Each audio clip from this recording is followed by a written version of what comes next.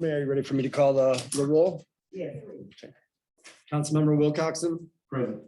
Mayor Pro Tem Brown, Present. Councilmember Somerville, Present. Mayor Richardson, Present.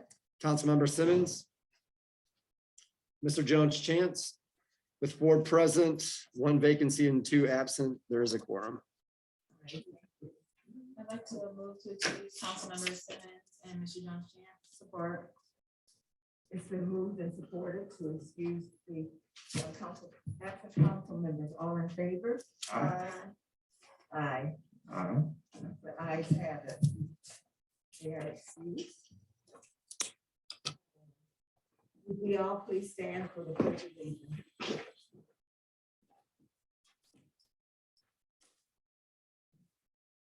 Pledge allegiance to the flag of the United States of America, and to the republic for which it stands, one nation, under God, indivisible, with liberty and justice for all.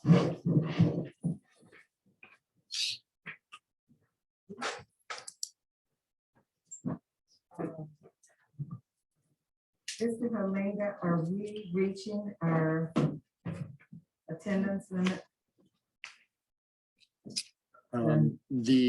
I believe the fire code allows for 76 people, but Okay. Oh, I wasn't thinking fire code. We are no longer under COVID restrictions. I thought we still, we are, but we have to let people attend a public meeting. I didn't hear that. We are, but we have to let people attend a public meeting. Okay. Thank you. All right. The agenda approval. Are there any additions or subtractions for the agenda?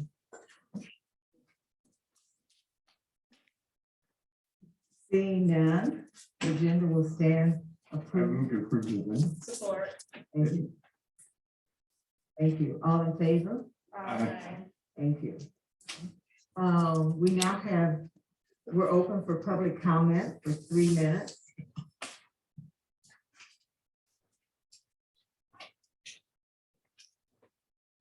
Thank you. First, the name is Sigrid Melvin. Sigrid, would you please come up to the microphone? And you have 3 minutes to speak.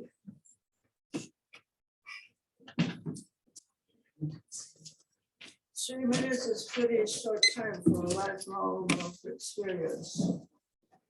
But, well, like I've been here before, so you know I live over at 401 West Michigan Avenue Town Center, and we have quite a few problems. Besides, the landlord is trying to evict me. So, make the best of the situation. I think I will give our veterans the credit.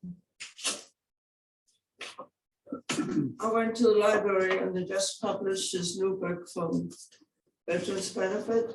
And since this was Memorial Day weekend, I asked the library to give me a couple more since I have 30 to 40 veterans in my building. The library clerk says, how many do you want? I said, about 10. Oh, I can't give you those. I said, what? Well, if you want, the taxpayers pay for it. So I said, yeah, but the soldiers that died overseas. My husband did 2 tours in Vietnam, in Korea. My children haven't seen their father since 1965. And I can only have 10 for the veterans? Okay. I even talked to the Joyce librarian, but she wouldn't budge. Looked at the representative, Debbie Dingle, lives next door at the office, so I went up to her office. And the young lady there said, oh, no problem, we have it to you by Thursday. Well, Thursday, 3 o'clock, no luck. So I walked back over to Debbie Dingle's office and she called the driver and said, be 2 minutes. Well, 2 minutes, I went back. It was 4:30 and I didn't get no delivery. So I went downstairs to our office and asked the manager there, did somebody make a delivery for me? She said, yes. but I didn't let them in. I said, what? You didn't let a representative from Congress Stingelman, or Congresswoman in to make a delivery? So you know how bad that situation is. Now many of us been talking back and forth and Australia up since I only got 3 minutes. What we like to do, fire the landlord. He lives in Ohio and doesn't really care about us.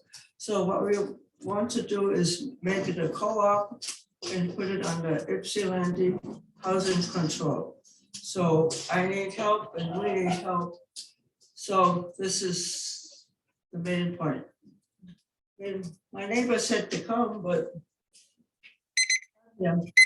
So thank you so much for coming. Yeah, Appreciate you're it. welcome. Okay. Next, we have John Love. Good evening, Mr. Love. Good evening, Your Honor, and lots of people. I'm sure everyone here knows that our address is 1111 West Clark Road, next to the proposed project that will be on tonight's ballot. And I guess my 3 minutes tonight, I'm going to talk about how your planning department failed you, it failed me. I really never asked for a lot. I asked for a fence, and they said, yep, you have to have a fence. That's fine. I was told water management, yep, you can have water management. That's what I wanted out of this. And as it evolves, it turns out they don't really control the water on the road, the county does. So they promised me something they can't deliver. They said, you'll have a fence. But and I wrote to the commission and I said, please, I want a fence. And what happens? It comes out of the War Planning Commission and says, oh, we're gonna let them plant. I would venture that that planning will not provide the site block I asked for while I'm still alive. So that's very disturbing to me. I just found out probably tonight, if the road was extended to my end of the street, a few feet, 90 maybe, water management would be much better, but that's probably not going to happen. So the whole project has sort of spun out of control as far as I'm concerned. And I understand collateral damage, and we're collateral damage because that's being built next to our house. Personal loss in the value of my building, sure. But the status of where it is now, without giving me real lock on water control, without giving me the fence that I asked for, and which we were guaranteed, which, by the way, 220, I'm sorry, the other project on tonight's menu is got, by the way. So does the apartment building down at the end of the street. They fenced off the woods because they had to. So very disturbing. And I feel that we're just going to be roadkill in this project. 2 simple protections that I asked for as being your next door neighbor has just been washed away. Thank you very much, Mr. Love. Next, we have Sally Love.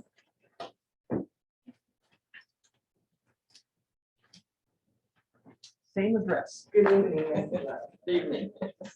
I'd like to address the concerns that I see for the city, the school, and others. Quickly first, this is probably the last virgin land based on the soil and the trees in Washington County with very large old oak trees, species that are beneficial to the environment. In fact, Florida has a law that if you cut down an oak tree, you have to plant another oak. This land also supports endangered species of plants. The proposed development shows no consideration for either the old trees or the rare plants. Second, the desire to add affordable housing could be met better by developing other areas of the city without destroying old forests that can't be replaced. Third, the proposed development adds 308 units, making it a dense development adjacent to 3 other densely developed apartment complexes of Green Road. Fourth, the crime in this area is a problem, and the addition of a dense development with newly added escape routes will only compound the problem. Now let's talk dollars. This pilot project will not pay enough taxes to support the services to the estimated 600 to 1,500 residents living there, a continuing burden to the city for 30 years. Even if the emergency services agreement is executed at a paltry $80 per resident, it will not cover the cost of city services to the 1,500 or more residents. Supporting the pilot project means not only the city loses tax dollars, but so will a large number of other entities, including Ipsy Schools, the library, WCC, ATA, and Washington County. The plan to utilize an emergency service agreement to retain more taxes for the city cheats all those other entities of their share of the taxes. Ypsilanti is top heavy already with rental housing. We need more owner occupied houses paying taxes, so we will not continue to be such a poor city. If this project is rejected, the 14.5 acres could easily accommodate 5 private houses on nearly 2 acres each, bringing in more taxes than this development will pay on an annual basis for 30 years of tax forgiveness. I just read that Ipsy is down 7 police positions. We need to have back what has been cut and improve support of all city services. For the above reasons, I urge you to vote to reject the Community Benefits Committee report, including the emergency services agreement. There is little or no benefit to the city of Ypsilanti from this project. It will cost us money and disadvantage the other entities. I don't understand not supporting our schools in particular, and there will be a significant number of kids in this who will live there, who will be in the schools. And I think the other entities deserve their share of the taxes. As John mentioned, we feel very shafted, but I don't understand why you would want to cheat the other entities. Okay. Thank you. And oh, by the way, you know, I have copies if you want them, what I said. Do you want them or not? And I'm used to handing out handouts. So last year we won't say. Anyone else want to-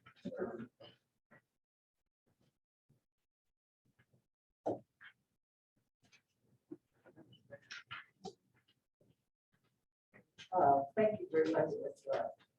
Love. Next, we have Mr. Rajavi. Good evening. Good evening. For the past 6 years, the city has been discriminating against me because of my national origin. Dr. Martin Luther King said, if you don't bend over, nobody will get a free ride from you. I didn't, but the city, with your lack of action and ignoring my pleas for your support, got a free ride from me anyway. I lost both of my rental properties. Are you happy now? My rental property at 11 North Normal needed a roof for the garage that was 50 feet away, 40 to 50 feet away from the main building where the residents reside. It had nothing to do with safety and health of the tenants. But the city insisted that I should put a new roof on it. I finished 50% of the roof and I said, I have run out of money, give me a certificate of occupancy, and as soon as I have the money, I will fix the rest of it. No, if you don't fix the entire roof, you will not get a CO. Guess what? The house was foreclosed. A new owner has that house. You go to 11 North Normal and see for yourself. It has been inspected at least twice within the last 6 years, and the roof is still not finished. My question is, why did it have to be finished when I was a landlord, but it doesn't have to finish when somebody else is the owner of that building? Mr. Myers, can you tell me why you issued a certificate of occupancy for this property despite the fact the roof on the garage is not fixed? Rental property at 106, which is right next door to mine. It needs a rail to the basement. For 40 years, this house has been rented and it does not have a rail to the basement. And the city denied me a certificate of occupancy because I did not have a rail for the basement. And when I complained, Mr. Barr The city attorney said, when somebody is getting a speeding ticket, he cannot say, hey, officer, look, all other people are speeding and they're not getting any tickets. Mr. Barr, you're comparing apples and oranges. The house next door to mine, 106, is not a speeding car. It is right next door to me. Why is it that I had to have a rail for my basement? And you're concerned about the safety and security of my tenants, but you're not concerned about the safety and security of other tenants? I don't know. I am flabbergasted. This is discrimination. The city should stop discriminating against me. Thank you. Thank you, Mr. Rajabi. Next, we have Devontae Thomas.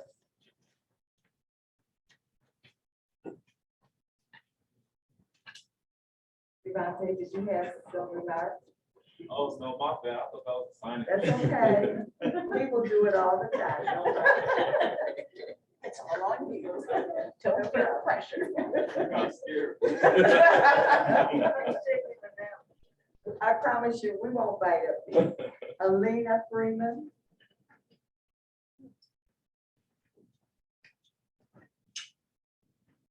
I just want to spend this time today to urge the city to think about the future of housing, and kind of steering away from car-centric development. If we don't change the course we're on now, we only have so much time before we're just continuing to dig ourselves into a hole as far as creating low density sprawl around the city.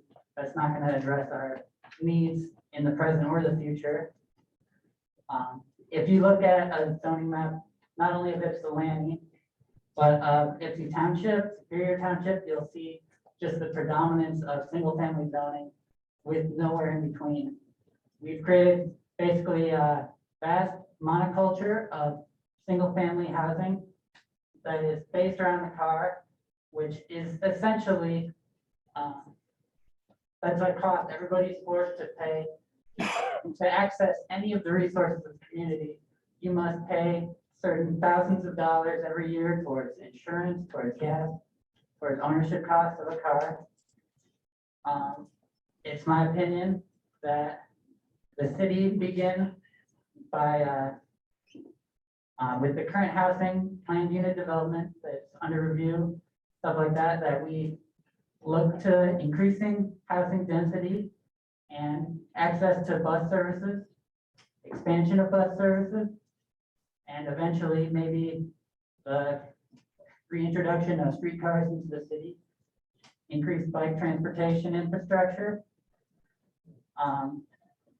Instead of putting all this money into development that then needs roads, it needs road repairs, all these major costs that will only increase over time.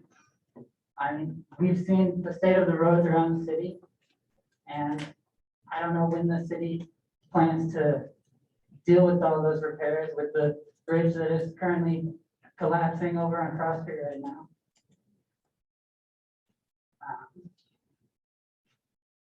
It's time we look to a bolder vision of the future, that somewhere along the line, we've lost the ability to imagine a way anything could be different. But the current road we're on isn't taking us anywhere good. And somewhere along the line, we need to make some changes. And I'm an Ypsi resident. I plan to stay here for the rest of my life. But I also want to see the city get better in my lifetime.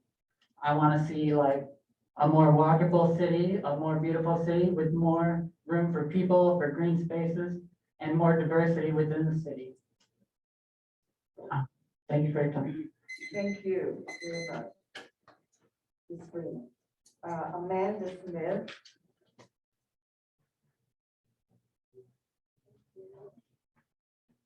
No, don't restart my computer right now. Hi. You guys are getting familiar with me now. I am delighted that someone brought up Ypsilanti Community Schools in their comments earlier, because I want to give you a couple of credentials that I have before I make my comment. I have filmed and live casted YCS Board of Education meetings for 6 years. I am the vice president of the Ypsilanti Community Schools Foundation. I am a member of the Superintendent's Parents Advisory Council, a member of the LEAP Grant Committee, and a parent of a YCS student. School funding is really complicated. And one of the things that it's really built on is the number of students in the classroom that show up to school. The people that come to our community, live in our community, and decide to invest not only in the homes that they live in, but their children into our schools. A dense development like Clark is going to bring so many state dollars to our schools. I'm delighted and excited to share that with you, because there's going to be kids and they're going to come to Ypsi schools, and I'm excited to have them as my neighbors and my daughter's classmates. I also want to say really quickly, I'm supporting the Clark Street project. I also wanted to say really quickly that I am on your agenda tonight to vote for me as a commissioner for the Planning Commission, and just wanted to say that through the 220 North Parks CPO committee, I've learned a lot about the role that we have in our community and that we can have in shaping the future of our community. And we're at a critical moment in the city of Ypsi. Demand for our schools is on the rise. There's new and exciting businesses downtown and in Depot Town, and our neighborhoods are in demand more than ever. And we need housing.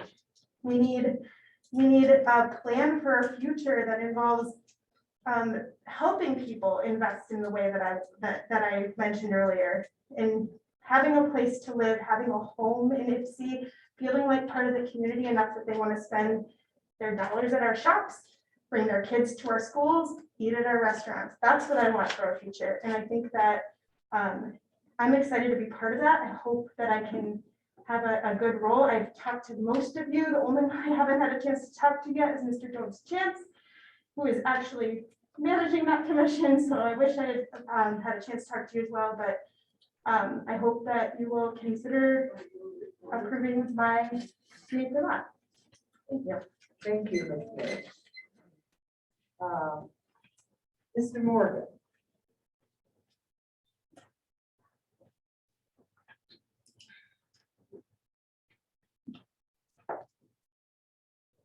Issue at the other end of the table.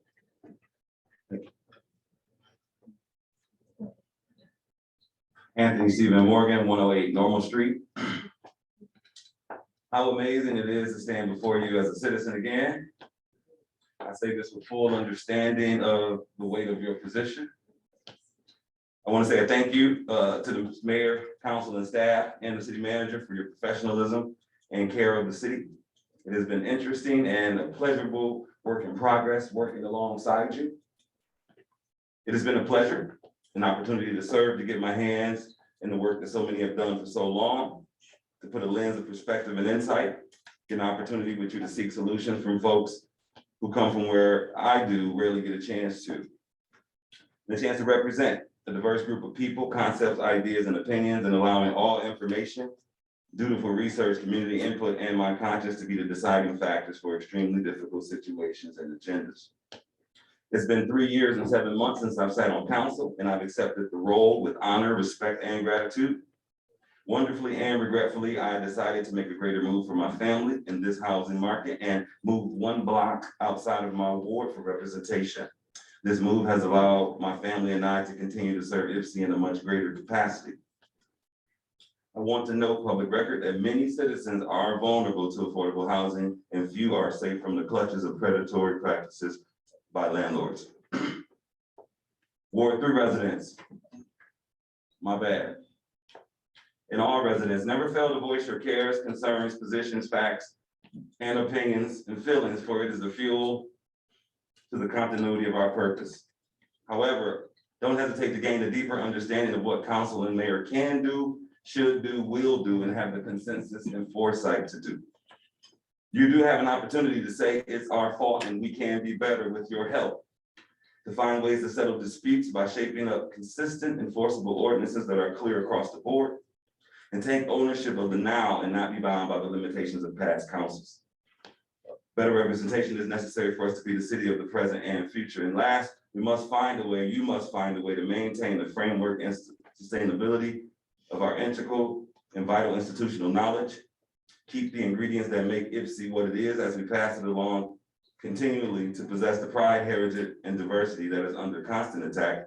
And you have a daily pledge to uphold. And I just want to say a super thank you to Chris Jacobs, Reagan Basabika, Chief DeGiusti, Chief Hobbs, City Manager McMullen, and Andrew Halenga. Thank you for your accessibility and authentic leadership. Thank you, Mr. Morgan. We appreciate your service and we still thank you for your service and we wish you the best as you move forward. That is the last person that signed up for, so, okay, Amber Schultz. Hello, Council. Hello. Hi, I just want to take a quick moment because I saw that some things were added to the agenda before the 220 North Park POD and the 220 North Park Community Benefits Agreement public hearing. There were some presentations added, so that's going to move our presentation on the Community Benefits Agreement back a little bit, maybe more towards 8 p.m. For that reason, I just wanted to say to anybody in the audience and on the Zoom call, if you're here to speak on the 220 North Park development but cannot stay until 8 p.m., I recommend you speaking up now during public comment, especially the youth from, or the young people from Staying Power. If Shane and Ashanti are in the Zoom call, I encourage you to raise your hands now so you can speak up and not wait until that time. Other than that, I did see, as you know, former council member Anthony Morgan just spoke to, there's going to be a discussion on the procedure to fill the vacancy of Ward 3. And, I just want to encourage council to give an invitation to Desiree Simmons, who lives in Ward 3 and is running in the primary election this year. An invitation to that spot should she be interested. She has a very good chance of winning that seat. And for continuity and for other reasons, I think she would be excellent in that role. So I think a friendly invitation would be in order because she was not appointed in the past. So I think if you are supporting her now, that invitation would be respectful and nice. Thank you. Thank you, Ms. Fellows. There's anyone else that would like to speak, council? This,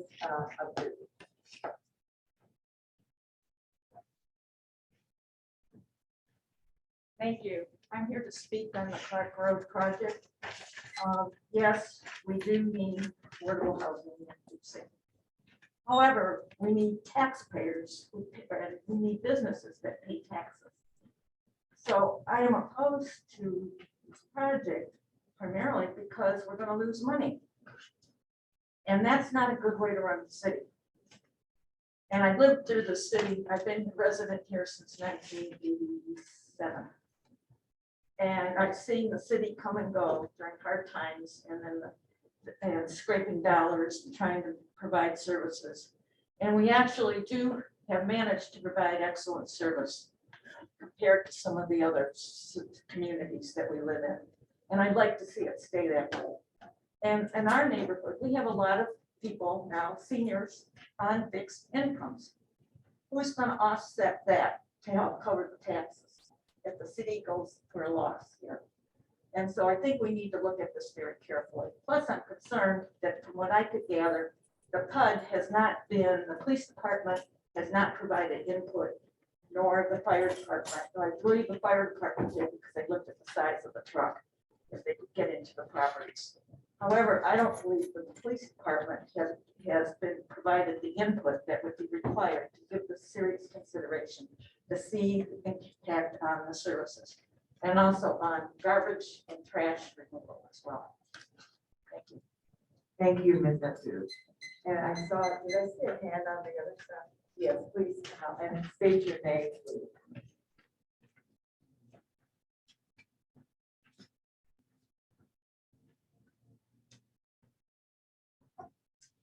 Good evening, I'm Cheryl Farmer, former mayor of Ypsilanti for 12 years and a resident for 37. And I'm here about the Clark Road development. And it's interesting because as I was walking here for the meeting tonight, I ran across State Representative Ronnie Peterson, who was on council with me when I was mayor. And he said to me, "Mayor, why are they giving that property away?" And I said, "That's why I'm going down, because the city has a hard time making ends meet financially. And that's been true ever since industry moved out, ever since the auto factory started outsourcing and all of the little businesses that serve the auto industry and provided tax dollars closed, then Ford pulled out and one after another. And so the tax base was decimated. On top of that, we're 4 square miles. That's very small for a city our size. And we have the university, which does not pay taxes and occupies a lot of that 4 square miles. Then we have a lot of churches, a lot of tax exempt businesses and tax exempt social services agencies, none of which pay taxes, which is why all of us who do pay taxes pay the rate that we do. So the last thing we want to do is take one of the few undeveloped pieces of property in the city and sell it at a fire sale. So this exact piece of property was looked at by a developer when I was mayor. And they wanted to do the same thing. They wanted to build a big apartment complex. At that time, we were having all kinds of trouble with the existing apartment complexes, having them require undue amounts of policing. And so we had an opportunity to say no, because that property has a road easement that splits it into 2 parcels. The developer said, "I need to have you give me that road easement. I want to develop it as all one thing." And when we crunched the numbers, we found out that it was going to probably cost us more in services than it was going to bring in tax dollars. And that was tax dollars. That wasn't a pilot. Now, a pilot or payment in lieu of taxes is something you want to give when you really, really, really want something to happen. We did a 15-year pilot on the old high school when it was made into senior living apartments.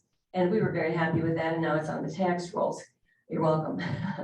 But a 30-year pilot, oh my God, and a teeny one at that. Listen, this developer is not here to do anything good for us. He's here to hit and run, make money, and on his way. And so make sure that you get what you need for the community.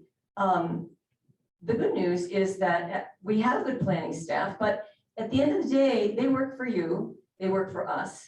We have a community benefits commission, and but the benefit has to be to the whole community, not just to a small subsegment that would be living there. And at the end of the day, you're the ones who have to go door to door and account for all your decisions and make sure that they're really what's in the best interest for now, 10 years from now, 20 years from now, 30 years from now. Thank you, Mayor Farmer. I'm You're sorry, I didn't recognize you. with Sorry, your I ran mask over. on. But anyway, thank you very much. Sir, yes, Mr. Foley.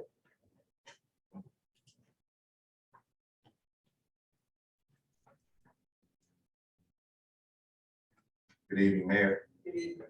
Council, City Manager, staff in your City Manager in your absence, and staff. Come to you this evening in support of project on 220 North Park and support of also project on Park Road. I stand before you as a sustainability commissioner, as a downtown development authority commissioner, as a community benefits ordinance commissioner, and a bicentennial ordinance commissioner. Also stand before you as a 62-year resident of the city of Ypsilanti. And also stand before you as an electrical contractor for the city of Ypsilanti, which I have been in that position for at least 12 years. I stand in a very unique position because as those positions, I interact literally with every person in this city that's employed by the city. That goes from elected officials all the way down to our persons who help maintain the parks and the streets. And I'm in every office. So I kind of got a good ear on what's happening in the city and what's going on. I stand in support of that is because many people who we will find that are in opposition to those projects, you will find that they just recently moved here and don't have any understanding or really have any history on our city. We've been looking for projects like this for decades. The gentrification process has moved out many people of our community that have been living here for a long time. They can no longer afford to live here because of the rent that increased. One of the good things about the 220 North Park project is that the developer is willing to work with the city to make sure that the housing is available and affordable for people who can live in this city. That's the great thing about it. You have a lot of people who are trying to disrupt this process. And you find that the majority of these people trying to disrupt this process are recently moved to this community, and they have a colonialist, imperialist, and a gentrification process mindset. Because they moved here and took advantage of the city when the city was correct, as the mayor said, when it was in, the former mayor said, when we were at a low level, when the city was really not doing good. And they came and took advantage and bought some of the housing and the parcel of land for cheap. Now that they got their partial of land in the city of Ypsilanti, they don't want nobody else to have it. Selfishness, greed, completely. That's why they didn't want you to have anything, because they want everything for themselves. That's why I call them a colonialist, imperialist mindset, which is the predecessor of gentrification process. If you take a look at our model, it has 3 pillars right there: pride, diversity, and heritage. We can't throw away our heritage. Our heritage, the root word of the word heritage, is inheritance. This is our city. We inherited it. We plan on keeping. Thank you. Do we have anyone else that would like to speak? I see a hand, I can't see. Okay, Ms. Simmons, please.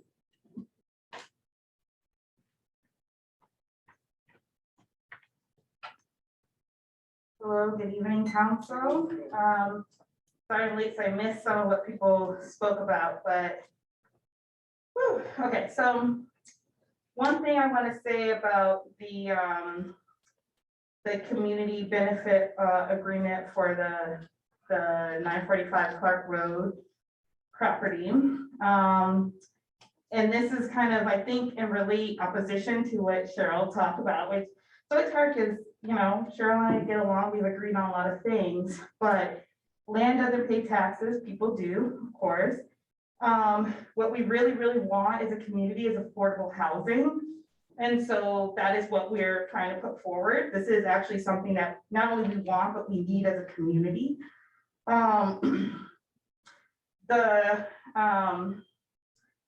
The senior housing, right, that was referred to is now market rate, which means that there were people who lived there that were kicked out of the city.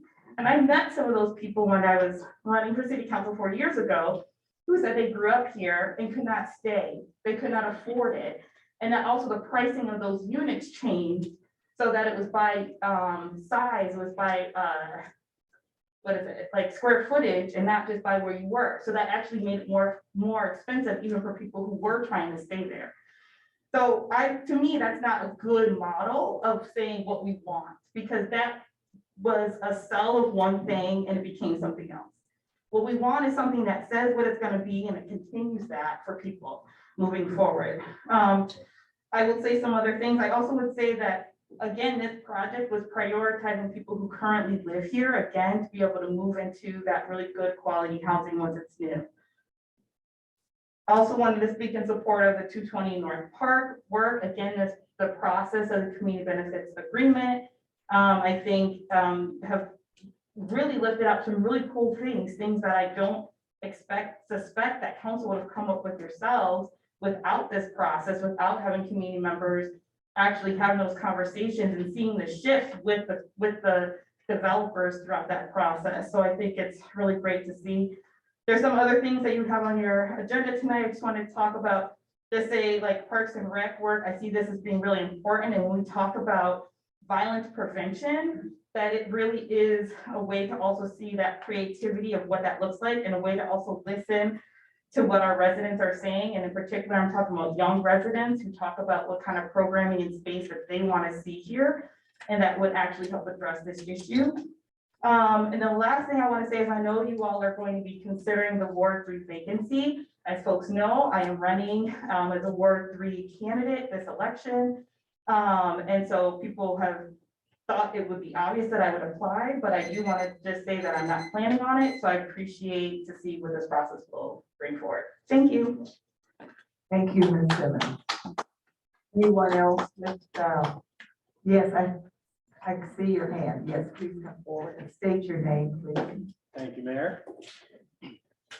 My name is Pat Doyle. I'm a resident and business owner down here in downtown. I was fortunate, I wasn't sure if the raise hand feature was working, so I was fortunate to be close enough that I could walk on over to the meeting.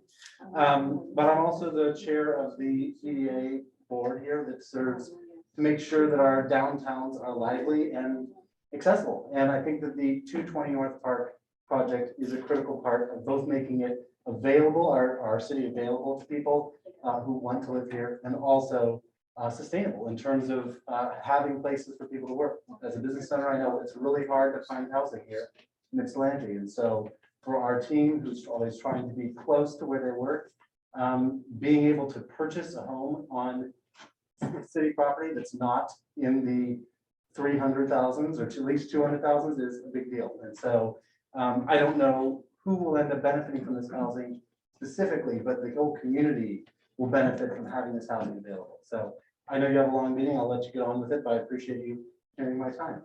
Thanks very much. Thank you very much, Mr. Doyle. Is there anyone else that would like to speak? Mr. Tucson.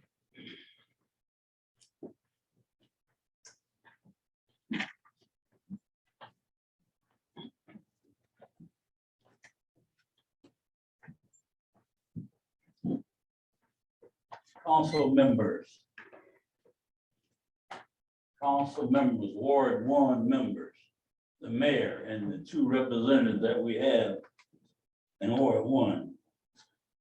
I want you all to take into consideration that the city, so far as cleaning up, has always put Ward 1 last. I don't know if y'all knew that or not. I've been around this whole long enough to tell you. They always put Ward 1 last. And I want you all to take that under consideration and do some rotating. Make them rotate. Make Ward 1 first sometimes. And I see how they cleans up downtown Ypsilanti. And they say, oh, that's the DDA doing it. DDA pay for that. We as taxpayers pay for our streets to be clean also. We pay for our streets, to our trees to be trimmed. So we should get that same kind of service. On another note, I'm gonna ask you council folks a question. If you had an 11-year-old girl, she was autistic, and she was abducted and she was taken away and raped, how many folk would you want working on that case? Don't answer, I'll tell you. You want everybody that you could find working on that case. Well, we had that happen in the city of Ypsilanti. We had the 11-year-old girl, autistic, raped, threw out on the streets, and we only got 1 officer doing the investigation. One female, and it copied. Now we had a shooting at Bud and Joe's. Guy got killed. They didn't give that case to the officer that was equipped to do that kind of work. They gave it to a fella that didn't know nothing about investigation. And when he went on the scene, allegedly he says this is the work for 3 or 4 police officers. And in turn, he got that help. Now, that's what I call discrimination. You guys don't need any more lawsuits than you already get. And I'll encourage discrimination lawsuits anytime, because that's just the way I roll. So you guys need to take care of things that needs to be taken care of to make the city safe, and we can go on better places, better things. Thank you, Mr. Tusa. Would anyone else like to speak to council? Oh, yes, I'm sorry. Jen, That's okay. thank you very much for coming out. Hi, Mayor. Hi. Thank you, council people, city manager. I just want to stand up again as an Ypsi resident and an Ypsilanti business owner in support of the 220 North Park project and the housing projects that are happening for affordable housing. I have amazing people that I work with who I speak with daily that are in search of housing, affordable housing in Ypsilanti. And these are people who are committed and who have deep love for Ypsi and want to set roots down and want to be able to live here and to contribute. And these are amazing people. And I don't want us to lose some of these really awesome community members because they can't find a place here to set down their roots in Ypsilanti. It's really important, and affordable housing has got to be something that we offer these community members. That's all. Thanks for hearing me. Thank you very much. Anyone else? Secret, you only get one time. I'm sorry. Oh, Okay. There's another opportunity at the end of the meeting, but right now.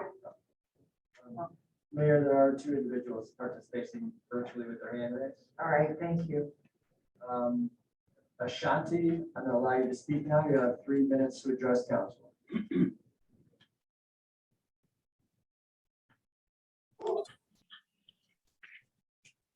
Hi, my name is Ashanti Campbell. I am a program staff member of Staying Power, and Staying Power is a Ypsi-based group that's youth ran. And what we do is we center youth voices to speak out about social justice issues in our area. And where we originated, the specific topic that we originated originally was talking about was gentrification, and we're still advocating for people struggling with housing instability and things of that nature. And if you aren't aware what gentrification is, just the process of displacement of people living in lower income housing. And often enough, people of color, youth of color are greatly affected by these that's transitions per se, process of gentrification. And I believe, Shane, if you want to speak on anything else on what Staying Power means to you personally.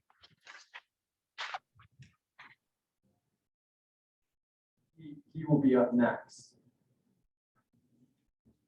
Recording in progress. Shane, I'll allow you to speak now. You have 3 minutes to address council.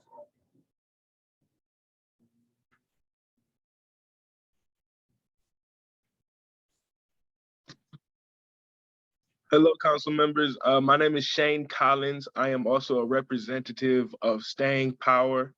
I am one of the young leaders in Staying Power. I'm 20 years old, born and raised in Ypsilanti. Staying Power to me has been incredibly impactful as somebody who has firsthand experienced gentrification. Somebody who is seeing it happen to friends and family and the community. I hope that Staying Power will continue in its efforts of pushing back against this process. And as well, Staying Power would like to give input as far as some street names, which Amber will give more information on later. but we feel it necessary to honor the legacy of Maddie Dorsey, who was a former council member in Ypsi, grew up in the South Side of Ypsi, was a pioneer of African Americans being on city council in Ypsi, and has left a legacy for us all to follow after and build off of. So as far as street names go, we would like to suggest Maddie Dorsey as a potential name in consideration. Thank you. Thank you, Mr. Thomas. Mayor, council, that is all that had their hands raised in the attendance list. Okay.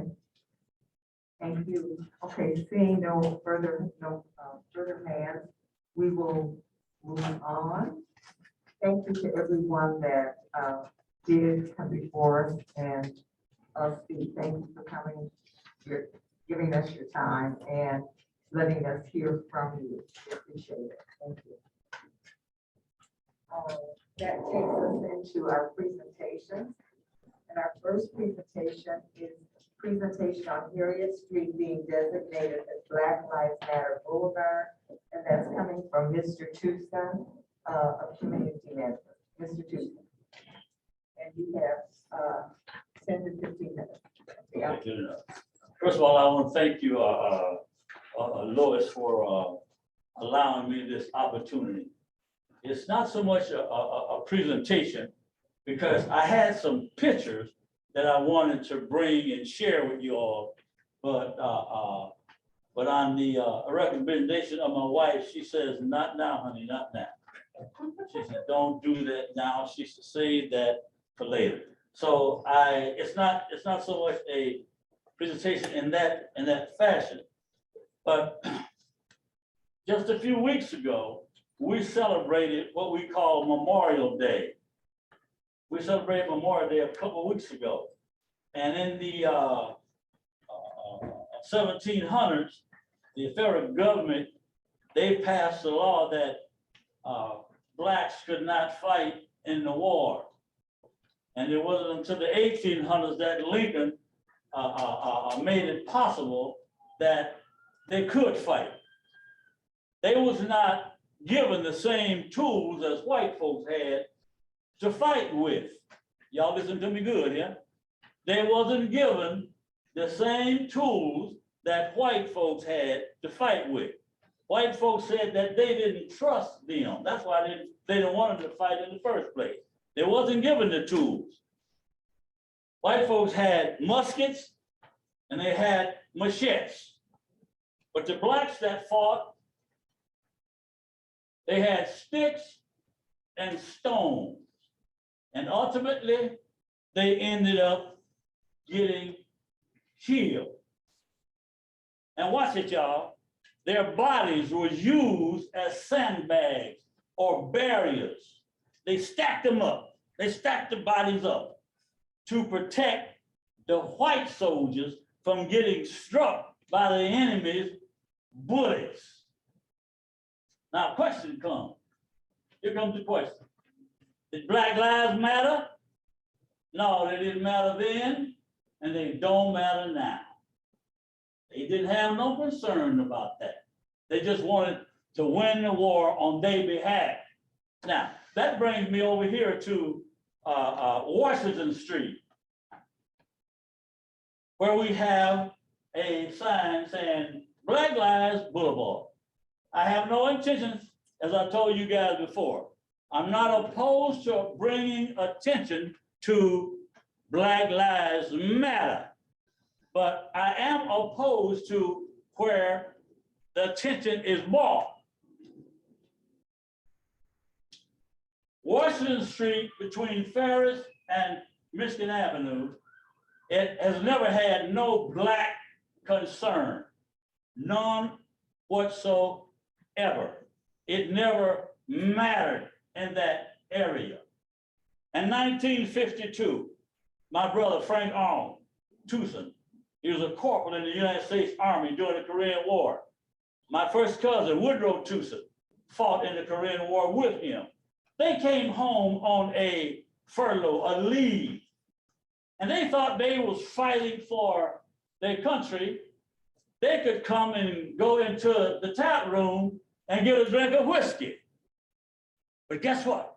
A fight broke out. And they fought in the tap room. They had been fighting in Korea, then they had to come to the tap room and fight because they couldn't get a drink of liquor. Consequently, what happened? They ended up going to jail. Did Black Lives Matter? No, it didn't matter then, and it don't matter now. But because of a prominent preacher, the jail was right over here on the corner of Washington Street and Ferris. Because of a prominent preacher, he goes there and tells them, you gonna let my boys out of here. They fighting in your war to protect this country. They thought they could get a drink of whiskey, and now you wanna lock them up? Let them out. Consequently, they did.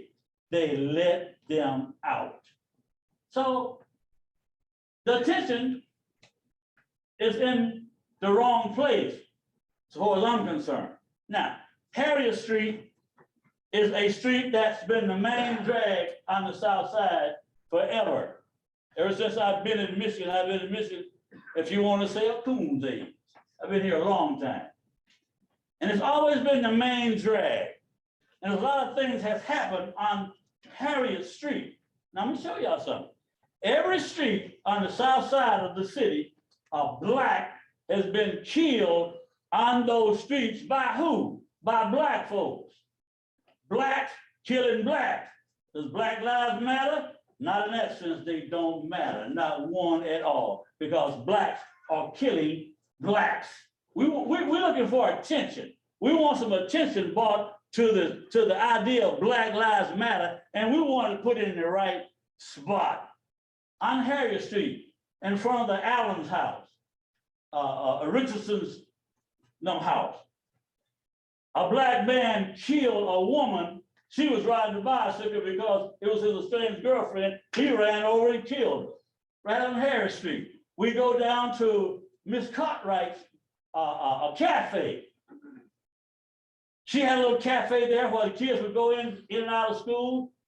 We could go in and we could play bumper pool. We could listen to the rock holder, the jukebox, get ice cream. But on the outside, a fight ensued. 2 girls. One girl stabbed and killed another girl with an ice pick. Black lives didn't matter. It didn't matter. Then we go a little further than that. We go down to Miss Mahaley's bar on Harriet Street. Miss Mahaley's bar was a place where the blacks gathered and they drank and shoot crap back in the back room. But consequently, another black got killed, got shot to death by another black. Did Black Lives Matter? Didn't matter then and don't matter now. Now watch this. Let's go a little further. We're gonna come back up Harriet Street and we're gonna look over to a street that's called Goodman Street, which is no longer there.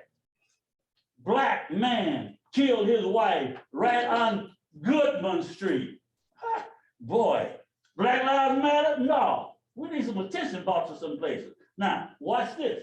Here we are. A police officer stops a car on Harriet Street. There was a man in the passenger seat that didn't respond.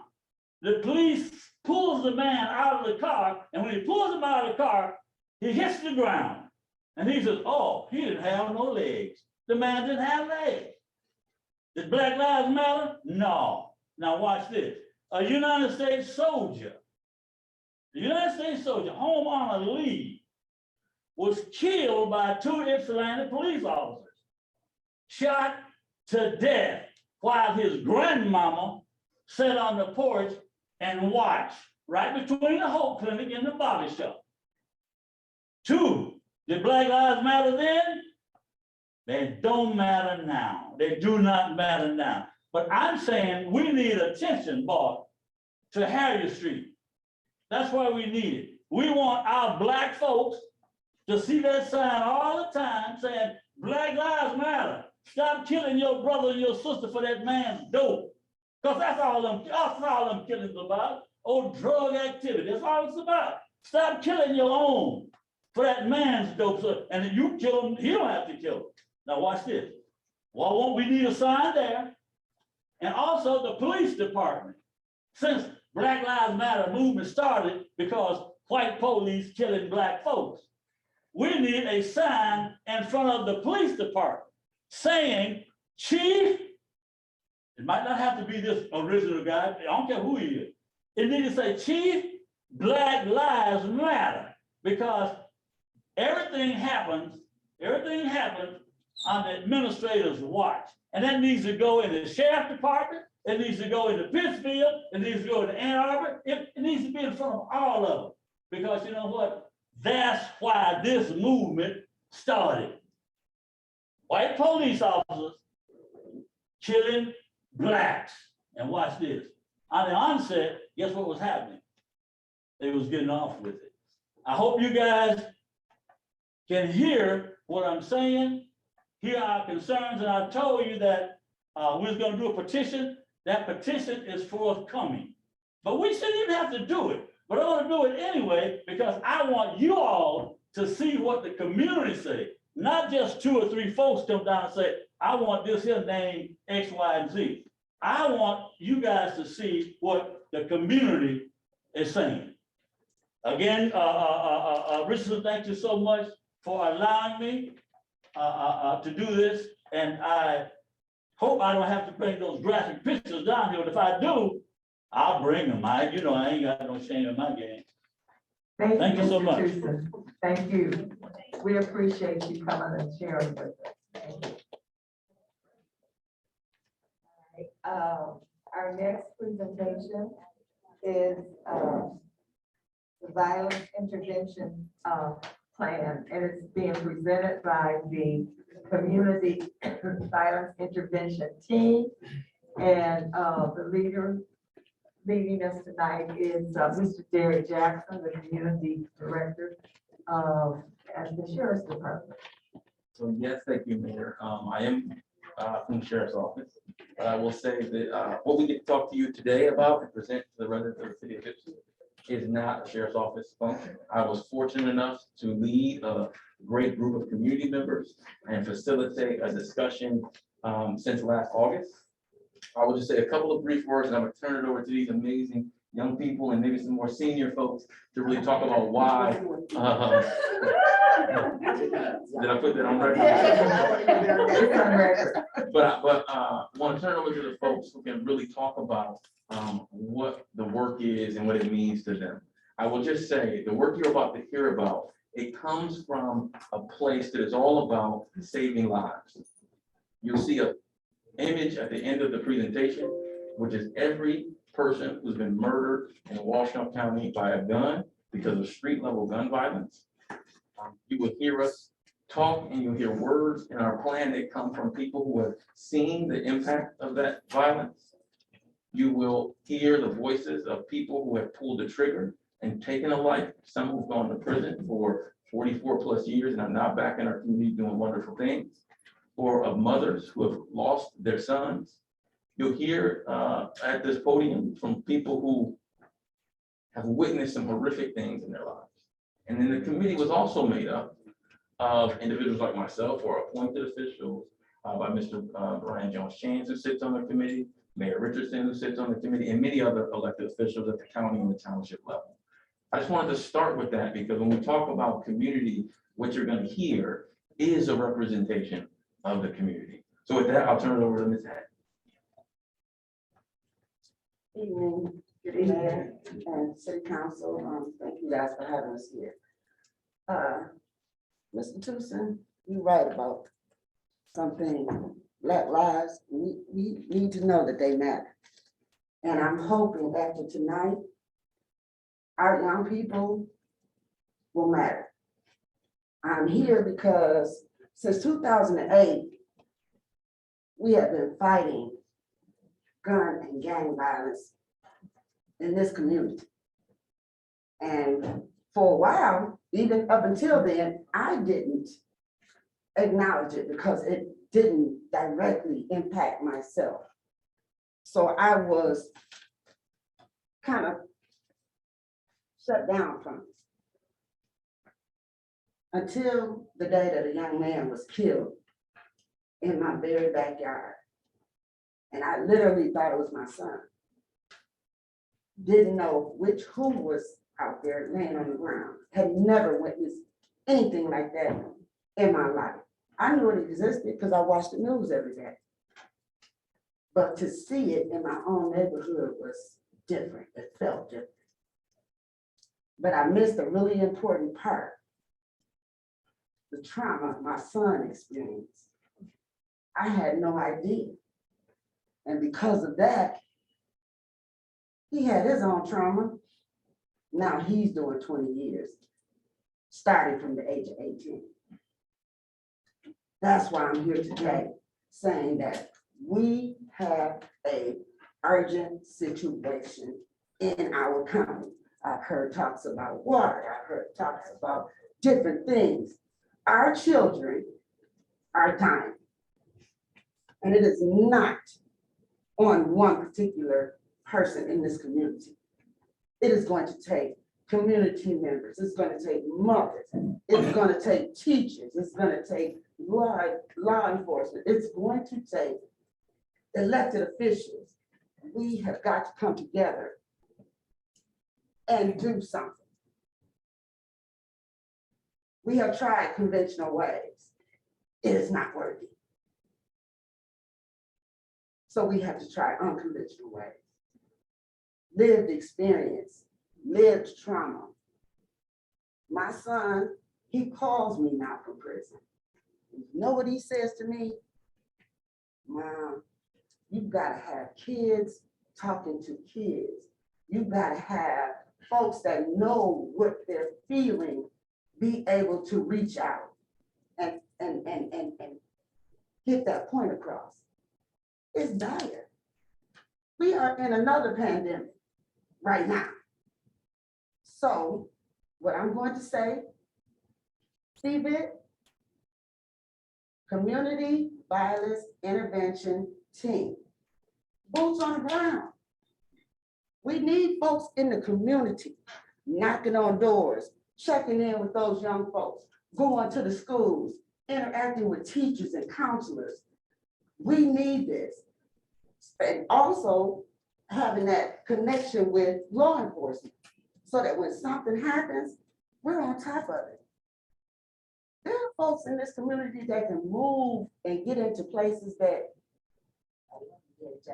but he can't go. Right. Those kids don't want to talk to him. True. They don't want to talk to me. They'll talk to him and they'll talk to him. So we have to create spaces where this happens. We have to. Because if we don't, all that stuff y'all was talking about, gentrification, having, living good, it's not gonna happen. We're losing our children. Washtenaw County Jail, my son said, Mom, everybody in here is 25 and under almost.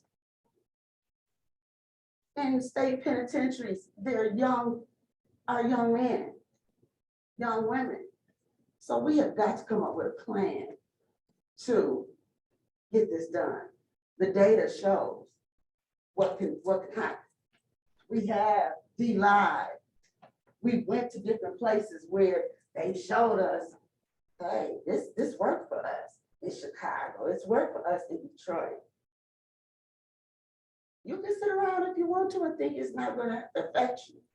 But one day it's going to be in your backyard. And what are you going to do? What are you going to do? So I'm not going to hold you guys up because I can talk all day. I can talk all day, but I'm going to let these young men take it. So thank you, Ms. Jeanette. Partly, we want to start with community voices go around the table to let you know the impact and who was really represented. I am so pleased to introduce a young man, Deshaun, who I recently met, who will give us another perspective from a young voice. Right. Can you go to the next slide, please? Hi, my name is Sean. It's nice meeting y'all today. I'm here to talk to y'all about community violence intervention recommendations and so that we can do in the community to prevent more violence. My favorite intervention is number 12, creating a community mural, because I'm very passionate about painting. My idea for this mural will be a black rose to symbolize life and the spirits of those who have been lost. Behind the rose will be the names of those who lost their lives to gun violence, and to show their loved ones that they're still being acknowledged and not forgotten. This is an important way for me to recognize and remember the names of people who I've lost to this type of violence. Giving them a spot on the mural will bring some type of closure and respect to their families. I hope you consider my idea for painting the mural, and thank you for the time and place to talk to me. Thank you. First of all, can we get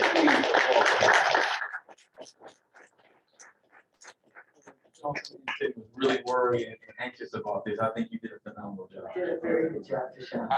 Before we get into the recommendations that Sean highlights, 12, which is just one of the 14. I wanted to start with that because when we took some of these ideas and concepts to Ms. Gill's place, educate youth and talk to some of the young people, they latched on to number 12. And one of the reasons they latched on, one young person actually said to me, how come when we lose someone in our community and we do a vigil and we place a cross or some teddy bears or some candles there, how come a week later they just go and they clean it up and nothing's there? But then I see somebody who might get run over on their bike, and I noticed that just across the street, that ghost bike still stays there and stays there forever. I feel like we've forgotten my loved one. And I want you to just take that perspective as we go through these recommendations. We're talking about real lives that have been lost. Andrew, can you please go to the next slide? I'm just going to share just a couple of quick data points. One of our biggest things in our mantras we've been saying in our group is, if it's predictable, it's preventable, right? And violence is a public health issue. It's not a law enforcement issue, it's a community issue. But if we can predict it, we can prevent it. Exposure to firearm violence approximately doubles the probability that a young people will commit violence within 2 years. Keep that in your head if you're talking about, a young person who's been exposed to violence, the probability doubling, the likelihood that they may perpetuate violence in the future. So if you know someone who's been impacted by violence, a young person, you can start to predict that they might go into violent lifestyles. What might we do to prevent that from happening? Next slide. This one really sticks with me because we see it a lot in our community. Hospitalizations are recurrent, meaning someone gets injured, they go into the hospital.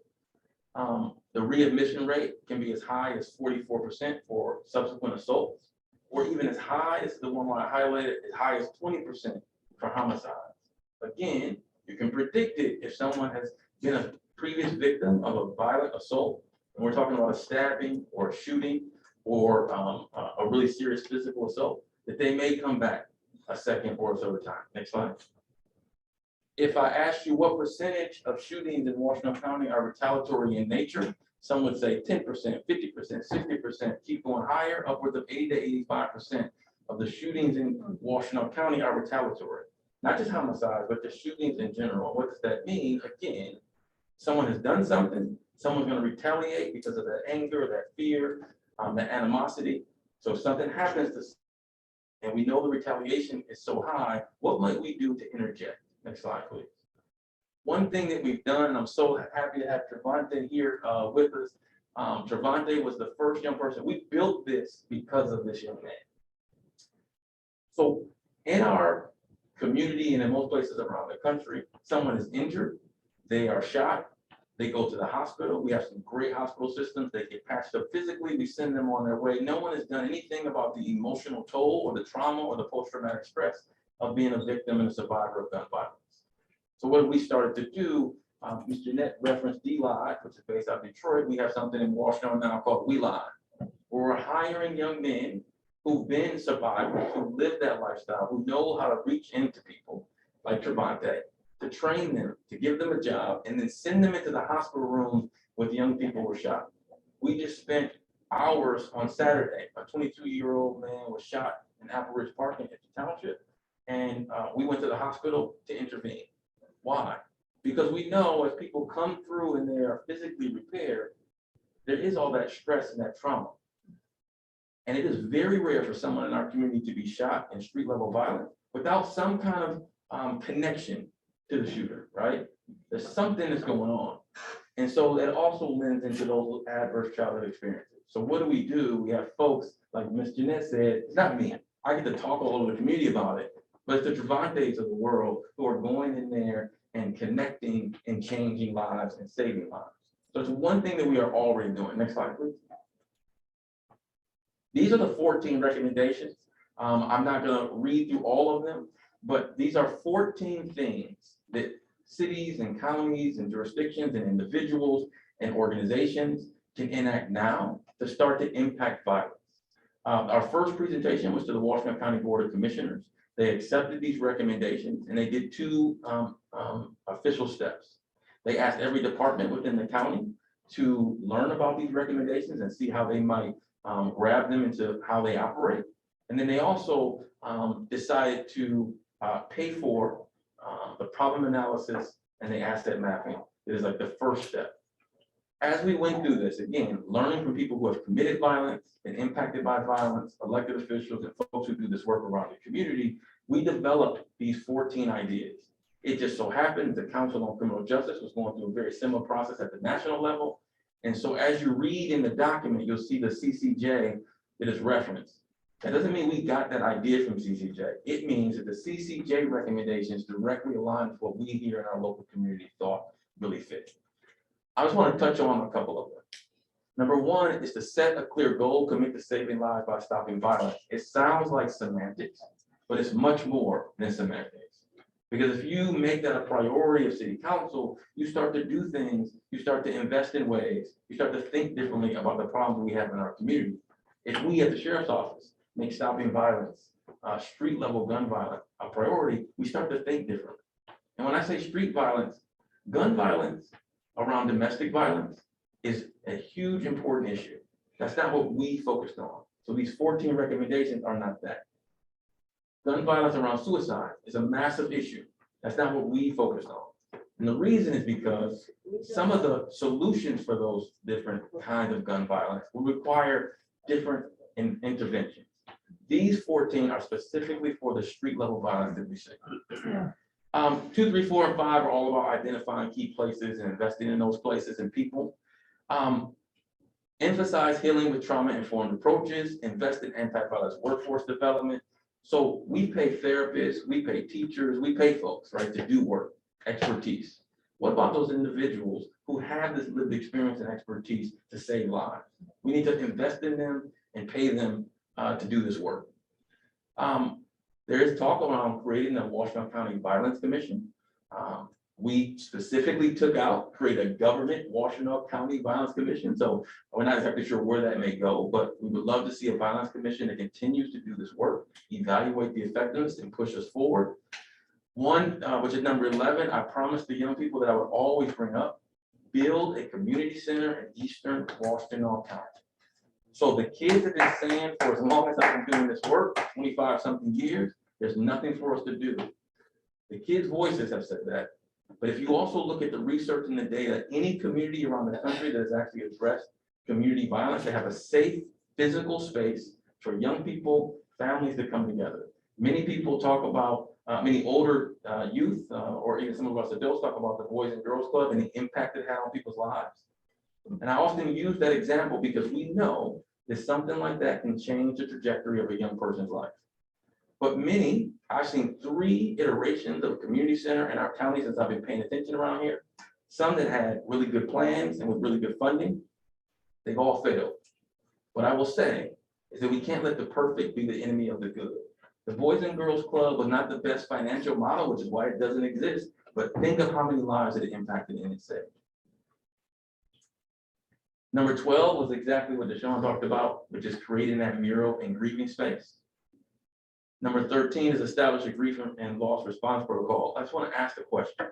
When a young person dies of suicide or of an overdose, and they're in the student body population, what do? We do an assembly, we bring in the social workers and the therapists, we wrap around the student body, and we help them deal with that loss. What do we do when a young person is murdered in our streets? What does that say to the young people?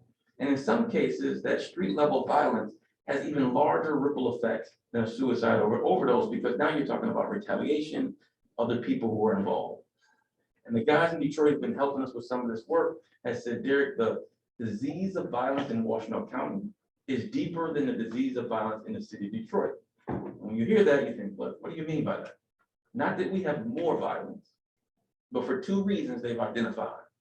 We are so small geographically that even if you want to get away from some of the violence and you've got your head on right, you want to do all the right things, it's hard to get away from it. And number two, we're so familial, the relationships are so tight knit, which are a good thing. But because of that, the violence that happens towards Derek, happens towards my cousin, happens towards my uncle, my aunt. And now, even if I have the mindset to get out of the violence, there are these larger ripple effects in our community. We have seen time and time again, someone is murdered or there's a beef in the community, that younger sibling who we know who's only 11, 12 is a sweet, innocent kid. But after that older sibling is involved in something, what happens? That younger sibling is now targeted by the community. They become hardened by being targeted by the community. We have seen it over and over and over. We have a young person right now whose older brother was murdered, never been in trouble, just got kicked out of school, just got his first case in the detention center, and we are watching him in a state of depression decline. If we know it and it's predictable, why aren't we doing anything to prevent it? And the last one is about establishing a community alert system, because there are people that have their hands in the soil who can do this work, and they just need to be notified that the work needs to be done. So again, I won't go into the detail of every single one. Our group was not designed to say, here are the specifics of every single thing the community needs to do. This is the roadmap. And what we hope for this particular meeting is that council would take that roadmap, really think about how it might impact the city, and think about all the different ways that one of these or all 14 of these might be able to be impacted and invested in within city council. Derek, would you please highlight number 8? And which is to invest in the anti-violence workforce development, that one or a different one? Yes. So I touched on it a little bit, invest in that. And it's not just taking people who've been injured and giving them a little bit of a job, but I mean paying them appropriately, a wage they can survive off of. I'll just give you one example. Young person gets shot. He's coming out of the barber shop down on Michigan Ave. He was shot 7 times. He's holding his 6-year-old son's hand when he comes out of the barber shop, and 2 men came around the back and ambushed him. This was his 3rd time in his life being shot. And you would think after the first time he might have learned his lesson, after the 2nd time he might have, but now we're at his bedside on the 3rd time, and the only thing he kept saying to us was, I'm a good father. I take care of my kids. Yes, I'm in the streets, but every night I make sure to bathe my kids so they know I'm their father. And that was our golden opportunity. So what was different the 3rd time versus the 1st and 2nd time? His son was with him. He knows now his son can't sleep at night. His son doesn't want to go to school anymore. His happy-go-lucky child is afraid to get his hair cut ever again. So he said to us, here's what I need. If I had to take my kids, my 3 kids and my wife back to our house, they know where I live. They've tried to murder me. They will try again. I have to defend myself like anybody in this room would defend their loved ones. But if you can get me and my family somewhere safe, you can rapidly rehouse us. I promise you I'll never pick up a gun again. And that's exactly what we did. Spent some time in a hotel, got him into a different community, transferred his vouchers with some help from some great folks who know how to do this housing stuff. My point in sharing that story is, the good thing is he did not retaliate, even though he had all the will and the reason to do so. Even though he had lived that lifestyle for so many years, he did not do so. There are things that we can actually do today to stop the violence if we're willing to and if we have the courage to do so. Hopefully that gets to your point, Mayor. Next slide, Andrew, and the last slide. As we open it up for questions, and we're happy to answer questions and talk about the work that the folks behind me are actually doing, these are the names of the people that have been shot and killed over the last 13 and a half years. At the bottom right, you see Larius Daughtery, the young man who was just murdered a couple of weeks ago. And there is a space up top that we will add to the person who was murdered in the city just a short time ago, several weeks ago. What we are hoping to do is to start a conversation. As Ms. Jeanette said, people are awakening to this. then we can actually do things, not just our group, but all of us can do things to save lives. So if we can leave this slide here, because this is why we do the work that we do, this is why we present the 14 steps to you today. Thank you. Thank you.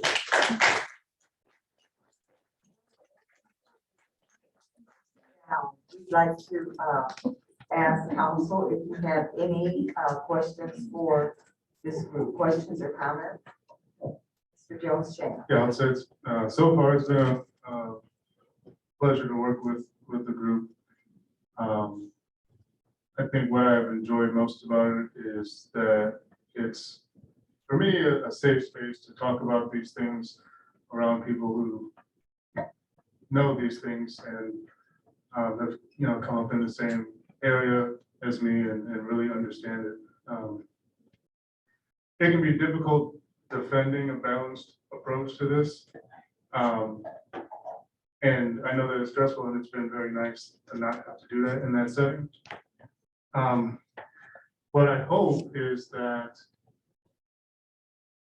council will take all this into consideration, take who's saying it into consideration, and adopt all 14 of these and figure out a way that we can incorporate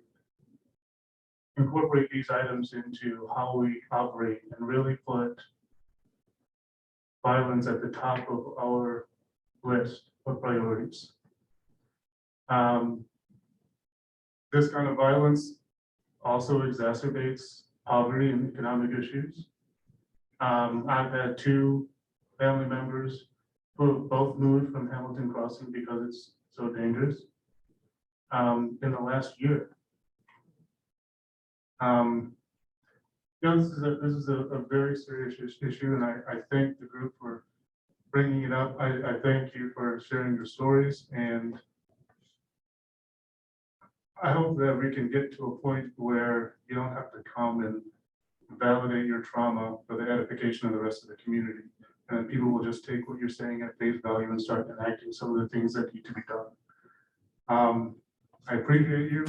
And I just, quick side, are you Sandy's grandson? Okay, just. Chambers. You're my cousin? I thought so. This is how small. No, it's little Brian, not big one. Yeah, that's all I have. Thank you so much. Any other questions or comments?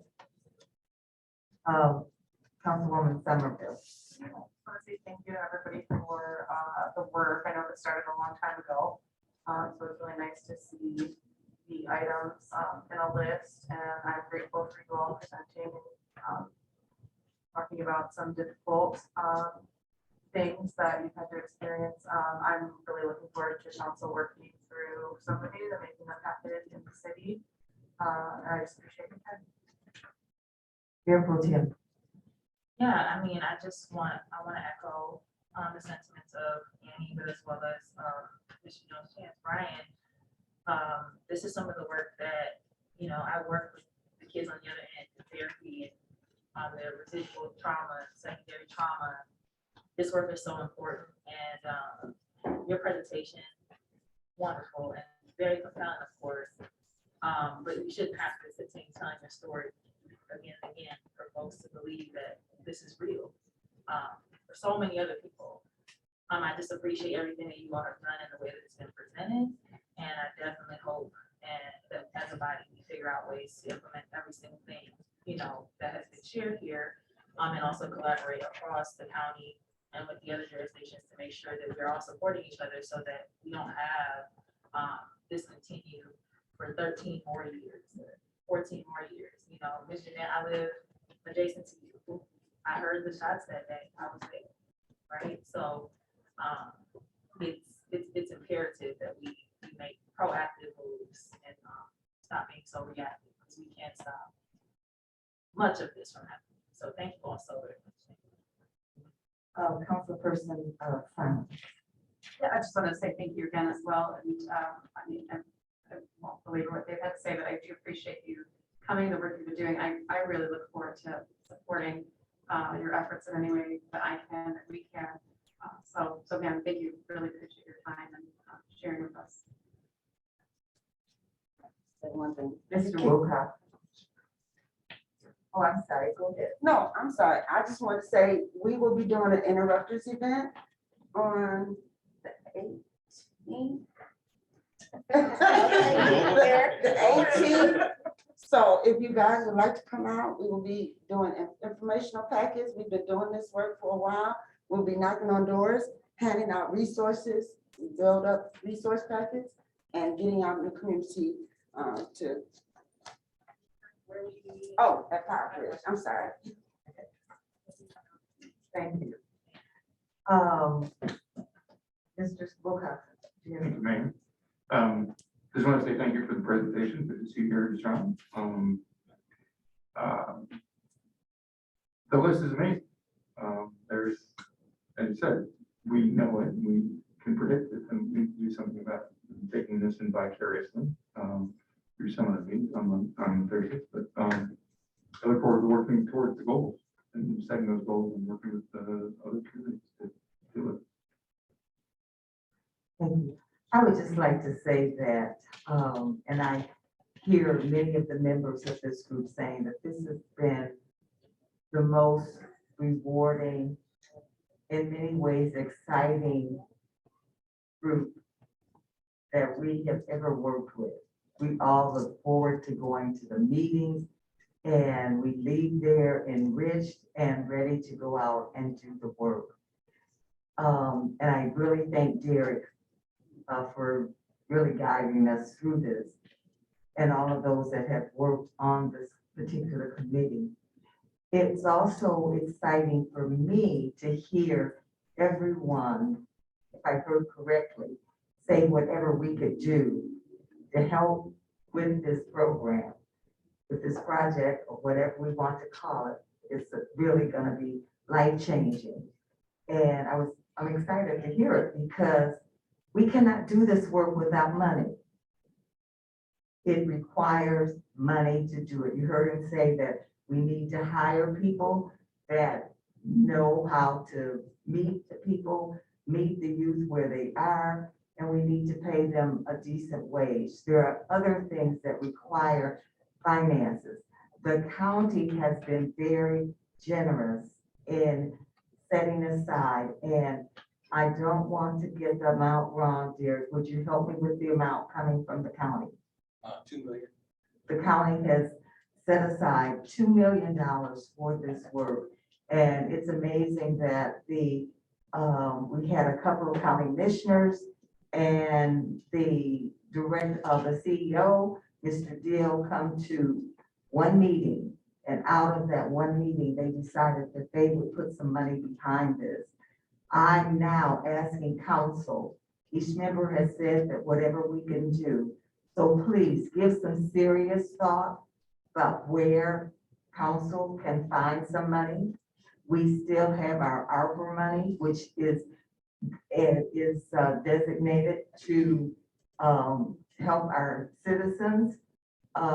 We have money that's coming for infrastructure, so we don't need to look at that ARPA money for infrastructure, but let's figure out some way. We still have money coming in pretty much on a regular basis from our marijuana program here in the city. So let's look at some way that we can find some money to offer to help this program.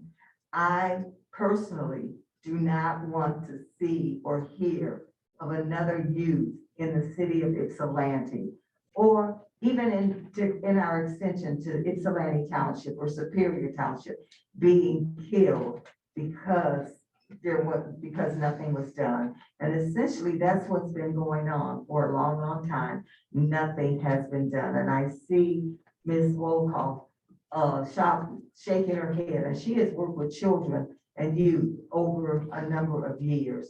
So she's seen it, and I know she does not want to go to another funeral of a youth that has gone through her program or that has touched her life at some time or another. So please, if you really mean what can we do, let's really think about what we can do and do it. Thank you very much. Can I just say one quick clarification on the 2 million? I just want to make this really clear. It wasn't 2 million that's coming to our group. They set aside $2 million for the community.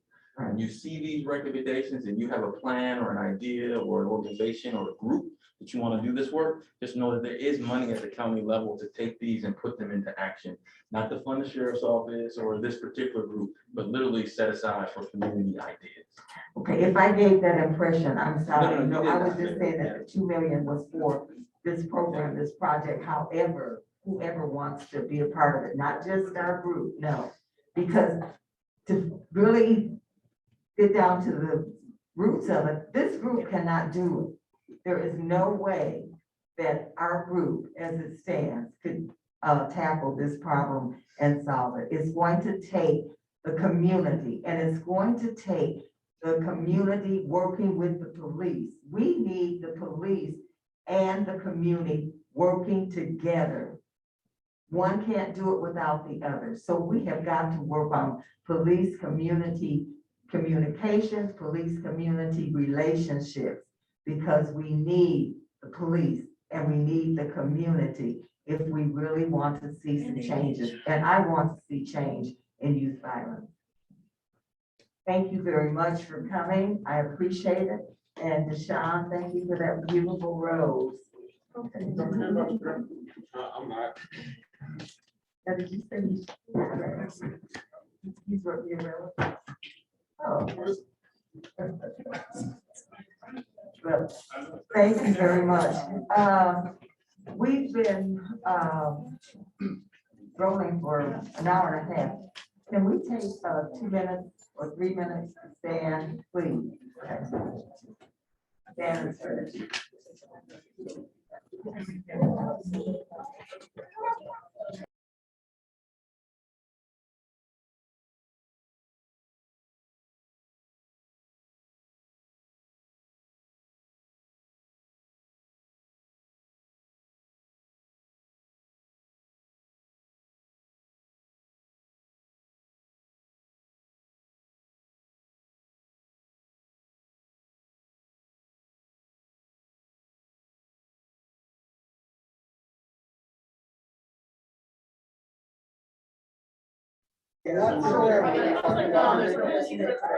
The meeting, please, everyone.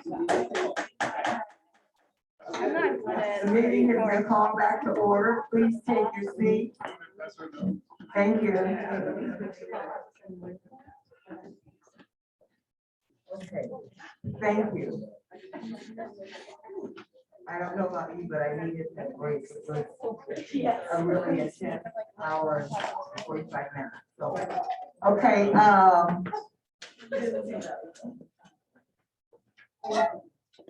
we are now a presentation regarding the strategy implementation of Parks and Recreation. And Ms. Westler, thank you. Good evening, Council. Good evening. So I am here tonight as a follow-up to our meeting on April 12th regarding sort of the future of Parks and Recreation within the city of Ypsilanti, given that we do not currently have a department, and identified some problem statements from council as well as from some other stakeholders. And so tonight I'm going to go over those problem statements as well as an overview of the strategy that we as a team have developed. And so when I say we as a team, I mean a lot of the major stakeholders on the staff side of things that touch and interact with Parks and Recreation. So that's myself to a very small extent, but also Tom Cook, our communications manager, Christopher Jacobs, the community development manager, Wendy Esty, our special events coordinator, and of course, far more people behind the scenes.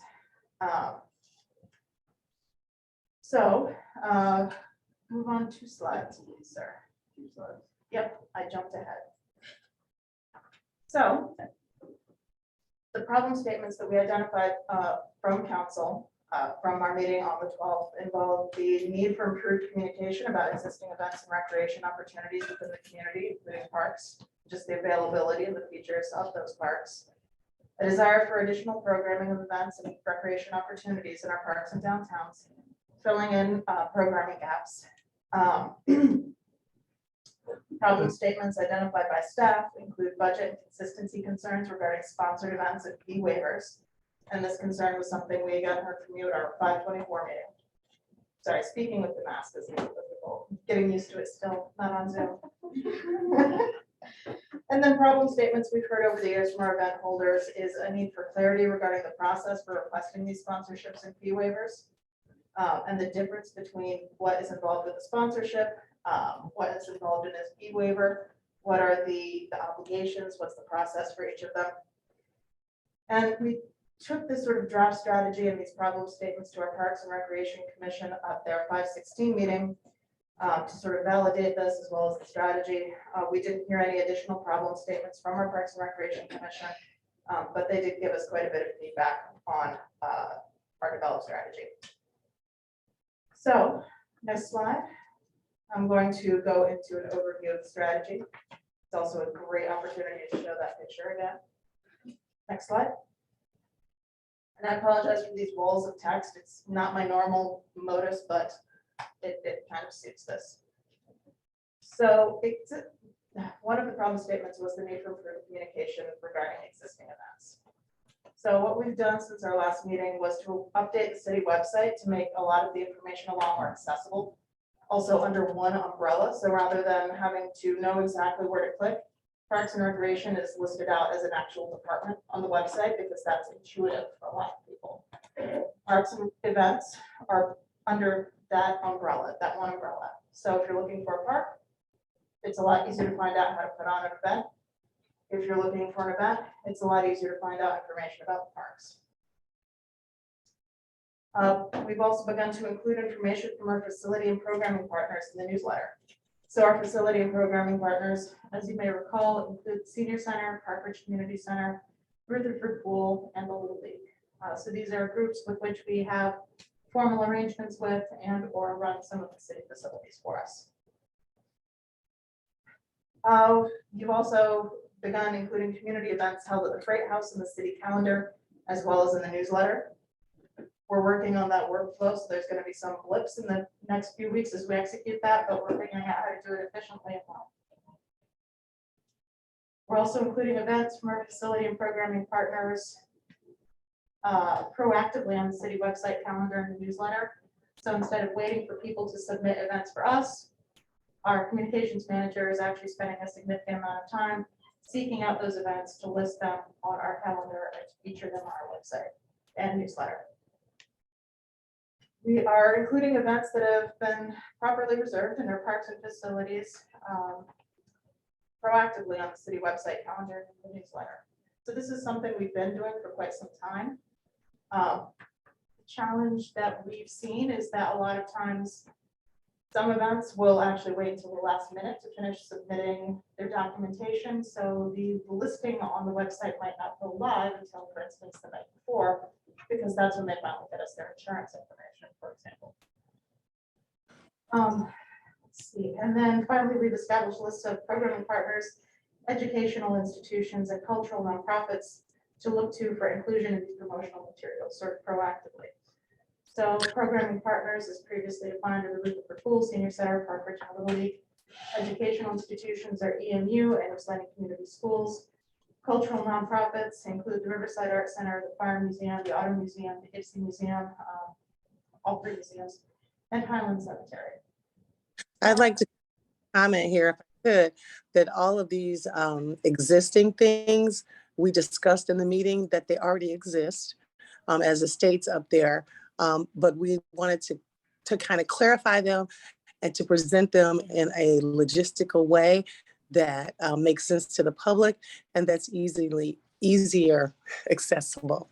So I kind of wanted to add that because there's a lot of all of these existing things do make up a parks system or Parks and Rec programming or department.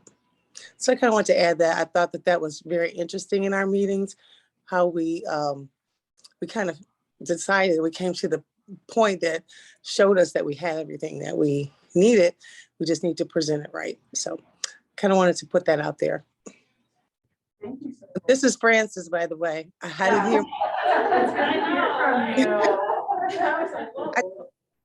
I didn't hear my name mentioned as being a part of any of these meetings. So I thought, well, I better chime in and let council know that I was also present. I'm sorry, that City Manager McMullen was absolutely at all of these meetings. We did ask. I'll put all this together. I just assumed that. I swear this isn't going road. So again, regarding these existing events, and next slide, please, I'm sorry.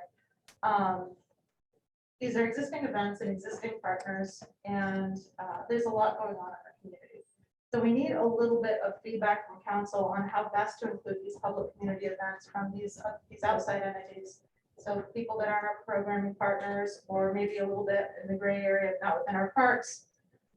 So should we include them on the city calendar? Should we not include them on the city calendar? And so I've got a few more instances here on this slide and some very, very exceedingly fine print.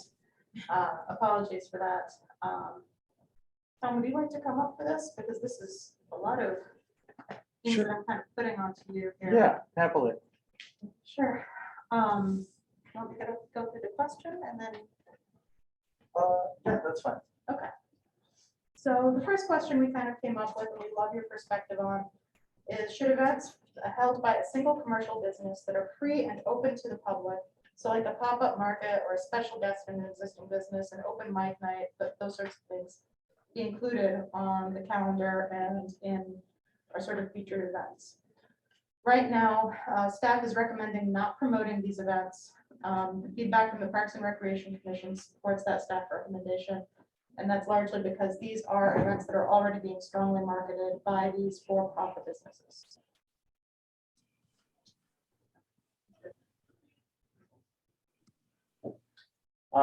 Next question would be, should those same events being held by established educational institution and cultural nonprofit like YCS, Eastern Rec Museums be included? Staff recommends promoting these events, and feedback from the Parks and Rec Commission supports staff's recommendation. Agree with that? Yeah. Should fundraising events from an established educational institution or cultural nonprofit be included, like Firehouse Museum, Chili Cook-Off, for example? Staff recommends providing these events when requested by the partner, and where feedback from the Parks and Rec supports that recommendation as well. Also, Ypsilanti Community Schools. There's many events in the city, but more are in the township. Staff recommends that be a judgment call on part of the communications, but also welcomes feedback. Any thoughts on that besides up or down?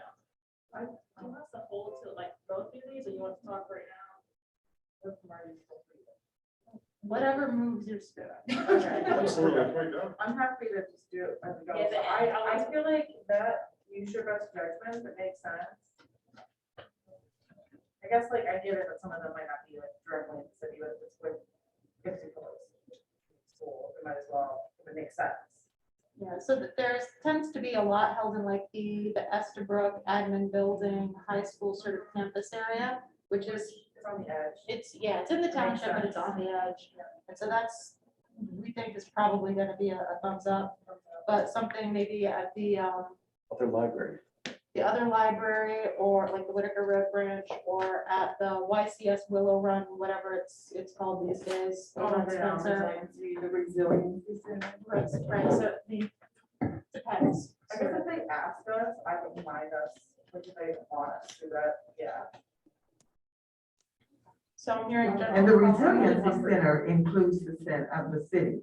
It is available to the entire area. Right, and so the resiliency center specific events, absolutely, but something may be held at that particular location, like if there's being a food distribution only promoted at that particular campus and won't be available like at other city things, although usually there's 3 or 4, so it's, we'll kind of have to figure it out as we go along, I think. Makes sense to share this. Should open hours of cultural nonprofits be included in the calendar? Like, are we talking? So like, let's say that the Firehouse Museum is open Wednesdays from noon until 7 p.m. So what we were thinking was that tends to clutter up the calendar pretty quickly. What we could do is probably have a listing of these cultural nonprofit partners somewhere on the website. And so those recurring events, if somebody was interested in the museum, they could go to the museum webpage. So that we're still promoting the institution, but we're not necessarily putting 70 things per day on a calendar page. What about putting, recognizing them, putting a link to their site? Yep, Yeah. yep, absolutely. I think that's a great idea. And then what to do if a programming partner or established institution, nonprofit holds an event and conflicts with city values. So we don't necessarily see this coming up very frequently, if at all, but at that point, we would welcome your feedback. Yeah, right. I guess. They don't come for themselves. Yep. All right, next slide, please. So another thing that council requested us to review would be to look at additional programming and filling in programming gaps. Our proposed solution is to have the community development manager, Chris Jacobs, who is available via Zoom at the moment, to identify potential programming gaps. So let's say we have nothing scheduled in October somehow, or we have no children's activities in May, something along those lines, and work to solicit existing partners to help fill those gaps. Christopher? He's where's my voice on? Yeah, I guess like, I think that we could utilize the Freight House more to fill the gaps. Like, I'm thinking like gaps in just arts, and I'm thinking not just like painting and like, I don't know, I'm thinking like dance and other styles of art, different art forms. We could partner with the university to offer like free to like low cost, just different options. So I'd be happy to talk to Christopher more about, like, I don't know if anyone else is interested, but I'm super interested in trying to work with Eastern to provide some, especially just like dance classes there for kids in our community. So, yeah, I'm sure others have more ideas, but I would like us to leverage Eastern as a resource. So I think Nicole had her hand up and then Ryan. I'm sorry, I was really getting called on. I think what I originally brought up when we had this original discussion was along the lines of what Annie was just saying, but taking it a step further, just making sure that we are also like leaning into other organizations and having them, maybe we don't see something on the calendar for May, but connecting with them to maybe bring something that they were going to do to the Freight House or bring it into the city in a bigger space. Maybe they don't have capacity to expand like their event to, you know, a bigger group of people, so that again, we're not having like Christopher doesn't have to like come up with these activities, but there are places that are doing them that may not have capacity we can support or invite them into our space as an in-kind opportunity or something like that, so that it's available to a wider array of people. And I think also, of course, collaborating with Eastern, what we talked about originally, and like the WCC, even like the different things that are happening, to make sure that we're bringing things into the community. We don't have to recreate the wheel, because folks are doing things that we can bring. Yeah, and not to speak over Christopher, I can't tell if he's unmuted himself or not, but it is largely because of that nexus of community partnerships and Freight House that we've proposing this particular solution. Yeah, Annie, Nicole, I think you're spot on with thinking about how to leverage existing community partners to fill in the gaps of programming. And that's what we're beginning to do now that we have a really fleshed out calendar with a full understanding of what external partners are doing in the community. We know our facilities that are available, including the park system, the Freight House, Parkridge, and we can really start to build you know, into those vacant dates to fill those needs and flesh out more of that programming the council's indicated they want to see. Yeah, first thing is I want to be sure that Christopher has the bandwidth for all of this. It's probably like his 17th job. Not that he's not already doing it, probably. The other thing is, well, I think it's good to use the Freight House. I don't want us to forget about geographical accessibility, particularly for people of color and people in Ward 1, especially the south side and the east side. So let's think outside of the Freight House on occasion so that we are sure that we can deliver services to everyone. And we have, like everyone said, we have partners for that too. And hopefully we just have good communication and put these things up on the site so people know that they're happening. And I think this solution makes sense. As long as Christopher's cool with it. No, I mean, just speak to that, the role that I have with the DDA, and then also with facilities between, Park Ridge Community Center, the pool, the senior center and the Freight House. I think we're really able to leverage a lot of the things we're already engaged in on a week-to-week, day-to-day basis, and streamline that. And that's sort of where I think the department fits in well with what we're already engaged in. And so I don't think it's a big burden on additional time for us or for myself specifically, because we're already doing a lot of that work.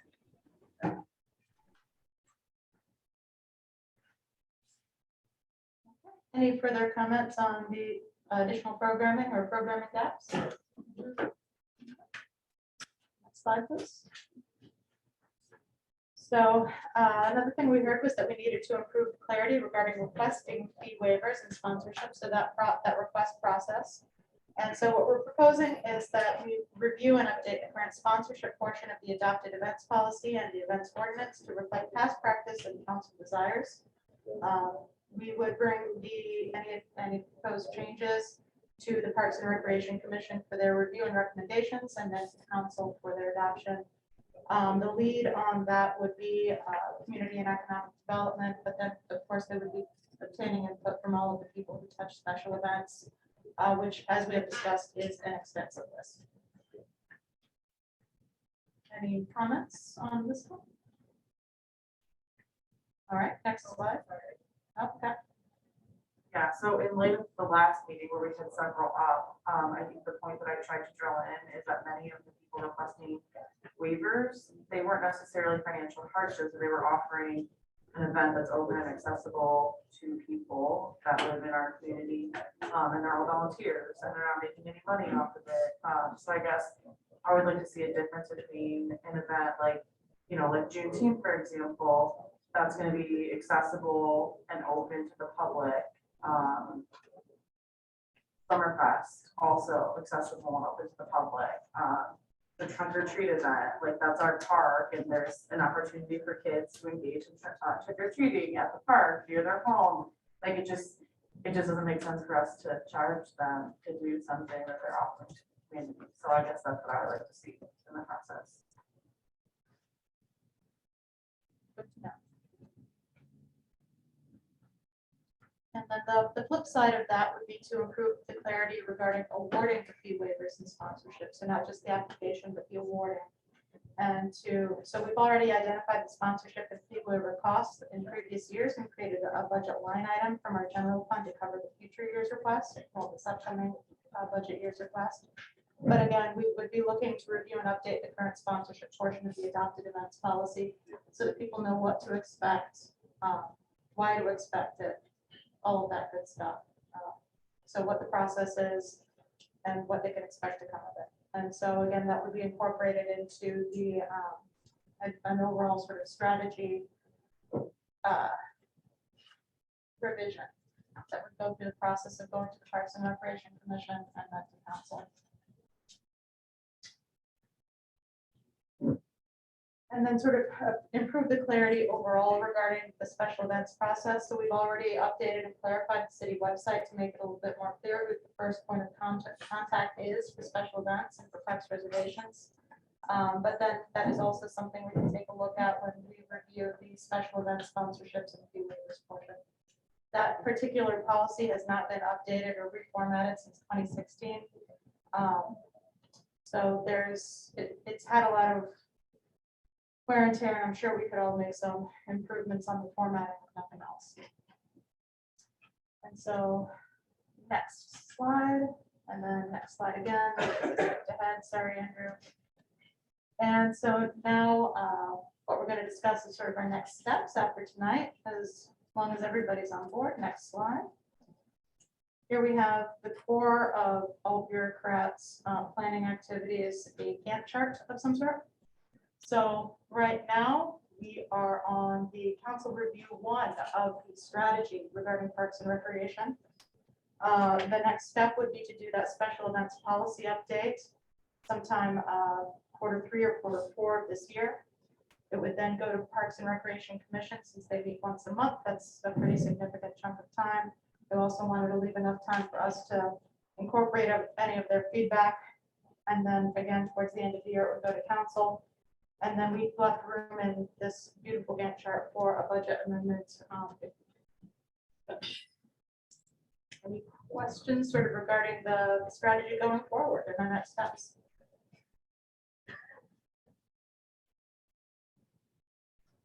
Good to me. I saw that question. Is there anything missing? Was there's a line item in there, is there an amount? I believe the amount is $30,000 because that tracks with what we've done in previous years. Okay. I can take up a lot more time if you guys want. Thank you so much. Very sufficient job. Thank you. Sufficient and efficient. Thank If I you. could just add in something, it won't take too long, it'll be just short. I just wanted to thank the help of staff in this role here in the city. I find like kind of the theme right now with all the presentations. Feel really fortunate to be chosen to share this with the community. And I hope that I can do that to the capacity that you'd like. If so, I would like to revisit this maybe in a year or 6 months to see progress or any changes that we can do. So, thank you for your time. Tom actually Thank brought up you. an important point. We do want to revisit this after a year to make sure it is actually working for everybody. So thank you very much. Thank you.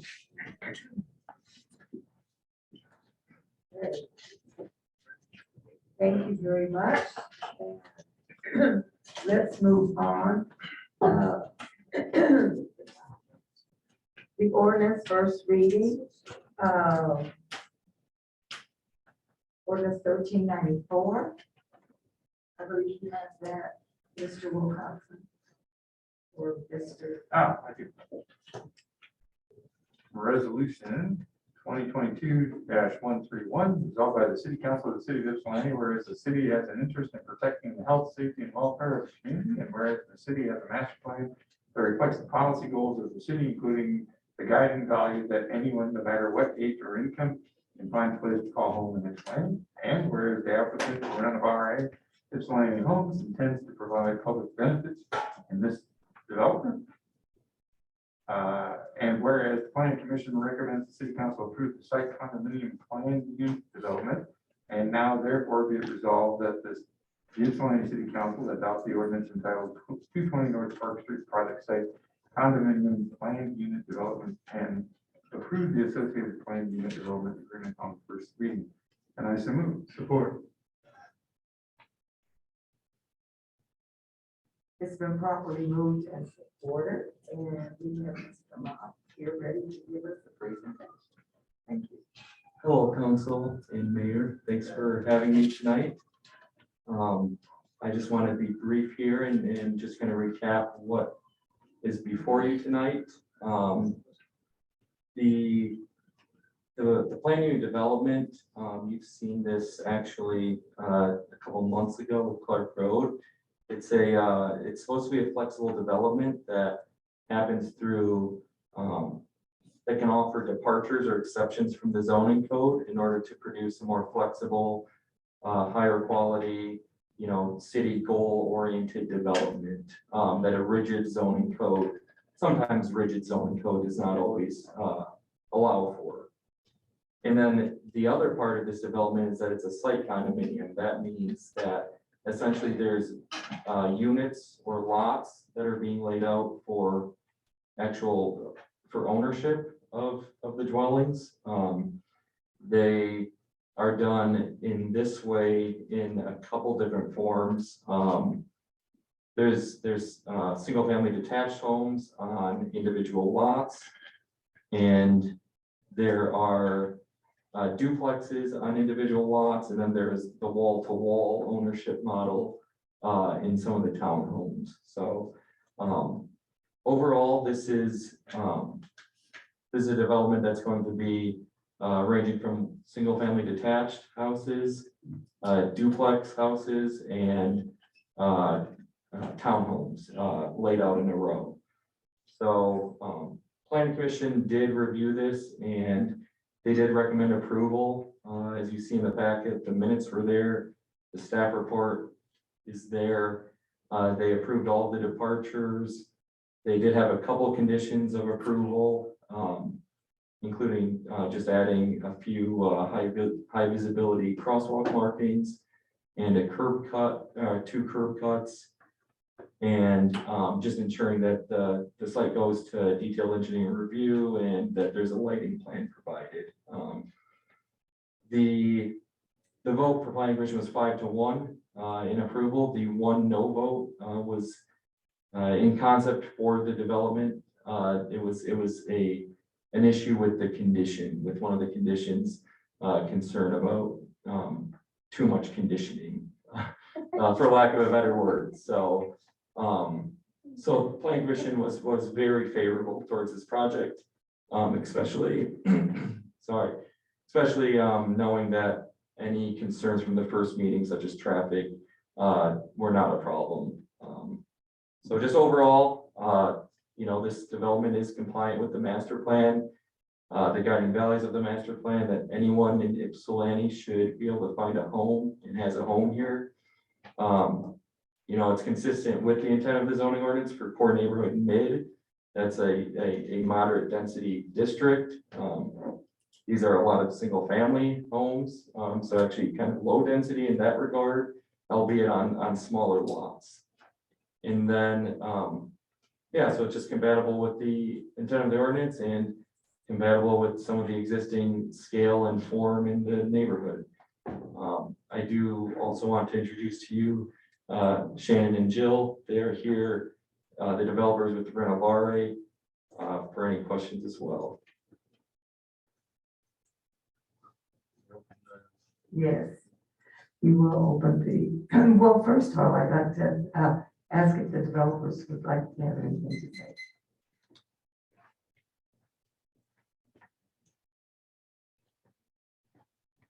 Good evening, Council. We want to thank you for having us. We're very excited to present to you 220 Park Street, which is our missing middle format that offers attainable housing solutions to people that are looking for homes right now. We've worked very hard on this model and the creative financing that comes along with it to provide options both on the affordable as well as the attainable side. We are open to any questions. This has been a highly complex process and project, and we're very excited to move forward. Thank you. Anyone? It's good to see you in person. We've only seen you on the screen, so it's nice to have you here.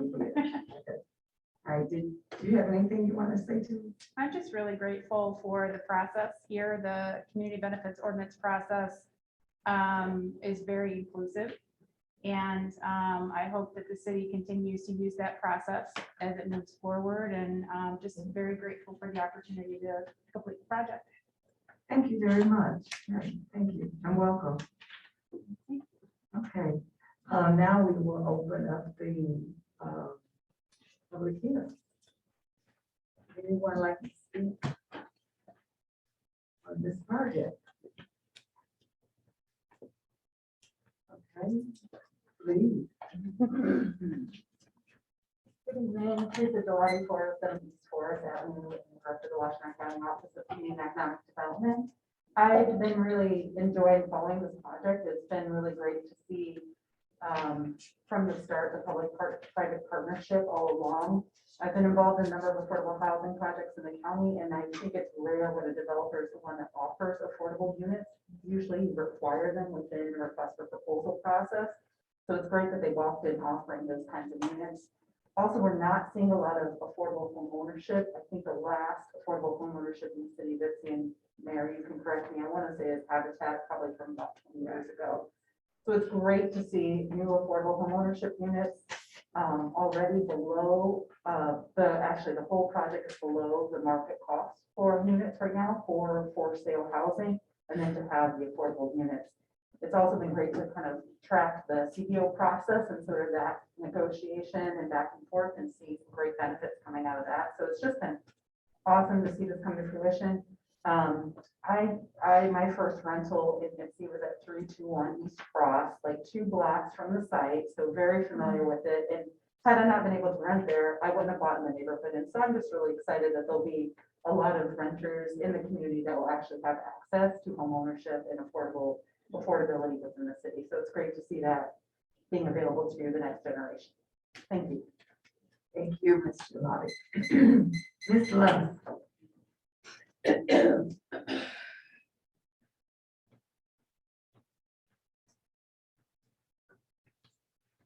Sally Lawson, 911 West Park Road. I wanted to applaud the opportunity for home ownership.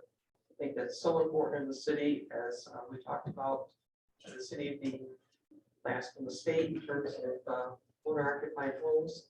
And so I think it's wonderful that this project is doing that. I wish that the same thing could be done for Clark Road. Thank you. Any others? Ms. Simmons. Hello again. I guess I'll be up here a lot tonight. So I think one of the things I'm really appreciative of the idea that we need a full strategy for housing here in the city, which includes home ownership, and also how do we create a cycle for folks who, don't come with means from birth.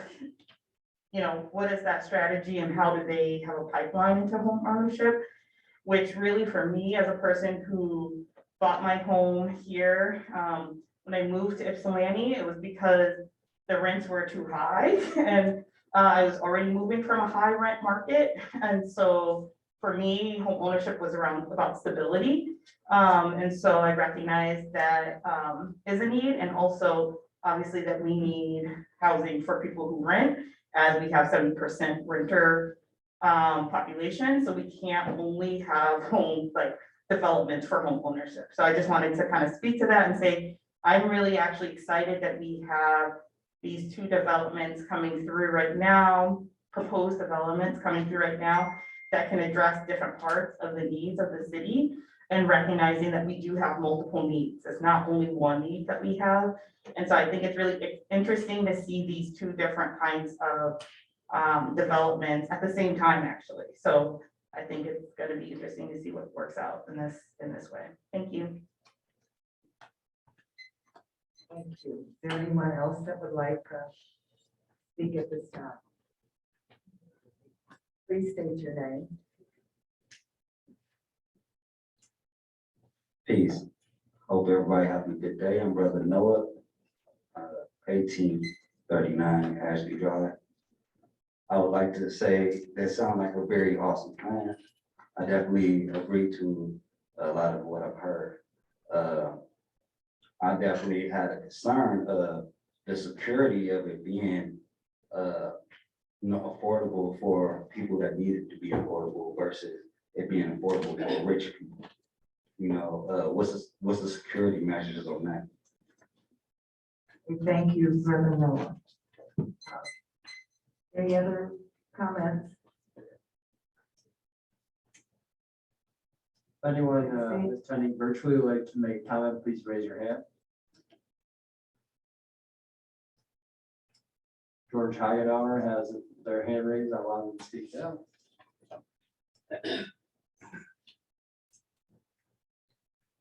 Okay. Can you hear me now? Yeah. Okay. First, a couple of interesting comments. I think that one of the things that I've learned through this process is that the neighborhoods are very welcoming. The city is not. I mean, there is a lot of use of stereotypes in the discussion earlier about this property at all levels. And I think I'm a newcomer. I'm not a born here. And I realize that I do have a certain amount of skills, both in planning and writing. So I help facilitate a lot of the community discussion that's happened over the past 2 years.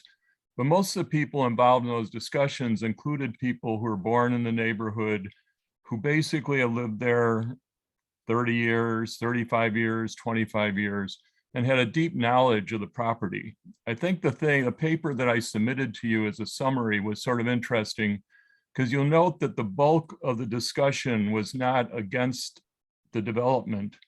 It was against how the development was being done and how that impacted the quality of life within the development for the people who ultimately live there. We were raising issues like putting barriers up to keep people from walking onto the tracks. I could do 3 minutes today about the process of walking across the tracks today in order to get down to Michigan Avenue, and how that's not like real walkable. It's not a nice process. It's loose gravel. It's not designed because we shouldn't legally be walking across it. The first time that someone actually tried to do adapting the living wage ordinances and concepts to Ypsilanti was basically done and came out of the community. A lot of the issues about affordability did come from the affordable housing people, but a number of the numbers actually came out of the community. So we tend to be stereotyped and put into a bag, and I think that's probably wrong. I think that's also not very good. It reminds me most of living in rural Wisconsin and dealing with the militias. My major problem, I would say right now, that you need to really consider is the width of the road that goes down the middle and how that actually impacts things like parking for people who are coming in. It's interesting, you're putting Matty Dorsey's name on a road that probably is going to result in people parking on the sidewalk, and on a sidewalk that doesn't have a setback and isn't wide enough. I don't have problems with narrow setbacks in the center of the development. I think you really need to look carefully at making sure the setbacks on Grove Street, which is a major place where a lot of people walk, south of Michigan to north of Michigan, north of Michigan to south of Michigan. And those people are going to be basically walking almost into those people's living rooms because there's not much distance. So I hope as you think about this, you think about the improvements, because in many cases, the city is taking on things like liability. Something goes on wrong with that road and you got to fix it. It's owned by you once the developers leave.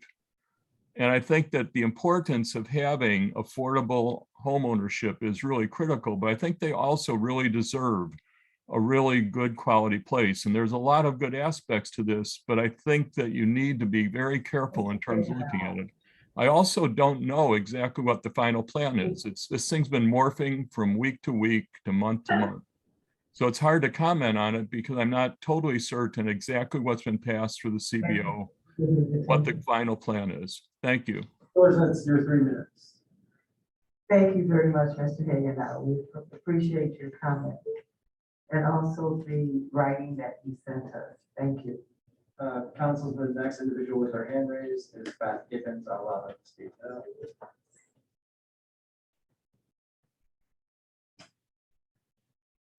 Appears they lowered their hands, so it looks like there are no more other hands raised. Okay, thank you. All right. We should have a resolution to close the public hearing. Resolution 2022-131, resolved by the council of the city of Ypsilanti that public hearing to consider the ordinance titled 2020 North Park, 220 North Park Street Project Site Condominium Plan Unit Development be officially closed. I so move. Support. That has been 132. 131. This is 132. Okay, thank you. It's been moved in second to close the public hearing. All in favor? Aye. Okay, any questions or comments from council? Ms. Simmons. I wanted to thank the developers for their fortitude and patience with this project and the CBO. I know that wasn't easy, and appreciate all the efforts that you've made in bringing this to us and your willingness to work with us in the city. Acknowledge that. Thank you. Somerville. Yeah, I am really excited to see this on Finzo along with the presentation on the CDA process for this site.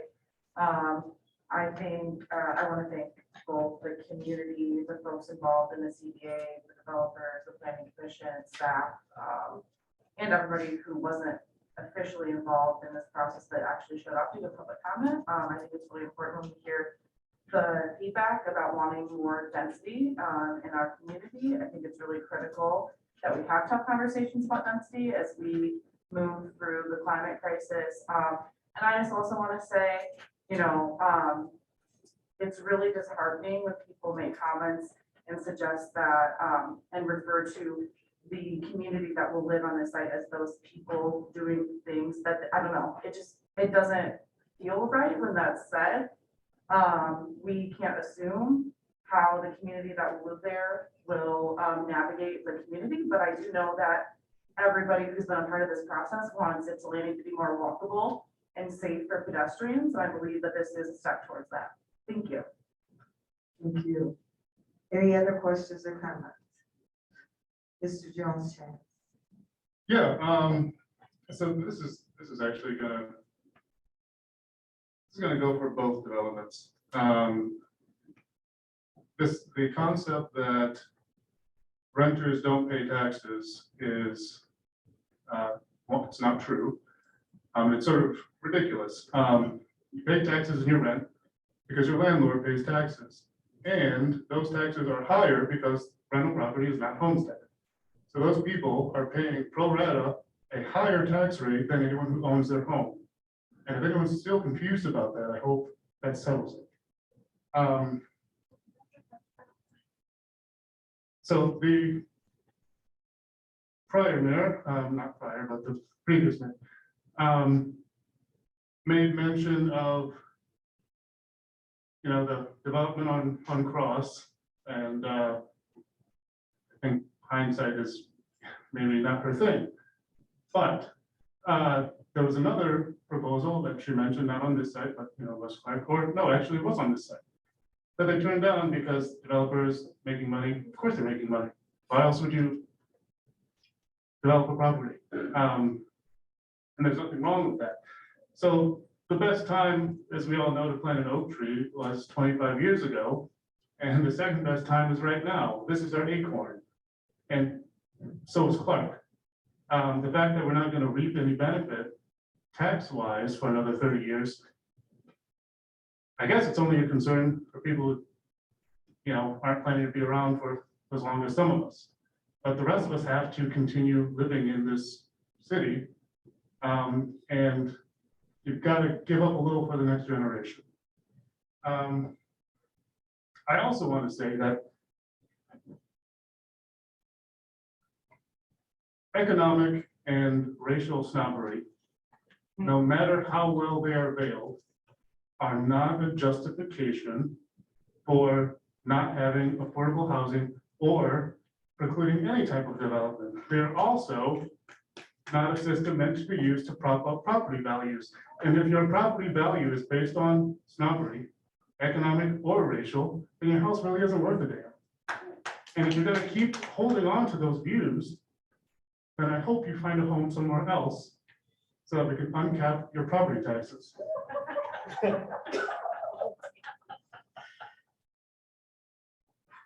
Another concept is, you know, we live in a capitalist country. Now, you might not like that, or you might like it. I happen to like most of it. But that means you don't control your neighbor's property. Now, the only reason we're here is because the developers have asked for benefits from the city. And in one case, the city owns the property. But just because you're a neighbor doesn't mean you get to control what goes on there. Now, we have, to a limited extent, some community control through elected officials and also through members of the CBO process. But the idea that what someone else does is affecting your property value being a valid reason to exclude people from an area or exclude an activity from an area outside of the bounds of ordinance or the law is not going to fly here. These developments are likely going to happen. If you don't want them to happen, I suggest that you figure out a new argument. Thank you. Thank you. Any further questions or comments? Mr. Wilcox. Kind of hard to follow that. Yeah. I have just basic questions in the plan for the PP. There were a number of things that required, you needed departures, but there was, the thing on the proposal was not applicable. I'm trying to figure out what that means. If we have to do exclusion, how is a proposal not applicable? Can you just clarify that? Go to page 50 of the 330 on our agenda. Was it in the staff? Yeah. Staff. Okay, so you're talking about the townhouse items? Yeah, give me a second. Mo- 50 of 333. So they're in the figure 5 list of departures requested. I'm sorry, I don't have the full packet number in front of me, but You know, the first pages. Let me get to the page, sorry. It was an addition. Yep. Class, so. Let me find it. Is that not applicable for townhouse stuff? I think so.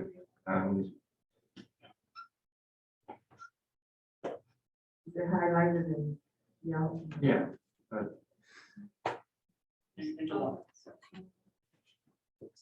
I don't have those pages. It is page 50. Well, okay. This is page 12 of the original document.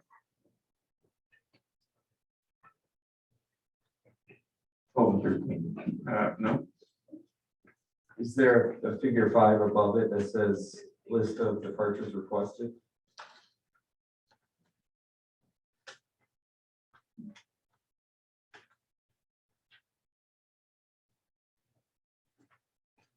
Okay,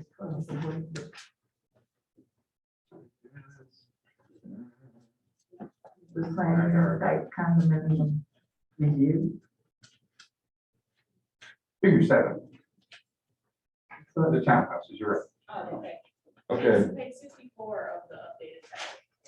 Well, there's a few places in this staff report that state not applicable. Some of them are in the general site plan review, kind of, checklist. And a lot of times not applicable there means that, it's a different zoning standard that doesn't tie to this type of a development, but in the townhouse rows, I can definitely explain those.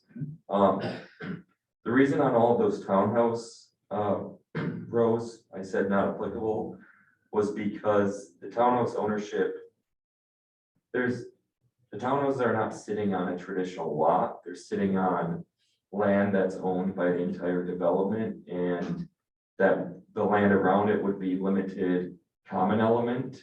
For the most part, some of it becomes general common element, but a lot of it's limited common element, so it's things like a lawn or small grass or landscaping area, sidewalks, mailboxes, parking spaces, and the townhouse ownership extents are wall to wall. They're not sitting on a traditional lot like you would measure a lot of zoning setbacks. So for example, just looking at the list of departures requested, the townhouse front setback requirement is usually supposed to be 10 to 20 feet. But because there's not a property line in the case of every individual townhouse, I guess maybe a better example is townhouse lot size is supposed to be between 1,200 to 3,000 square feet. But because they're not actually sitting on a more traditional lot like the duplexes and single family detached homes are, we can't calculate that. Because they're on land that's limited common ownership. There's really no good way for a zoning ordinance to do townhomes in this model where you're having limited common ownership land and then the wall-to-wall units. So that's kind of the beauty of planned unit developments is they can allow for such weird instances to be approved. All right, thank you. George had mentioned the maneuvering lane. When I was looking at the plan that originally, there's a road that goes through it, but it's on private property. And then it talks about dedicating that to the city and people are talking about naming it. So I was a little confused about drives versus road. Is that considered, is the road considered a road or is the road considered a drive for a bigger development? Well, to my knowledge, the road will be public. I would invite the developers to clarify if I'm wrong, but to my knowledge, the area, the street or road, for lack of a better term, labeled access drive is going to be public. And that's the 20-foot maneuvering lane. Yeah, and it's variable. I believe it goes from 22 to 22 at the narrowest to 25 at the widest. And every one of these units has a driveway or a parking space. And those driveways look like they go front to back of property, so that more than one vehicle can get into those.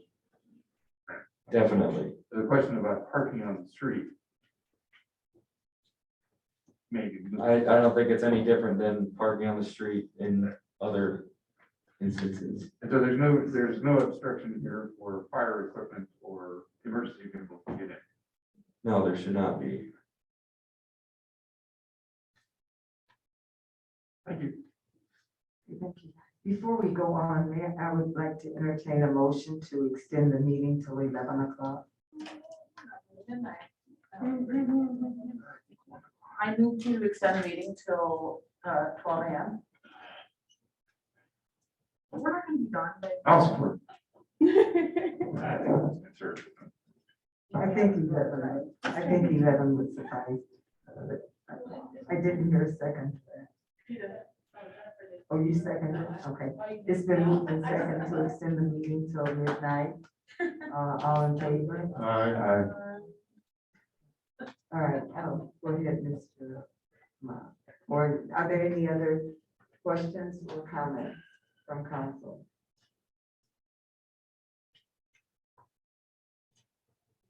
Okay, seeing none, thank you very much. We're not voting on this tonight and the public hearing. There should be. First reading of the PUD, this is not the PUD.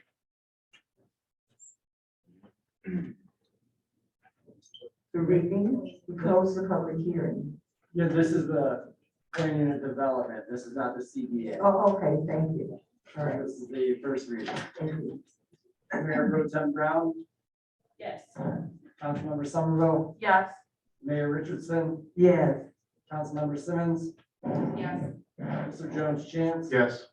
Councilmember Wilcoxen, Yes. 6 yes, and 1 vacancy, the motion carries. thank you very much.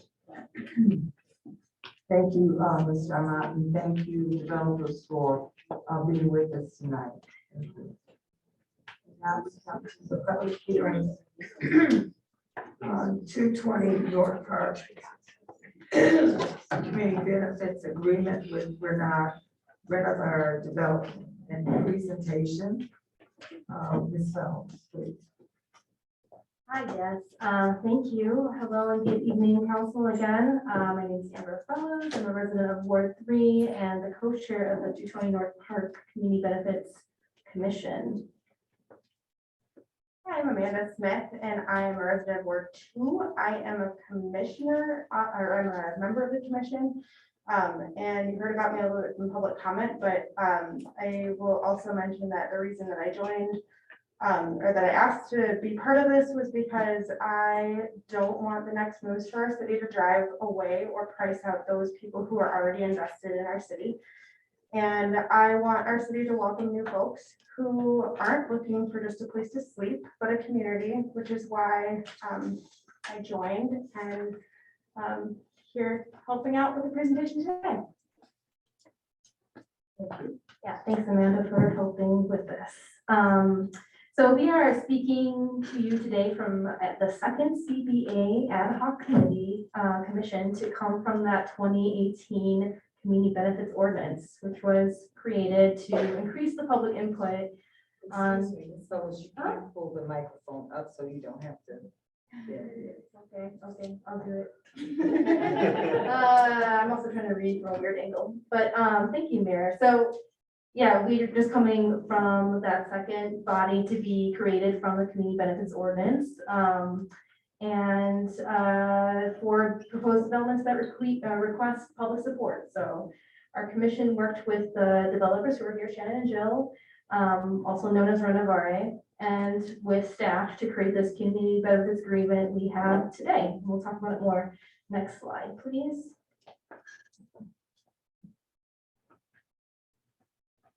So the first CBA group did this, and I thought it was probably a good idea. So this is the makeup of our citizen commission. Just wanted to highlight some things here. So of 9 commissioners, 5 of us were from Ward 3, where the development proposal is located, including Councilwoman Somerville and 2 residents living right adjacent to the proposed development. 2 of us are renters, 7 of us are homeowners, 5 are white residents, 2 are Black residents, and 2 are multiracial residents. And just an anecdote, Robert Johnson, who was a part of our commission, who lives directly next to development, did say he was content with the CBA that we came up with. And, you know, he has to deal with his neighbor, so that's a big deal. We had 5 meetings with robust community participation from the neighborhood, including meetings attended and public comment. The commission also, you know, received a lot of written communication from immediate neighbors as well. This fact was mentioned before, but I think it's worth bringing it up again. Just the interesting fact that homeownership in the United States is around 65% in 2021, and in Michigan, homeownership is at over 71%. And Ypsilanti is at the very bottom at 34% homeownership. So this development could help improve that number. There are some stats here about community makeup, which I'm sure most of you know very well. Just highlighting again, 34% homeowner households. We do have 30% of us living under the poverty line, as well as 23 to 26% of students at YCS that are currently experiencing homelessness. And then the next slide. I have to open my down. During the first meeting, we had to go around and we talked about the goals each commissioner had for this process and what we wanted to accomplish. And we all came up with the same top priority, which I thought was really cool, that affordability was really important. This goal aligns with the Shape Ypsilanti Master Plan, which states among their guiding values that anyone, no matter what age or income, can find a place to call home in Ypsilanti, and that the need for safe, quality, affordable homes should be factored into all decisions. This also aligns with the report and recommendations of the City of Ypsilanti Citizen Commission on Housing Affordability and Accessibility, which found that the current housing stock is aging while costs increase steadily, and Ypsi has become increasingly unaffordable for many residents. This report also sheds light on how local and national policies have led to this moment, which for me highlights the importance of the long-term impact of the policy decisions that we're making today. Next slide. So this chart shows the area median income, also known as AMI of Washtenaw County for 2022. Originally, the developer Renovare proposed a half market rate and half attainable or workforce housing development. The words attainable and workforce are used to describe housing that is affordable to 80 to 120% county AMI, or for individuals who make $66,000 to $100,000 per year. This is well above Ypsilanti's median income of $40,000. And had they stayed with that model, we would have used our tax dollars to create housing that is unaffordable to the vast majority of Ypsilantians. You will hear from Amber in a moment where we ended up with this regard after some significant negotiations. By legal standards, half the units of, I'm mixing the words, sorry. By legal standards, half the units of this development are considered affordable. So you'll hear us use the term affordable based on these standards. We as a committee recognized pretty early on that because this data is county-wide, it's skewed by adjacent communities. You can see on the chart above that the AMI we are legally required to use is $84,000. So the area median income considered for our area is $84,000, which we all kind of know without knowing the data that that's not really accurate. Based on this, the commission focused on creating as many units as possible that would be as affordable as possible for as long as possible. And that helped us mitigate the discrepancy between that area median income that we were legally required to use and what we know to be our actual area median income. With this in mind, the commission tried its best to get the lowest sales price possible for the people who make a little under the average income in Ypsilanti. Next slide, please. So here's where we talk about what's in the CBA. So this site condominium plan includes 46 total units that are going to be 1,000 to 1,200 square feet each. One of the benefits we asked for is for 100% principal residence exemption for the entire site. So that was an effort to make sure income property owners wouldn't sweep in and buy everything. 23 units of the site will be market rate and 23 will be deed restricted units as affordable in perpetuity as follows. So there will be 4 cottages at 40% AMI, or for an individual making about $33,000 annually. And on the latest figure I saw, it was supposed to be $105,000 unit. 60% AMI, we have 4 cottages and 4 duplexes. That's for an individual making around $50,000, with units between $140,000 and $150,000. And in the 80% AMI area, we're doing 7 cottages and 4 duplexes for an individual that makes about $66,000 annual, or units that would be between $165,000 and $175,000. This is just approximations based on individual buyers. Of course, if it's a family, it's going to be based on family household, so you'd adjust for that. So keep in mind that, you know, these units will be, half of these units will be sold at market rate. And part of our negotiations were to add any units that were affordable to middle income residents in Ypsi, which are those 40% county AMI to 60% county AMI levels. I think, you know, we can get into the weeds a little bit with how this model works into the future, but I think it is worth mentioning that because those units at 40 and 60 and 80% AMI are deed restricted in perpetuity, it means that people that do move into or purchase those homes would have to, upon wanting to sell, reach out to the city to determine what the unit can be sold for based on that year's HUD affordability rates. And so once a buyer is found, the city will need to income qualify them and the sale can proceed.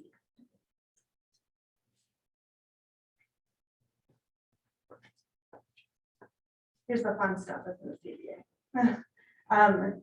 So we wanted to prioritize sales to residents of the city of Ypsilanti, particularly those who currently do not own real estate, for a period of 90 days. So we invited representatives from Fair Housing Center to join our meeting and provide a memo regarding this concept. And based on the demographics of the city of Ypsilanti, they indicated that they do not believe this request to be a fair housing concern. However, they did recommend hiring a demographer to confirm the diversity in our community. The committee's intention to get people who are historically, committee's intention is to get people who are historically shut out of housing into housing. So it is also beneficial to do some targeted marketing for those folks. We felt it was important to not set up an HOA that added policing to the way people live. So we requested the HOA have minimal governance. We also discussed ways of keeping fees low for the affordable side. One suggestion made was to create 2 separate HOAs, one with minimal fees for the affordable units that is responsible for a smaller amount of shared space and services. And the second one that is responsible for the other shared spaces with higher HOA fees. The committee ultimately chose not to weigh in on the exact logistics of how the HOA or HOAs are implemented, with concerns for segregation, but recognizing that the committee doesn't have expertise in this particular field. And we weren't clear on how common multiple HOAs are, or whether or not there's any unintended consequences that we just don't know about. We trust council in partnership with Renovari to work out these details. Other things that we included were some things to make the living experience a high quality one for the residents. You'll see that each unit will have a shed or storage unit, double pane windows, energy efficient appliances and construction, vegetative sound barriers and additional bike rack on the grounds, rain garden and stormwater management and native landscaping. And as mentioned in some of the public comments earlier today, the city will have an opportunity to provide input on this naming of the streets, and city council will have a role in that. Next, part of the negotiation included waiving the developer's fee in order to secure 2 additional units at 40% AMI. This was really important, as we discussed earlier, the fact that when we're talking about AMI, 40% is really where you get to actual area median income in Ypsilanti. We feel that the city investing in this project along with the developer is important for the sustainability of this project, particularly with long-term affordability as a component. So as part of our recommendation to the city, we're asking that the city contribute at least $50,000 into the Housing Trust Fund annually for 5 years, committed to this project.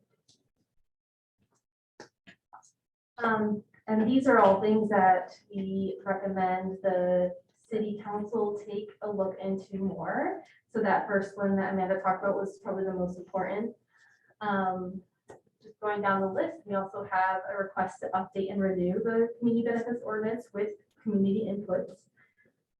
To create a citywide short-term rental restriction.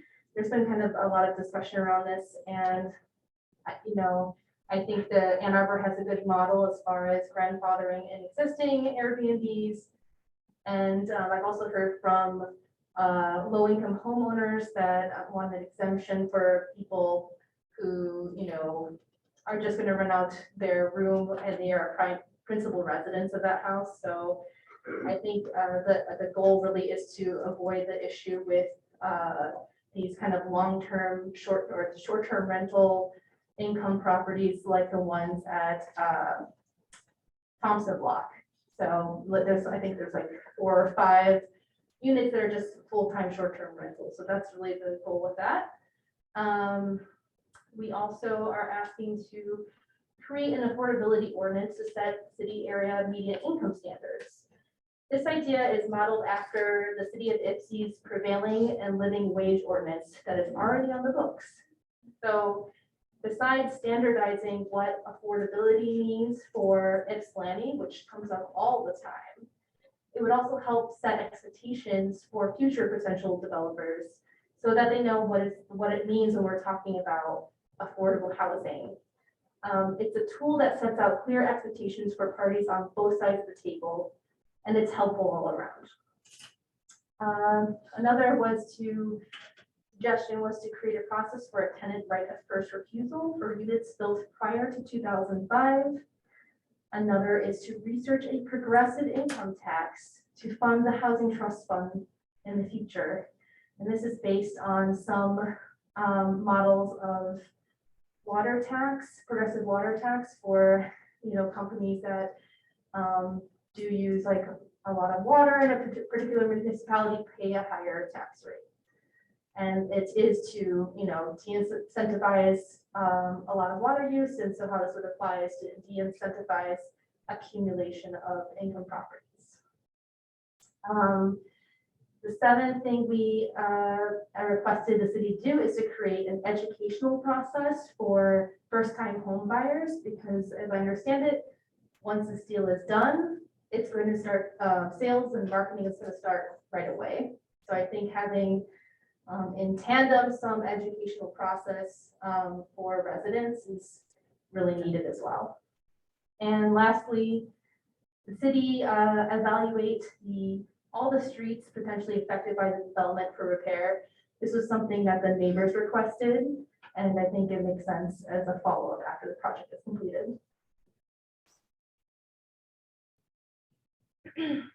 So this final slide is just about loose ends. So there were some things that are next steps for city council. There are potential benefits that were discussed at length by the commission, but were not finalized in the agreement. And therefore, they're not going to happen automatically. But we encourage these benefits to be reviewed by council and worked into the final development agreement. One of the things we had talked about was labor standards. So we had an actual intention to vote on this, and then we tabled it and then never made it back. So we did not vote on this.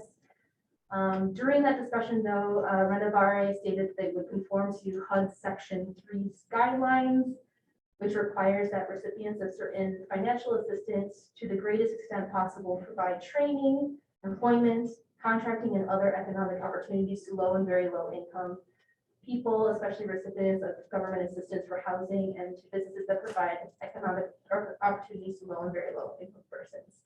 So it's just something to maybe look into, is the HUD Section 3 guidelines, as well as we did talk about working with union contractors as well, but we leave that to council to decide and finalize. The second thing is we ask council to take public input into consideration for naming the new street that will be created. So tonight, Shane and Ashante were members of Staying Power that showed up, who are a group of youth out of the EMU Engage that are doing performance art around issues of housing in Ipsy. So they made a few suggestions, like the aforementioned Maddie Dorsey, who fought urban renewal in Ypsilanti and ran for local office 4 times. I believe she was not on city council ever, but she attempted 4 times to be on city council. Bernice Kersey, who is the last teacher of the first floor school on the south side, was mentioned in prior meetings. Allie DeHazen was a known prodigy pianist who was also named. Issa Stewart, who founded Brown Chapel AME, was named. Other names that were brought up during discussion were Murdoch Sweeney, Pete Murdoch being a major reason why the CBO exists today, and Grace for her contributions to progressive politics in Ypsilanti. Locust Way was suggested by a neighbor of the development, and David Ware was suggested to honor a resident who was killed by an on-duty OIPD officer in 2007. Side note, staff informed the commission that there are currently no streets in Ypsilanti that are named after women. So something to consider. Number 3, so prioritization. Amanda spoke to this.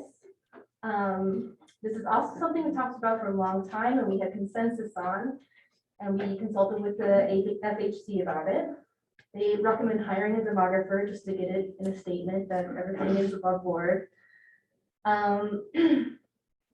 Yeah, so we really just want to, if we're going to get this development done, we just want to make sure that all these great units that are built that are affordable to people that live in Ypsilanti might go to some Ypsilantians, and we don't want 100% of the development to be from people that don't live here. So that's why we think this is a really important piece. and it's worth following up on as far as prioritization. Pam Kish of FHC provided a contact for a demographer, so we can also share that with you. Number 4. So this is something Amanda also talked about, dealing with the HOA governance. So the suggestion of 2 separate housing associations were given.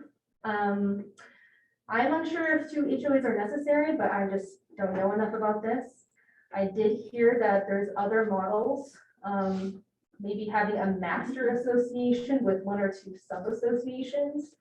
And that master association would be responsible for maintaining the common elements that cannot be divided, while the sub-associations would be responsible for their individual buildings and any common elements within those buildings. Both associations would contribute to the cost of maintaining the shared common elements. Number 5. So it was brought up earlier that someone as an employer of the city supports this development, which is really cool. The committee did speak at length about potential Ypsilanti employers that could, and the city that could partner to assist with employees in down payment match assistance. We also learned that there is a new program through MISHDA that may be able to assist with this. Some of our large employers are the city of Ypsilanti, YCS, EMU, Marsh Plating, I believe, Sidetrack. So these can be potential partners. If there are any employers in the audience that want to help out, please contact the city and council member Somerville. Number 6. So I'm looking at the contract that's there. It looks like enforcement of the CBA and remediations may already be addressed in the section called Notice and Opportunity to Cure. But I just want to add that the committee did vote to ask council to look into enforcement to make sure that all these great things that we negotiated for does come true. And one such enforcement mechanism is called a clawback. And you know how those work is basically a clawback could prorate a subsidy. For example, if a company fails 10% short of its goal, it has to pay back 10% of the subsidy. A steeper penalty may apply to a company falls much further from that. And if a company shuts down or moves out of state, the government may be required to pay back the full amount of the subsidy with interest. This might not apply to this development because once they finish construction, it's going to go for sale. But something to look into as well. And I think we're about done. The last slide. Okay, I just want to say one more thing. I want to also thank the staff who have attended all these meetings. And I want to thank Jill and Shannon at Renovari who put in a lot of long nights with us to work out these details, because I really felt like they were listening and as responsive as they could be for, you know, the things that we were asking. So really appreciate that. Absolutely. And yeah, even the idea of enforcement really is just to set expectations for everyone involved. It's not to be a threat to business or anything like that. It's just a tool to set those expectations. And I'm, you know, pleased with what we were able to accomplish with Renovari. So I want to thank you all. And I want to thank also the residents that engaged with the whole process from the beginning to now, staff, of course, answering so many questions and providing a lot of support, and to all of you council members for prioritizing making housing that's affordable and safe and quality to Ypsilanti residents. Thank you.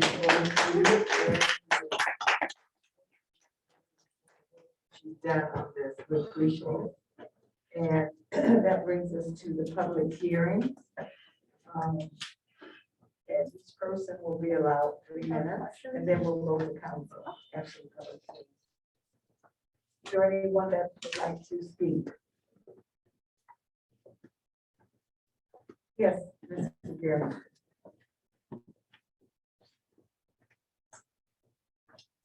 Hi, everyone. Thanks for that wonderful presentation. I have a written speech, but I threw it in the trash. I'm just kidding. I just want to kind of like think about where we are right now. Because it's so exciting. It's really exciting. In 2017, the city was aflame. No, there was a huge fight. Like literally two sides of the city were fighting against each other over a development. And once that ended up not working out, some people got together, including the mayor, including the late great Councilmember Murdoch, and a bunch of community members, and sort of had this idea to make this community benefits ordinance. And there was a lot of long nights in the rack basement and other places, and you know, it ended up getting onto the books in 2018. And this is the first time it's being activated. You know, these two developments, and it's really, really cool. And it just really feels like, you know, possibly a page turning in the book of the politics of the city, where I like really feel like there's these three participants, the public, the developers, and council, and we're like, is that maybe, are we coming together? Like, it feels really good. And just like, I, you know, do want to shout out among everyone else who's been shouted out, to Ready, for doing a lot. And, you know, just a reminder, I think you all know this at this point, but like, every Ready meeting, every time priorities were talked about, affordable housing was the first thing on everyone's lips. And yeah, I'm just glad we're here. Also, shout out to the Affordability and Accessibility Subcommittee that did a lot of work that I think is still brewing and gonna keep coming up.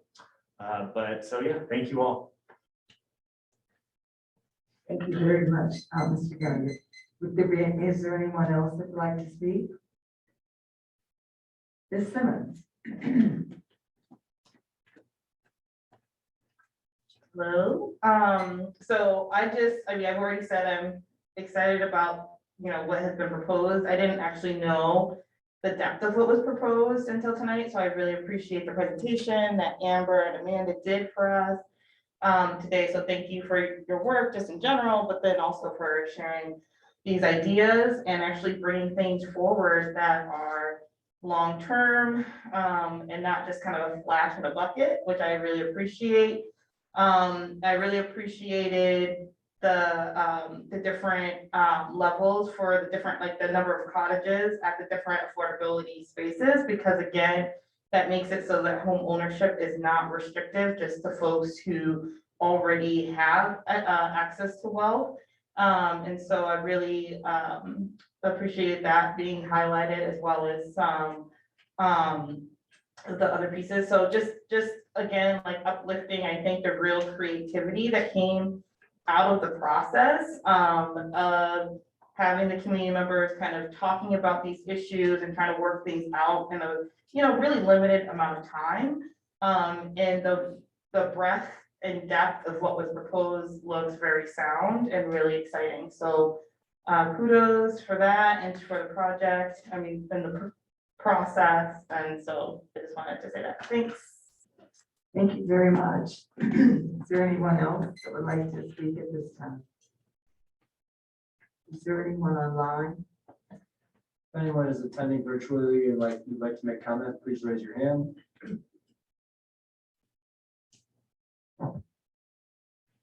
No hands have been raised. All right, seeing none. Resolution number 2022-133, resolved by the council of the city of Ypsilanti that the public hearing to consider the community benefits agreement for the proposed 220 North Park development be officially closed, and I so move. Support. It's been moved and seconded for the public hearing to close. All in favor? Aye. All right, thank you. Any comments or questions from council? Mr. Jones Chance. Yeah, I appreciate the work of the committee. I would say that I'm in agreement with about 90%. The one main issue that really bothering me is the perpetual affordability piece, and it's not because it's perpetually affordable. It's because of on whose shoulders that affordability depends. Since the western expansion and granting land to settlers, mostly, well, almost entirely white, to the creation of the FHA and the racist policies that ensued, all the way up until the Fair Housing Act of 1976, we have had two economic systems. For white people, we have had essentially socialism in housing. And for everyone else, you know, you can only eat what you kill. What this does is says, we recognize these historical issues and you're in this position in part because of government action or inaction. And we're going to then handicap your ability to build wealth that everyone else has basically gotten handed to them by restricting what you can sell your property for. Now, I'm not against it being perpetually affordable, but I think we ought to consider who's paying for it and maybe find someone else to pay the difference. I don't think it should be the people living in the housing getting the affordability. They should not be subsidizing their own suffering. It just doesn't make any sense to me. I find it to be racist. I think it's not reparative, it's not restorative. And given the history of the entire nation and of the city with respect to fair housing, equitable housing, and issues of race surrounding housing, this is not appropriate. It's not appropriate to ask them to basically exacerbate our racial wealth gap by not being able to capture the full equity. It'd be much better if someone just gave them the houses. It'd be better if someone else paid the difference in the equity. But for them just to not get it, to not get what other people have been able to benefit from is just on the face of it, unfair. It's unjust. I want to respond to that because I don't entirely disagree with that statement. I think, you know, what happened in a way is when we were making these negotiations, some of the plan had changed. So originally it was supposed to be basically the TIF was going to be used for down payment assistance, would be used as a second mortgage over a 20-year span. And if someone were to sell during that 20-year span, they would have to pay back some of that down payment assistance, depending on how long they had the loan. But the commission did feel that was a difficult situation as well, because they would these people that would be buying houses at a higher tax rate, even though they were getting down payment assistance, could be still shut out as far as being able to afford taxes and everything else. So we did ask the developer to think about other cost potential models. And by the time, I think it was like, you know, basically the last meeting that we were told that this in perpetuity thing could happen. And it would have been more ideal to have another day or another meeting to kind of discuss it further and understand any of the potential ramifications or disparate impacts that could happen. So I do welcome council to look into that further. You know, if you want to question or, you know, ask for other types of models to keep affordable housing here at these rates for a long time, but not necessarily cap it for people as far as generational wealth building. You know, I don't think that the commission would be against exploring that. It was just our intention to try to create any housing that would be affordable to people instead of no housing. So that was the trade-off that we had in the moment, where it was just like, these units either exist or they don't. And so this is what we, in the last final meeting, said we would move forward with, without truly understanding what that meant for future selling and buying, until I followed up with staff to like get that clarification. So Thanks for the information. I think what I'll do is maybe put heads together with a few folks and see if there's a way for us to retain the affordable units without strapping already strapped people without handicapping people. So if this provision is left in, this is absolutely a no-go for me. So I think that we can come up with a solution. There are a lot of creative ways to do things, and I happen to do this for a living, so I think we can figure something out. But as it stands, that can't happen on my watch anyway. Somerville. Yeah, I just want to speak to the affordability and perpetuity. We talked a lot about this at our last two meetings. And I think it's really important for us to think long-term to make sure the affordability aspect obviously changes with both the market and the area median income. We could be in the same situation 20 years from now when somebody needs to wants to buy a home at 40% EMI, and this would be a way to control that. It's almost like having a land trust, but we're setting it up now through this project. So while I understand, I also see this site as being accessible housing and stability, and people who we don't know who will buy these homes, but they might stay forever. They might stay for 20 years, they might stay for 40 years. So I guess I fought really hard for this, so I would like to encourage other members of council to consider and go back and watch our meetings and listen to the discussions on why we landed where we did. It's one way for us to keep affordable for sale properties, and it's also a way to prevent these from being used inappropriately once the property sells. So it's restricted in that way. And I'm happy to talk to each and every one of you one-on-one, but I'm not gonna let us take this out, to be honest, or I won't support it. So that's kind of where I'm at with it. Ms. Simmons. Mr. Jones, thanks. I think that is an important point to make and point out. I also understand the other perspective of, this trade-off. I guess I'm curious to know what the developers have to say, because I feel like you guys have some maybe comments or something you want to share. I would prefer if we can send you a model of what this looks like and how it's restructured. As Amber said, originally we started with down payment assistance. Really, it was focused on a generational wealth building model. But there's one thing to understand, that right now there is still a great opportunity in the affordable units to sell, to get equity. Even with the deed restrictions, and we work with deed restrictions in many counties in the past. So we can walk through, maybe it would make sense to walk through a model in selling, what that would look like in the generational wealth building opportunity, and we can get some feedback on what that looks like. But we do have a note that Washtenaw County currently uses. They've used it in a similar project in Ann Arbor for condominium development. Even though this is deed restricted, you still would have the opportunity to sell. The city would have the opportunity to approve that note. And for all of the years that someone lives in the house, they're going to have pieces of that, as Jill can tell you, that are forgiven. It's not down payment assistance, but if they're buying their unit, they're still able to sell at the value. We have to provide down payment assistance for anyone that comes in to get that for the new homeowner.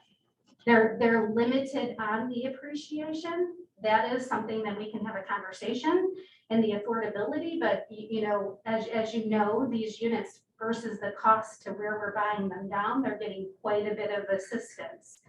So I think it would be helpful if we put a model together for you, that you could see what that looks like.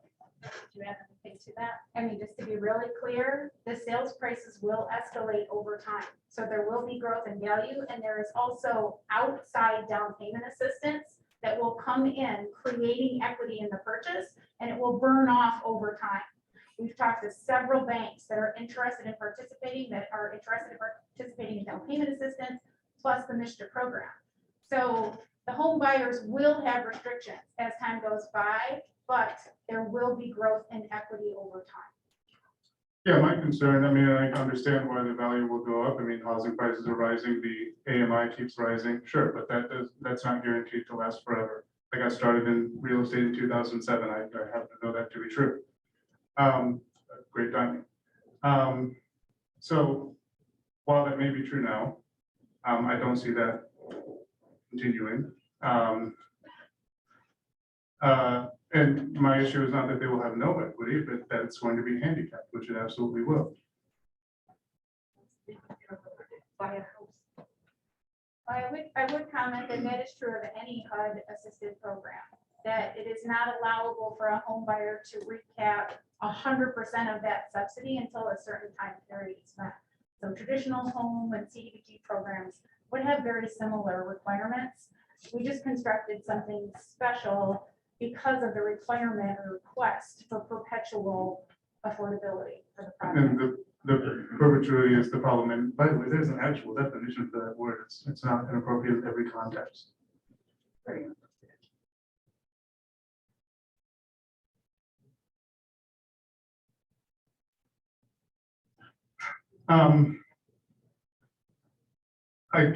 can't,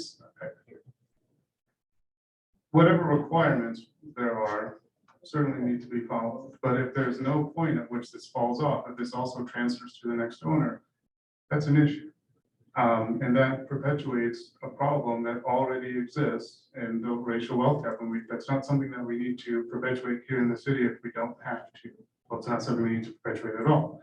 So I'm all for finding another solution or a more creative way to look at this, but it is wholly inappropriate, and it follows a history of not only this city, but this country doing exactly this. We are being shouldered with the,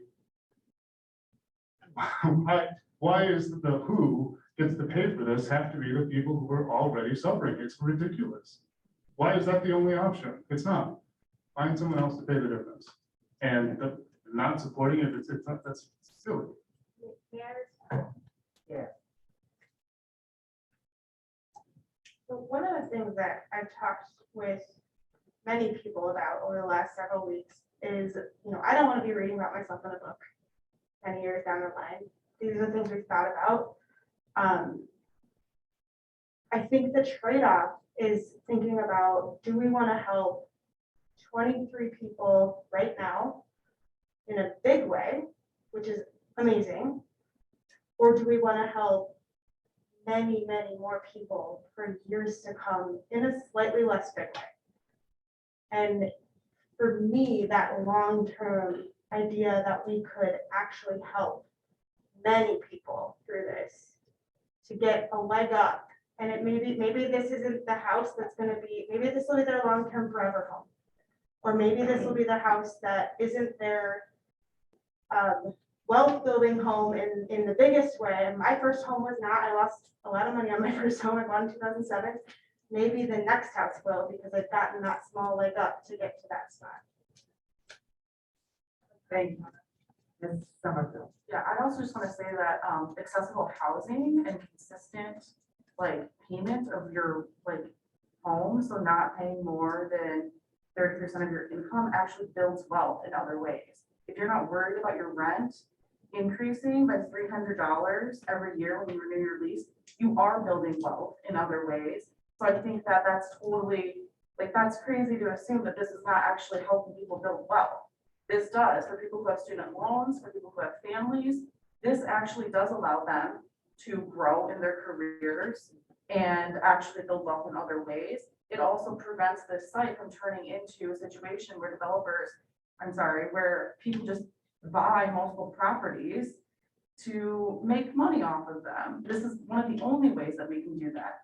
This is I don't even know how many other projects like this might exist in Michigan where people actually have an opportunity to buy a home, and for maybe 15 years down the road, that will remain affordable for the next family to buy an affordable home. So, I mean, I said it earlier, this is very much like having a land trust, and the whole point is accessibility and sustainability of the price you're paying. So if you're not worried about the cost of living for your home situation going up, you can actually build wealth. So that's also relevant here. Think about what somebody can do if they're not worried about their cost of their living in terms of their home going up every year. Hey, Ms. Simmons, and then Mr. Johnson. Yeah, so I mean, again, Brian, or Mr. John's chance, I appreciate what you're saying, and I'm not gonna dispute, I agree in many ways. I think when I think about this development, the efforts behind this, I mean, I think there's a lot of creativity that's gone into this process with this particular development. I really like this development in many ways. It's not perfect, right? But I don't think you'll ever have that. And I think there's been some trade-offs here that just kind of makes sense. I just see it as kind of a really unique and creative way to try to do this. I like the mix of homeownership. There is some, rental stuff going on. I mean, there's just a lot of positive things. So, I mean, do you plan on supporting this as it is at this moment? And again, I do want to thank the developers. I know this is not an easy city to do work in. So again, I appreciate your fortitude and but again, that doesn't mean that I don't hear you or have those understand where you're coming from, what you're saying. I mean, I am open to hearing other things, but I think I also think this is a really unique way to do this, and it has some real positive benefits for now and long term. Thanks, me. I don't see this as a zero-sum game. I don't think it's this or nothing.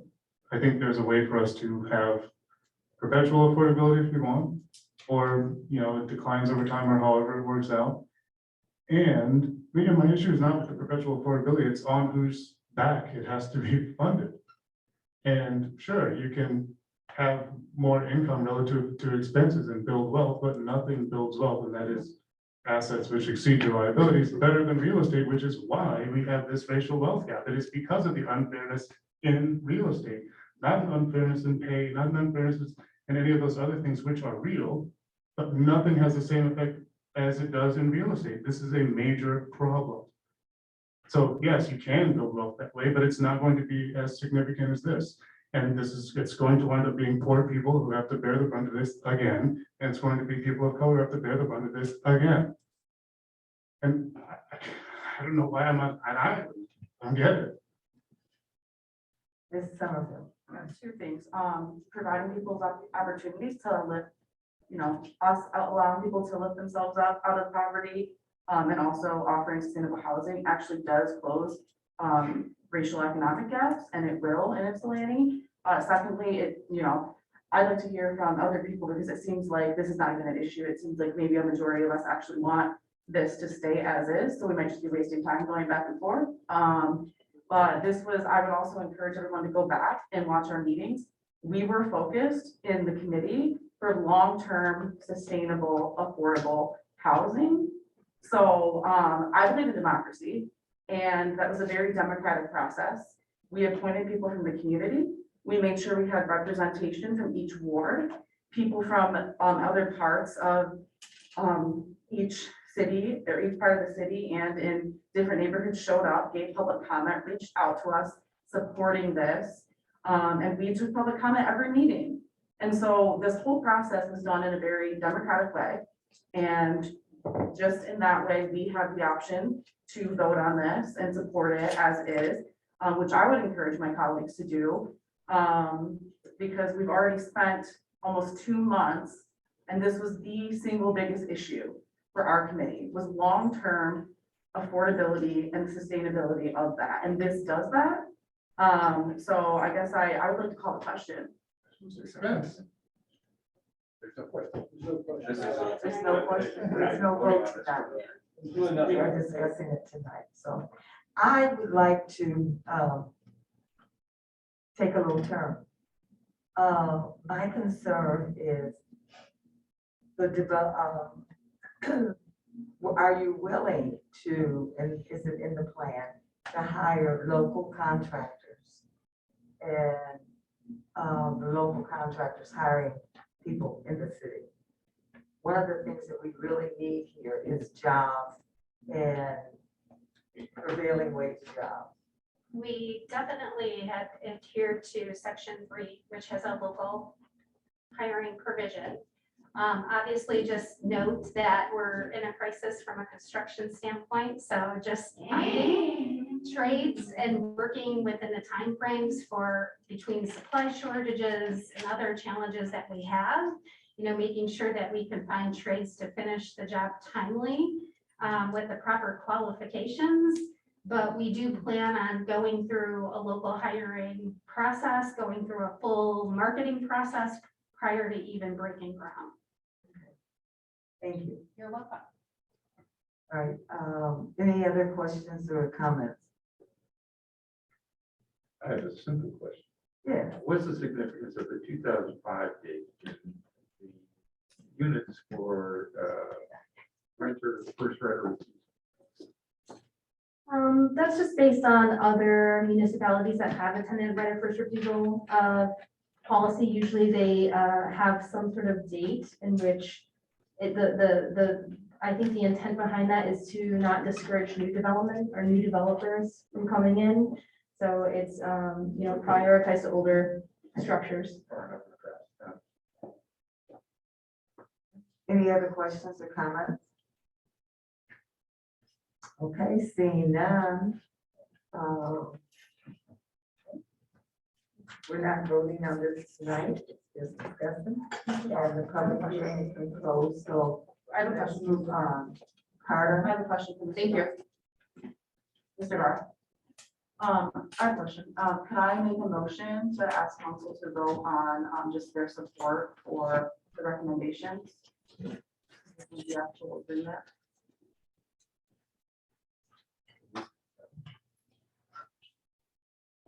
Sorry, I'm not sure. I would like to make a- I would like to make a, Who would approve it? I would like to make a motion to do a roll call vote on council support for the recommendations as presented. Yes, I think we could do that. Good. May I ask why? I would just like to get a sense of where everyone on council is at, because staff's gonna bring back an agreement for us to vote on. It's not binding. Yeah, Sure. just to help staff and give them direction on next steps before the next council meeting.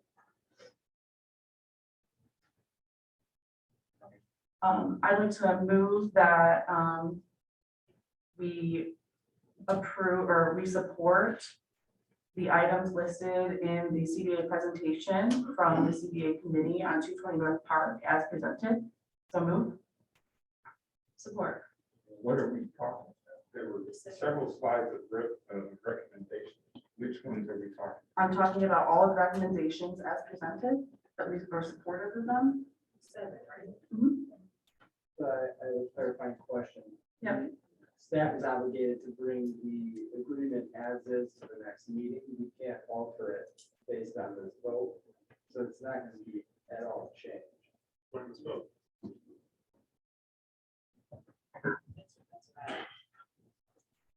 Well, there were like other conversations happening during the discussion that would assume otherwise, and council technically could alter the agreement. So I would like everyone to go on record tonight on if they support it.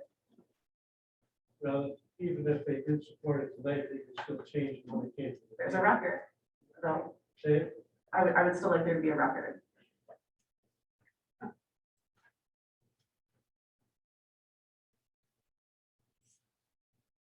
Is there any discussion or questions on the motion that's before us?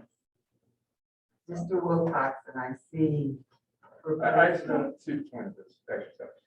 I really don't. So, we're supposed to go through this next week, so that at the next meeting and have a discussion of it at that time. And I just don't understand at all why it's so. That's why. Ms. Simmons, did you have a question or comment on this? No, I didn't. I mean, all due respect, I'm not sure why we're doing this either, to be honest. I support it, I'll say it right now, but, that's it. Okay, Ms. Mayor Pro Tem. Yeah, I think, so, again, I support it for discussion around this is just what, trying to get a litmus test on where folks are so that staff knows that who we are in favor of moving forward as is, even though it's gonna come back as it is either way. Does it require a vote? Like, we've given, like feedback, thumbs up, thumbs down before, like that kind of thing. Do we have to vote on if people are not comfortable? Or are you okay if we just stay? Yeah, I guess the point that I'm trying to make is that it could be altered by council, so I would like to know, get a consensus of where everybody's at tonight. Still alter it. Okay, Mr. Jones Chan. Yeah, from what I'm hearing, it can't be altered until it comes back to council, and I'm pretty sure staff heard all of the discussion and debate around this already, so I think they already know where everyone sits. Any other questions or comments?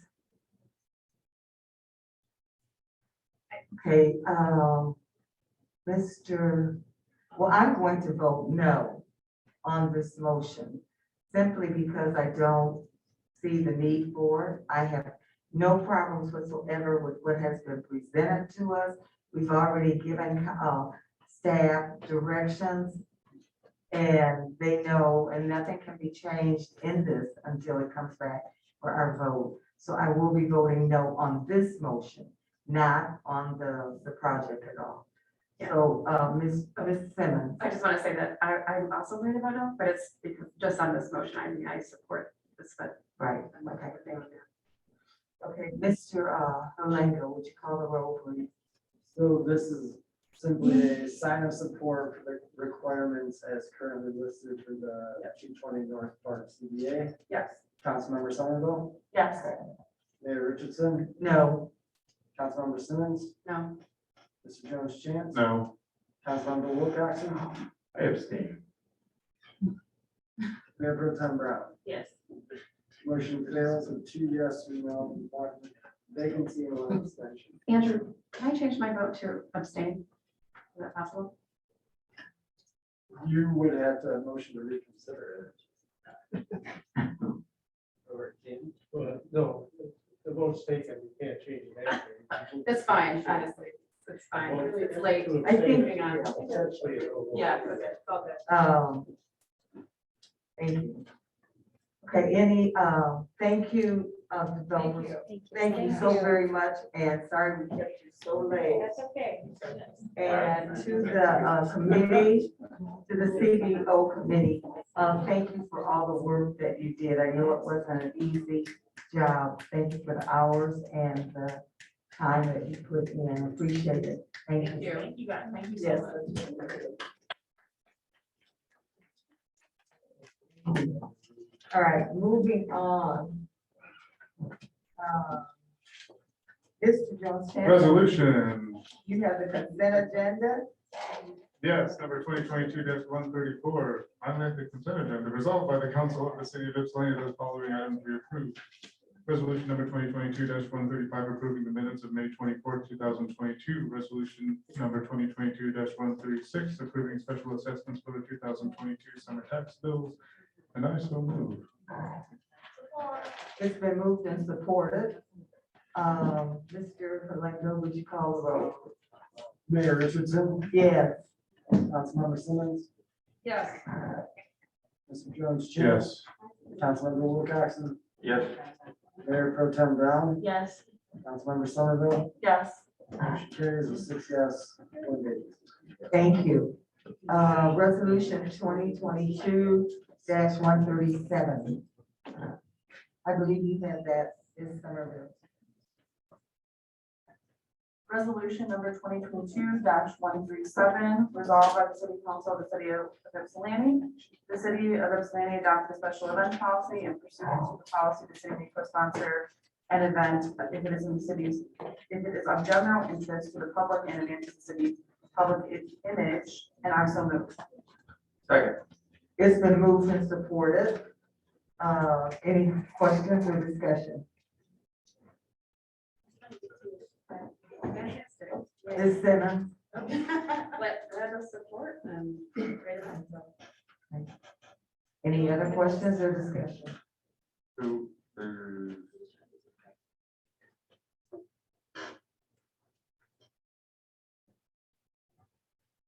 585.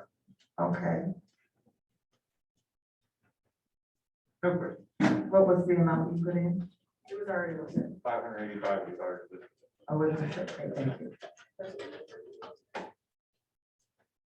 Seeing no questions or comments, Mr. Malinga, would you call the roll? Councilmember Simmons, Yes. Mr. Jones Chan. Yes. Councilmember Wilcoxen, Yes. Mayor Pro Tem Brown, Yes. Councilmember Somerville, Yes. Mayor Richardson, Yes, motion carries 6 yes, 1 vacancy. thank you. Point of order.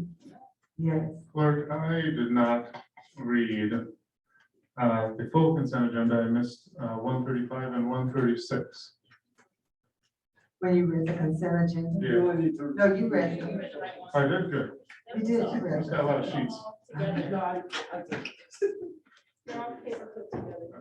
They all go together.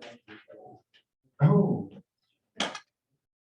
Resolution 2022-138, approving appointments. I believe you have that, Mayor Pro Tem. I do.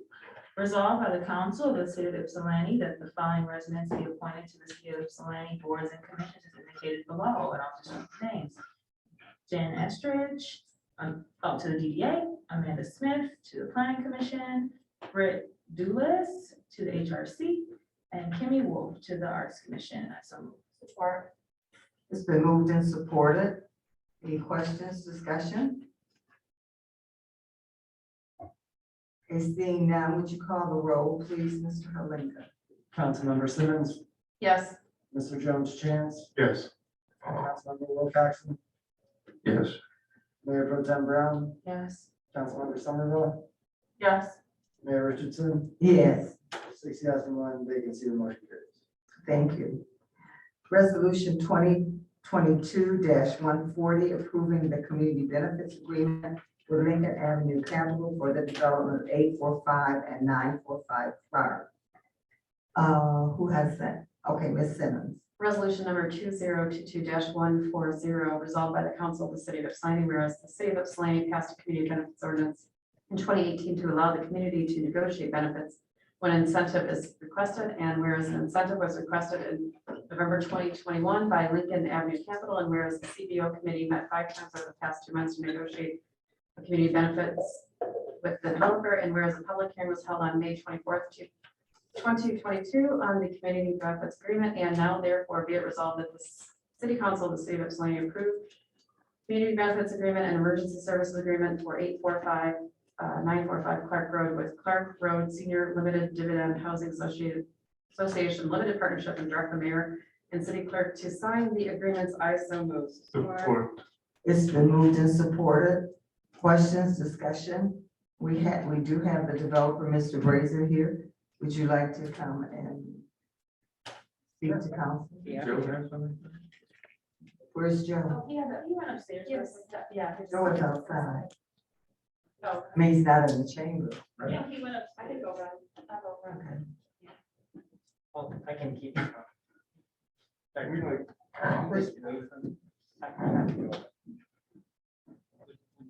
Would you like Well, to we're- go recess? Do you have something to, well, do you I moved want, to recess for 5 minutes while. you say you I'll want, come back. Support that. you do what? I would like a break. We could put it right now. I said I would be okay with the break if we could right now, while waiting for Joe, just like. Okay, but we want to keep moving. I didn't get a chance to.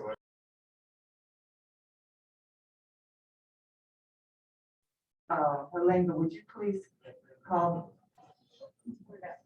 Do what you need to do to bring the meeting back to order.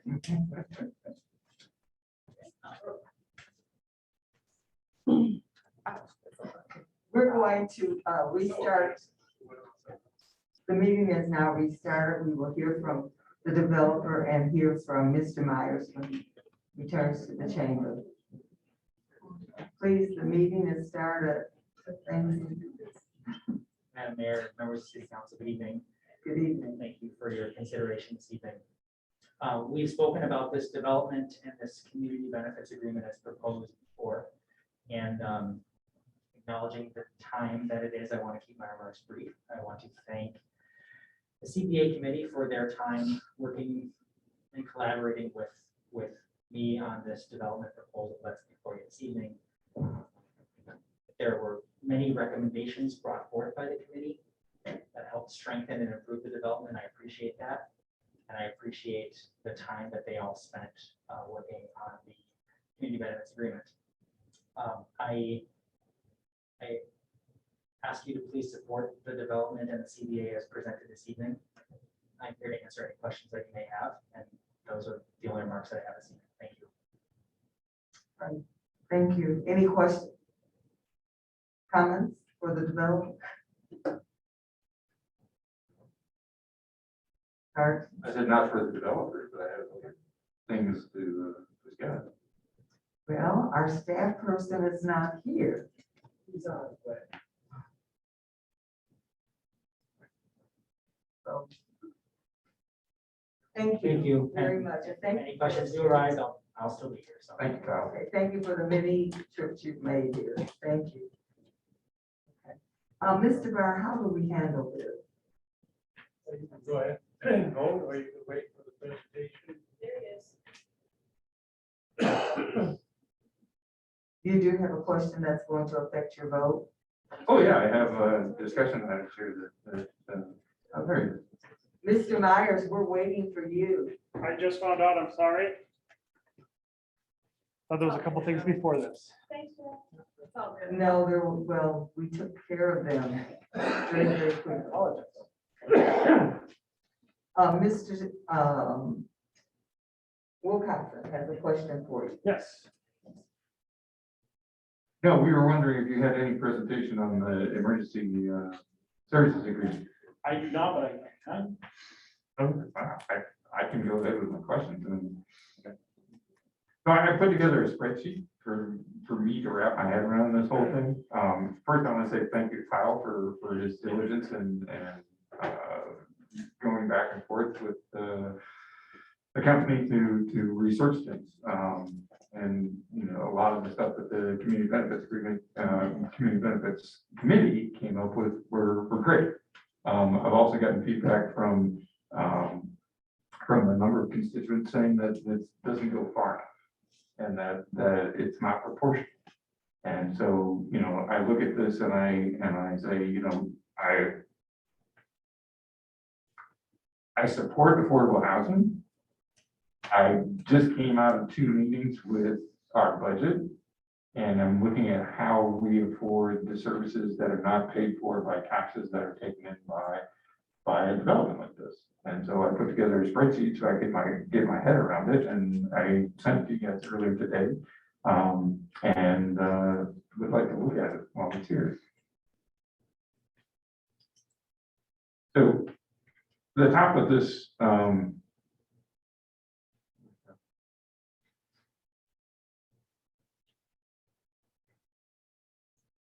the question of how we pay, if we're taking payment in lieu of taxes. When this development first came up, my first reaction was, why are we going down trades?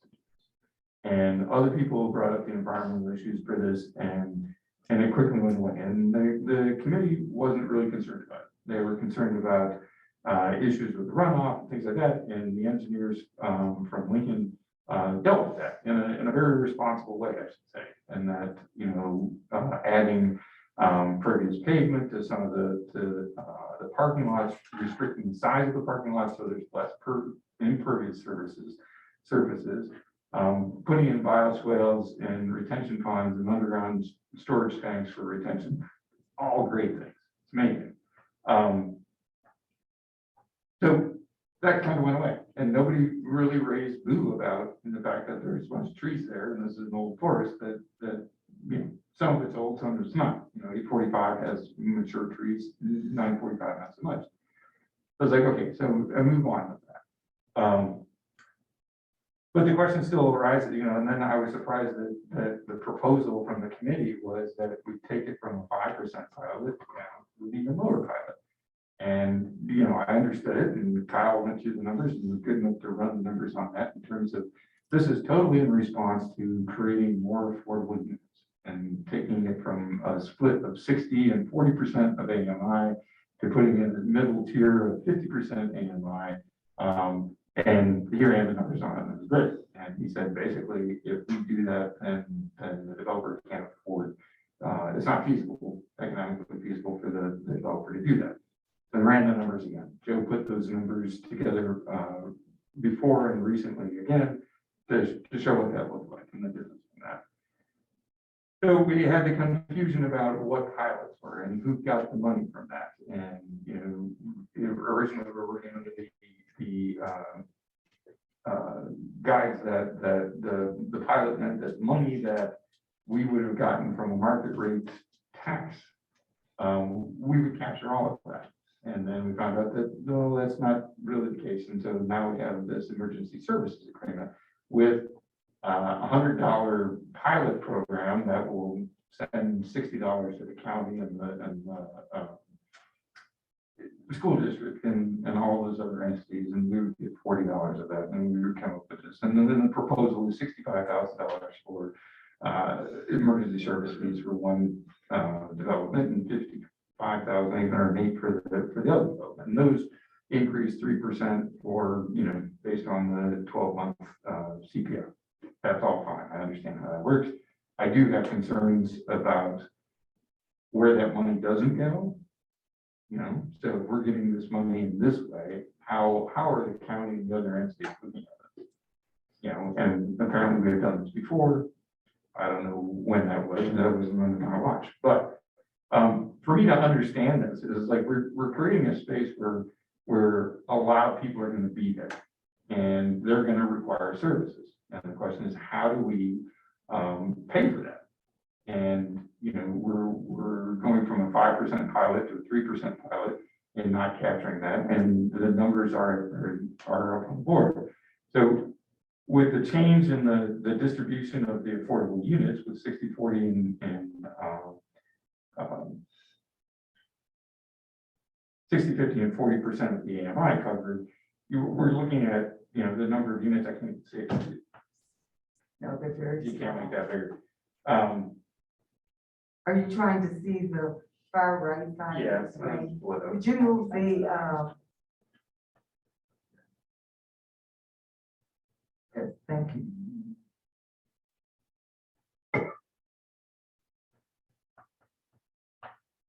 All right. So for 945 Clark, there are a total of 156 units. And if you conservatively think about the number of bedrooms in each one of those things and multiply the units of that size by the number of bedrooms, you wind up with 354 occupants. Now that's very conservative, and I'm guessing it's going to be a whole lot more people there than that. For 845 Clark, which is the senior development, there's going to be 152 units. And if you do that multiplication, you wind up with 216 occupants there, and for a total of both of those at 570 people. So the question of what services are those people going to need, and how are we going to cover the cost of that? And so next to that on the right, there's the value for the 5% pilot was $205,000. For the 3% pilot, $121,000. I went to, when in the budget, there was a link to Clear Government, which has analysis of the city of Ypsilanti's budgets over the years. And the last data that I had was from 2019. And that summarized the expense per capita for services. And that's what followed down below those things. And the total was $660 per person. And that was 2019. So that's limited. But if you look at that for the number of 570 occupants of this, it comes out to $379,000 that would be required to provide those services. Not all of those services would be required because this is a private development, garbage, snow removal, all of those things are taken care of. And so I've highlighted the public safety part of this. And if you look at the $395 per capita for that, multiplied by the conservative number of occupants there, it comes out to $225,000. So the question is, how do we pay for that? If we're collecting $121,000 from this, And we have expenses of $225,000, and where are we finding that money in our budget? For the length of this is 30 years, and we're gonna make up $107,000 each year. And so that's something that didn't get figured into the CBA, because it was expressly stated in those committee meetings that that wasn't their job. And that's fine, it wasn't their job, but now it's my job to think about these things in terms of how we as the city government recoup those costs or plan for that investment. And this keeps me up at night. How do we do this? You know, with pressures that we've had in the past few meetings about our budget, how do we do that? The other thing that bothers me about the conversations that happen around these kinds of developments is that everybody wants this to be for people who live in the city. And we've been told that we can't restrict it in that way, then that we can have target promotions, which is built into the CBA, for 90 days. Now, the question is, how successful will that be? And how many people will actually be moving from someplace in the city to these units? And how many people are going to be moving in from outside? And so the statement that everybody can find a home in Ypsilanti, it's like, well, we've experienced that lots of people from outside of Ypsilanti have taken advantage of this, and people from inside Ypsilanti haven't gotten that. And so this has been incorporated in both of these agreements. And so on the right side of this, there's a percentage of occupants that are current city residents. And I decided to break this down that way. We're looking at just the public safety issue on here. At what point do we, the percentages of those are going across the top. At what point do we come to where the 3% pile is? Can I say, excuse me, Clerk Kelly, is there any way possible to enlarge the numbers on the screen? There is, but There isn't, okay. there is, but just lose a lot of what's on here. That's okay. If you're looking in columns N and O, the yellow amidst the gold, it means that we'd have to have between 40 and 50% of the people living in these units coming from the city for those two numbers to make sense. And this is just the way I'm looking at it. If other people think this is crazy, then certainly tell me that. But I needed to figure out how we're going to pay for this. And I haven't come up with an answer. And so I'm presenting this for that. There were a couple things that the Lusk brought up earlier about fencing and things like that came up in the PUD, or that didn't come up in the PUD, that went through the planning commission and they didn't pick that up. They're frustrated with that. They'd like to have a privacy fence there, and so the question is, how do we do that? Do we put that into the community benefits agreement and have that as a condition there? Or do we open up the PUD again? And I don't know what the process for that is. And I don't know that we can do that. One of the other issues that came up for me was paving of Clark Road. So the Lusk have done some research on that, and talked to the county about, the developer is only required to pave the part that is in front of their property. And that doesn't go into the corner of the porch, and there's some deterioration of that. And so the question then comes, who's responsible for that? I talked to Joe, and apparently MISTA won't allow this kind of housing going with a gravel road or a deep road in disrepair. So those are there, and if we rely on the goodwill of the county to do that, or how is it that we take care of that and make sure that that actually happens? So those are the things that have come up for me. Yeah, on the services part, and maybe I could just share how I'm thinking about it.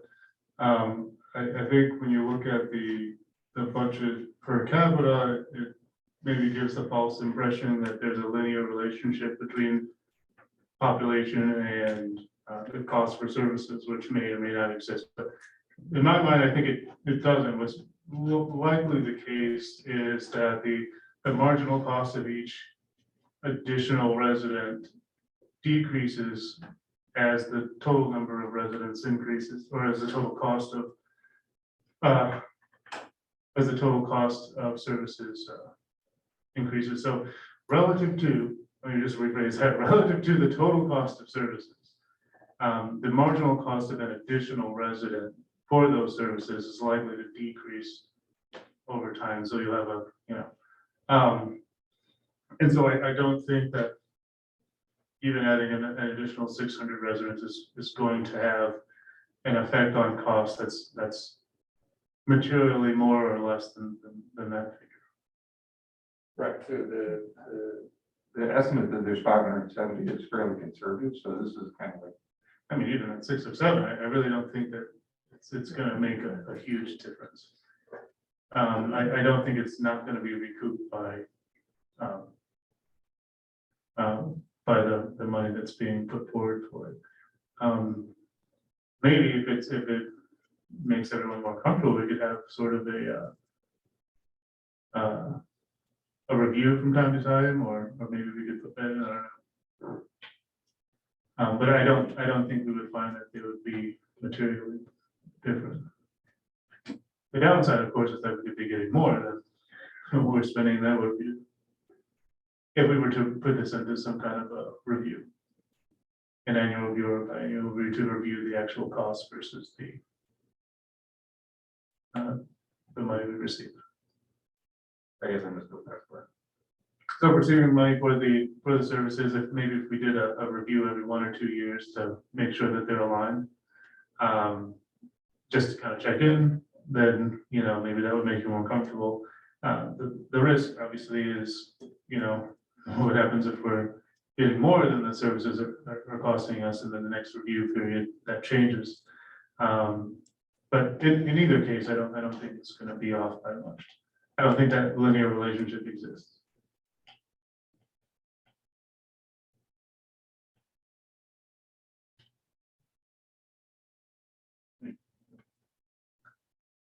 Any other questions or comments? And I just want to say that I too am concerned about the pilot being down to going from 5 to 3.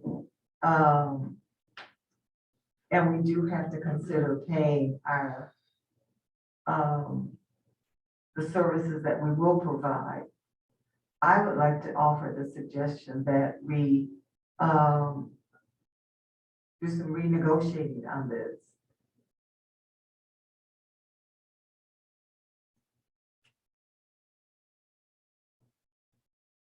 Ms. Somerville. I guess I just wanted to add to the discussion that I support this as presented to council tonight.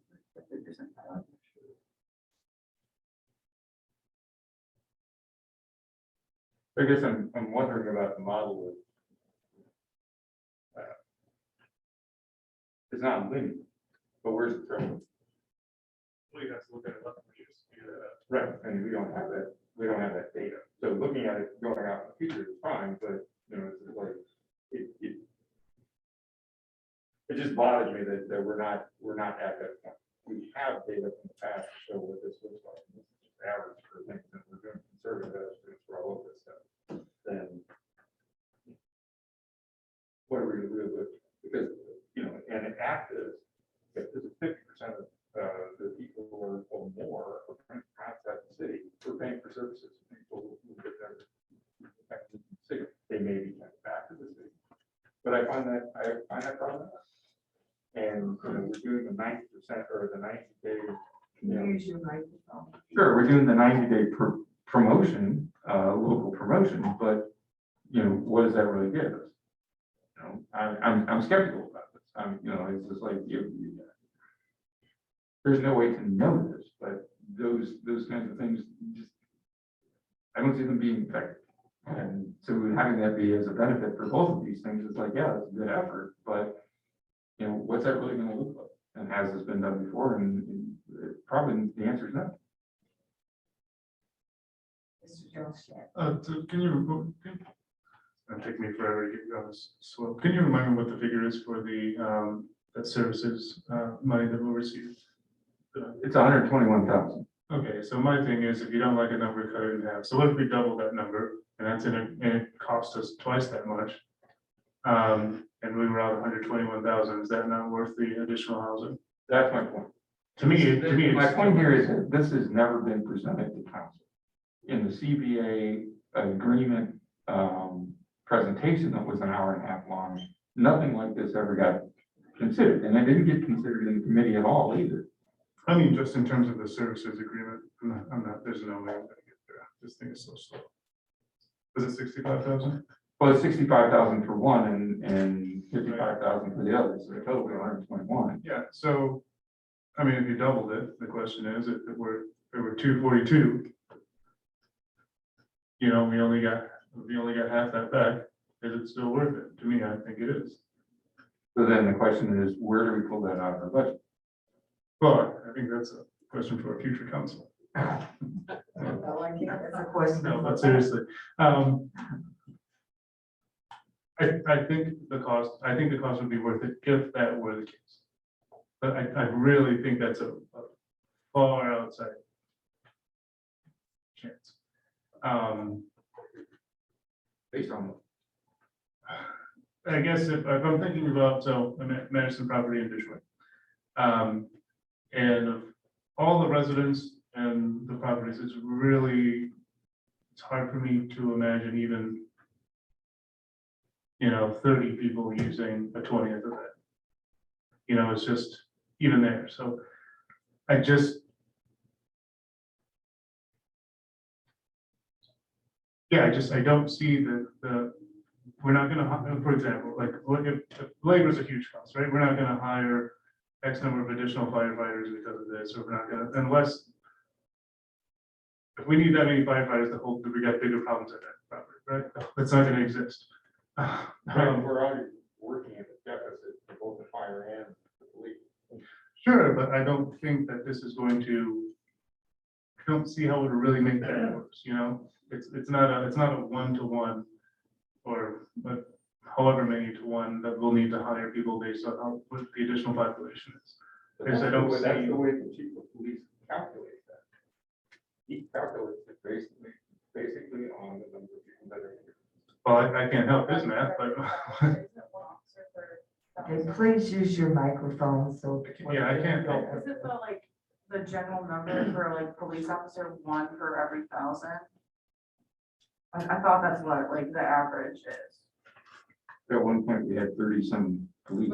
I think the average in the state is like 1.7 and we're at like 1.4 or something. Yeah, so. But sure, that may be how it's calculated, but that doesn't mean that that's a real cost. I just don't think this linear relationship exists, and maybe I'm wrong, maybe we can get upset, but I don't think we're at a huge risk for that, and even if we are, I think the housing is worth it. I mean, Ms. Simmons. I think it's a valid point. I think it is a concern. I mean, right, that's right, those numbers are figured based on, population. So, I don't think this is, I'm a little surprised, Mr. Jones, that you're. You I guess I'm surprised, that you're, that this isn't a concern for you, but yeah, I think it's a valid point that Steve has brought up in relation to this area. As well as some of the other ones. Where do we find that money in the budget? Mr. Jones-Chance. oh, I'm not prepared to answer that question, however, I guess. Where's Joe? Sorry. He just stepped up for I guess my issue isn't that I'm not concerned about there being costs. Obviously, there will be some costs. I don't think that this won't cover it. This is where I'm getting at, because I don't think the marginal cost of an additional resident is going to exceed that amount. It's not the same as taking the total number of residents divided by the total cost when we're adding more residents. It's just, it's not a relationship that way. I get that. So that's why I'm not worried about this figure in particular. Obviously, it'd be better at 5%. But I'm not sure that we'll exceed this. But if if we can maybe put in some kind of a review that would make everyone more comfortable on an annual basis or something like that, maybe that makes sense. But that doesn't change the budget. That just means we have data. And we should be doing that anyway, so that kind of goes without saying, that would expect that to happen, but. Ms. Somerville. Yeah, this question, is mostly Joe, I don't know if you can answer it. Right now, the property, like as is, we get about 18,000. About 20, and we get about 40% of that, Okay, roughly. thank you.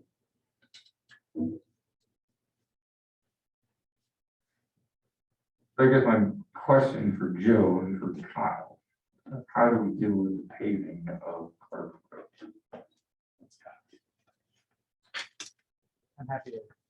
I'm happy to talk about the pavement of Clark Road. I actually, tonight was the first time that I had heard that there was a concern that we were not gonna pave like a 25-foot section between effectively the Forge and then our development. Where, you know, where the property line, I've been to the site many times, and I always visualize the property line was where the paving stopped. If it's not, we will complete the paving so that there is no gap in the pavement between the corner of the Forge and Clark and the far end of our development. It will be continual. There will not be a gap there. Okay, thank you.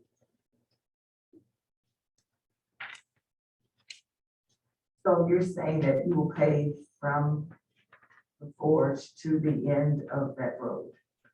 To the end of the, so there was a question about, apparently there is a gap where the current paving, so if you are traveling north on La Forge and you come to the corner of Clark on La Forge, you turn left to go west towards the development. 50 feet or 25 feet, whatever, down the road, the pavement just stops and it turns into gravel. That's where the paving is going to start. And then the paving will continue all the way to the end of our development. The question, there is apparently a gap in the property line where somebody thought that we weren't going to pave a portion of that road as soon as you turn left off the Forge. So I was clarifying that we will pave that. So any further paving down past the West House would have to be coordinated with the county. At that point. I think that's correct. I mean, that impacts other private residences, private property. Though what the county has, we are working directly with the Washtenaw County Road Commission. They have stringent road construction standards. They have determined that we need to pave to the end of our development site. And that's, I believe that's all we are able to do as part of this development. I don't know if we passed our site. I wouldn't expect you to have to go beyond that, but then the question is, how do we as the city and our city residents take care of the rest of that, because there's concern about that, then it leads to more water management issues farther down the road. Yeah, first of all, the road system will need to have a full curb and gutter, so it will handle stormwater like any other public road would. And the road won't just end, it will have some sort of a cul-de-sac or turnaround wherever the dead end is. And that will also be curbed and gutted. So I don't want anyone to get the impression that there's gonna be like runoff happening at the end of the street. That's not how the road construction will take place. So a cul-de-sac in the middle of the road? I'm not sure I understand it. Cul-de-sac is maybe too generous of a turnaround.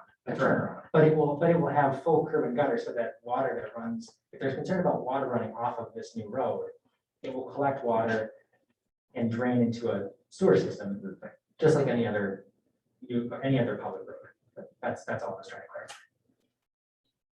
And so to go back to the fence issue, there was never a fence proposed in the site plan? I don't know that there wasn't. I don't know this, again, tonight was the first time I'd heard of that as an issue. I don't remember that being a condition of the PUD, but we have fences in our site plan. I don't have the site plan in front of me to tell you if we have one on the property line. I don't have an issue with the fence on the property line. It wasn't, I don't think it was intentionally omitted if it even was. So I can't speak to that condition in a moment. So instead of the fact that it was a very dense tree buffer, which is what we do, we I think prefer as a planning department, make sure that it's vegetative. and not just a solid wall. And so that's what it showed in the site plan. So there is a huge barrier between the two properties as required by. I do also remember hearing comments about continuing privacy, buffer between those two properties. If we put a fence up, it will limit some of what we can plant there, so there's a bit of a give and take as I'm looking at that, but anyway, I didn't have the background of the fence. Got it. Before tonight. Yeah, I think that was more of an internal thing and didn't come to the planning commission at the time of the PUD. So that's on us.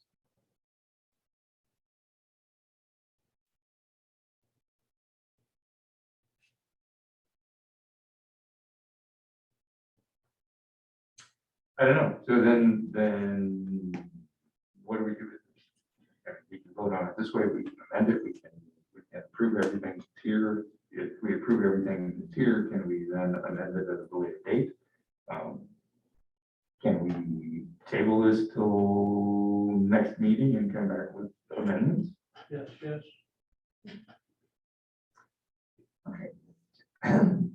Are you offering that as a motion before I call on others, or? Mr. Jones Chan. Yeah, I'm just curious what staff's opinion on cost for services might be. Very roughly. I mean, how off base might we be? I would say the finance director should be the best person to speak on that. That's not at all my area of expertise.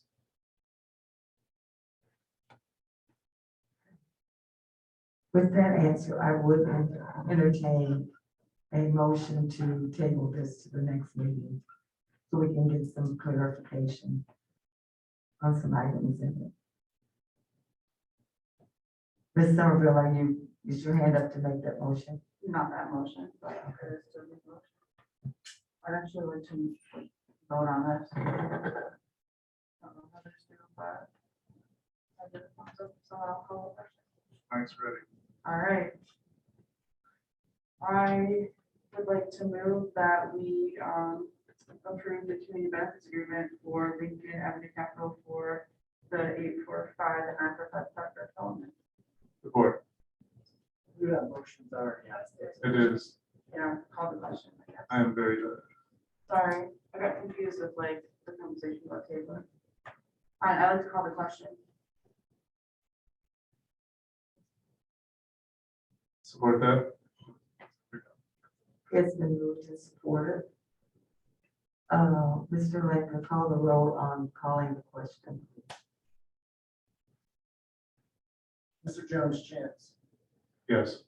Councilmember Wilcoxen, No. Mayor Pro Tem Brown, Yes. Councilmember Somerville, Yes. Mayor Richardson, No. Councilmember Simmons. No. Motion failed with 3 yes, 3 no. Thank you. So the item is still on the table. We have 3 people that are not comfortable with this as a. I don't have specific amendments to this at this time. And so I guess I'll make the motion to table this until the next meeting, at which time I can bring forth amendments. It's been moved and supported to table this item to the next meeting. Would you call the roll, please? That second was Councilmember Simmons. Yeah. On the motion of table, Councilmember Wilcoxen. Yes. Mayor Pro Tem Brown, Yes. Councilmember Somerville, No. Mayor Richardson, Yes. Councilmember Simmons, Yes. Mr. Jones Chance. No. Motion carries 4 yes, 2 no, 1 vacancy. Okay, thank you. Sorry, Mr. Fraser, but we'll get a chance to see you again. All right, have a good evening. You too. We'd like to ask staff to work on the items that were discussed tonight. And Mr. Wilcoxen, would you be willing to meet with staff to share your concerns? well, you can meet with them also. Okay, so thank you. All right, thank you, and have a good night, Mr. Brazen. All right, sorry. Now, your hand is up? Yes, I mean, I guess I'd prefer to have like a working session, so it could be open to the public. that's I fine. just see it's weird to not include. Well, no, the reason I was asking that he meet with them was simply to share his concerns, so staff would know what to, what to work on. However, if we want to have, a full open, a whole nother meeting, Ms. Simmons, Isn't that what the CBO was? I mean, did we already do that? you say, I'm sorry, So isn't that what the CBO process was? So we've done that, right? we've gone through the CBO, yeah. No, I know. I mean, so it's been open to the public. We've had that engagement. I'm not saying that we're not gonna engage still, but I'm just saying, like, because we'll have another meeting here and people can come and comment. So I'm not sure that we need a working session, is what I'm trying to say. Right, I was just simply asking Mr. Wilcoxon so that he could make sure that staff had his concerns and understood them. So that they can work on it and bring it back.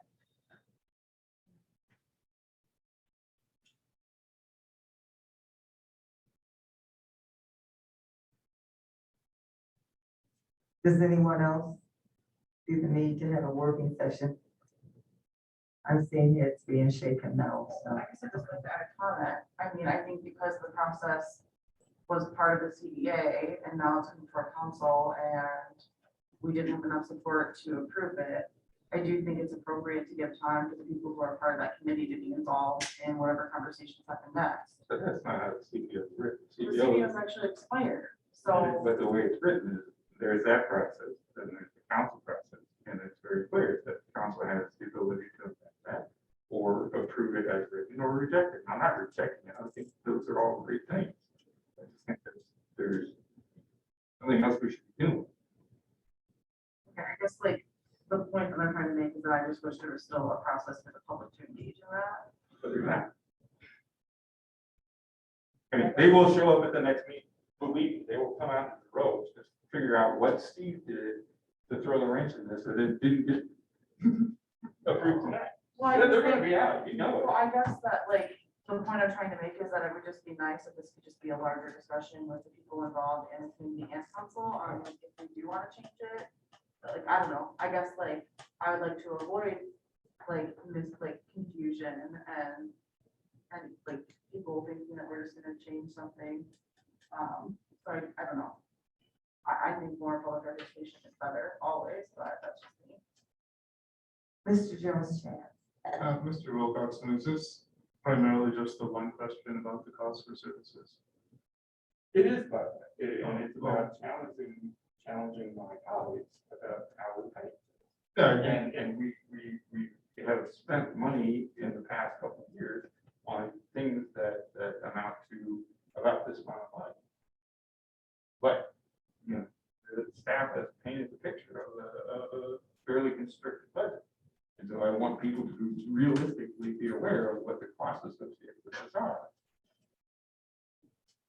Okay. And I realize that the spreadsheet and the model is limited by the assumptions made in putting it together, but there hasn't been a discussion in this forum of the actual cost of this to the city. Sure, and I think it would be good to have more data over more years, and so, but I think if it's just one question, maybe it's not worth the work session.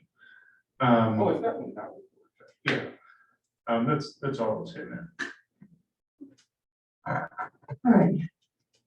Thank you.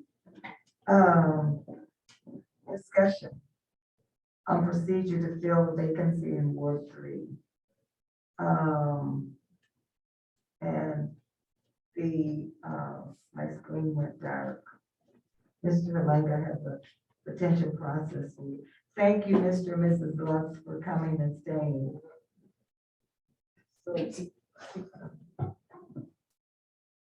So I essentially just formulated the exact same process that we've used in the filling vacancies in the past. So if this is the way that. Could you use your microphone, please? Yes, sorry. Thank you. So if this is the way that council would like to go, there is I included the notice, the press release, the application, and the timeline. I'm just gonna find it on here.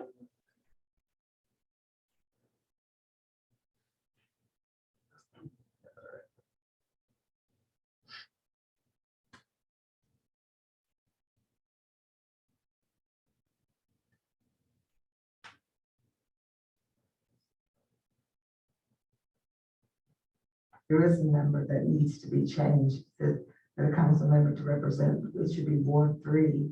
The appointed on or before the third regular meeting following the vacancy. This is just on the timeline. No, this is within the resolution that's here. Okay. It was just a typo. Yeah, and this is, the motion could just,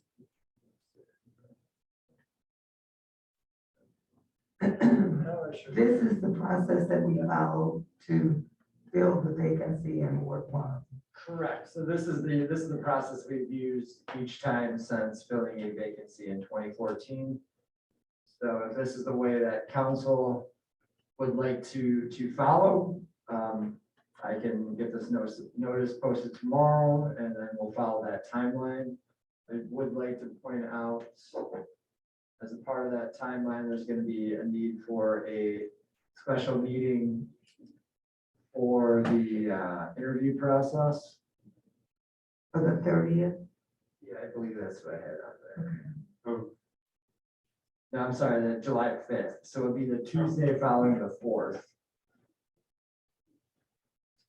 Okay. So if council is okay with this process, I can get everything going tomorrow. Are there any other suggestions, please?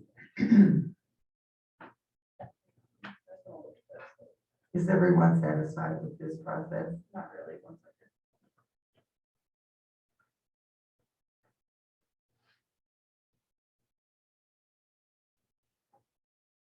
Is there a reason why we can't do the interviews and make the appointment on the same night?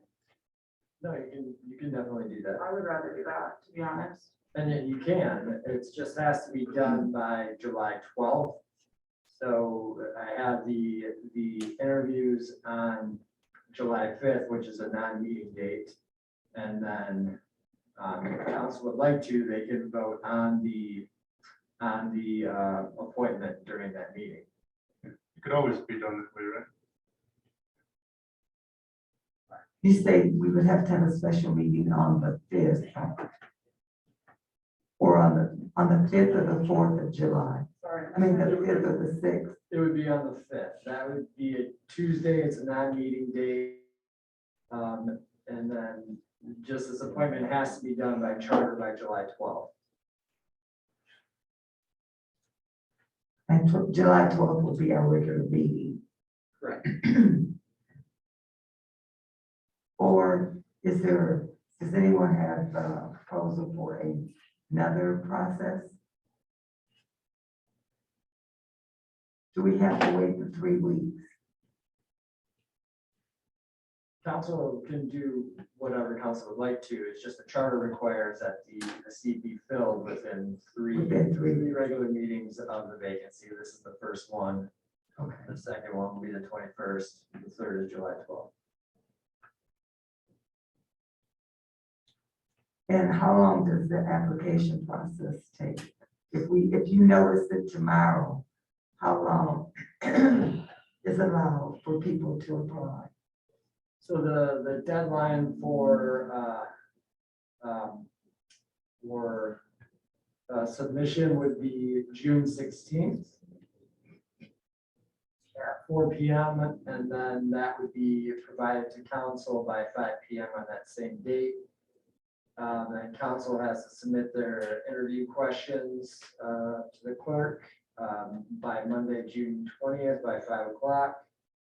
And then Wednesday, June 29th, I would inform the council the ranking results, including top 3 candidates. Then we hold the special meeting for the interviews. If council so chooses, it can make the appointment that day. If not, it just needs to be done by July 12th. Sorry, I was just trying to figure out a way to where we didn't have to have, the first meeting in July 12th, like our regular meeting. Yeah, I can. You could, but That's what I'm saying. it's the last possible day and we also have regular business that.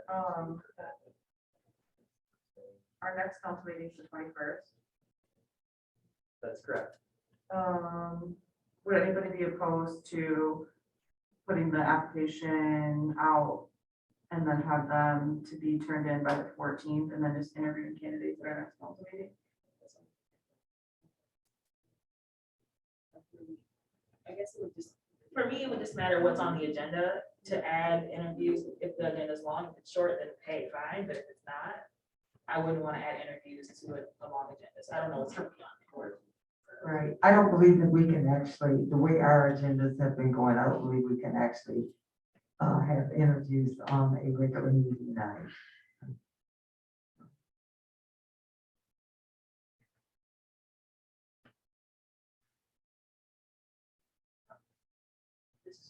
Okay, so if you publish tomorrow, the applicant, publish the call for application. And is there a set number of days that they have to be allowed to? No, there's no process Okay. that's spelled out in charter, so this is just what we've done in the past, and this is the time frame that we will have people to apply. It's not, if you think about it, it's not that long. Tomorrow's the 8th. And they have to get everything to me by the 16th, so it's not a lot of time. Get everything to you, that mean, you mean get our questions to you? No, the applicants need to have everything submitted to the clerk department by June 16 at 4 p.m. So it's not a long time for the word to necessarily get out, as well as for people to, decide to submit an application.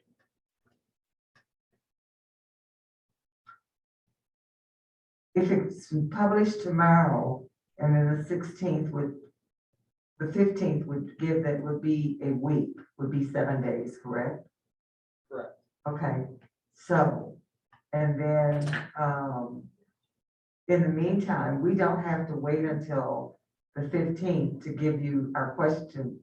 No, that's just the deadline. You can do your questions Right. if you want. Okay, so if we have the questions and all by the 15th, then we can do the interviews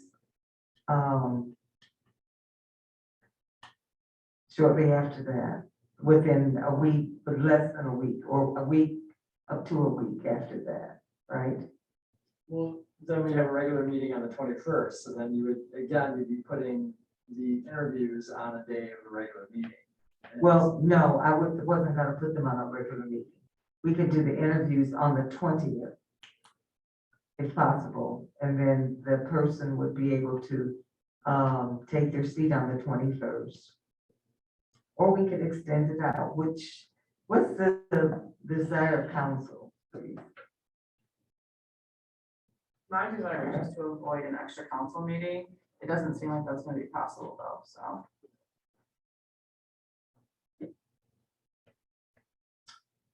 No, because we don't want it on a regular meeting. We don't want the interviews on a regular meeting, so. Okay, but if we want him to publish tomorrow, we need to know what we're going to do. Ms. Somerville, Yeah, I'd like to move to approve the process that Clerk Linda has provided in our council packet. Support. it's been moved and supported that we approve the process that was presented to us.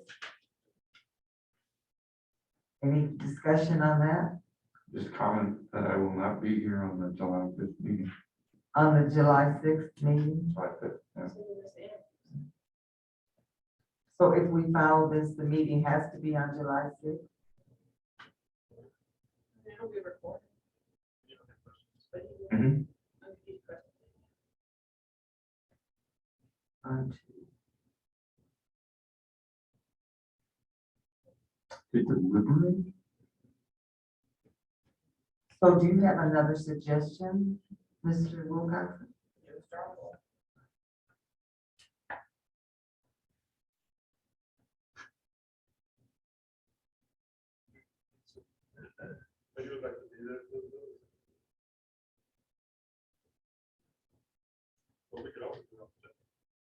So what is the date of the interview? It doesn't say interview on here, right?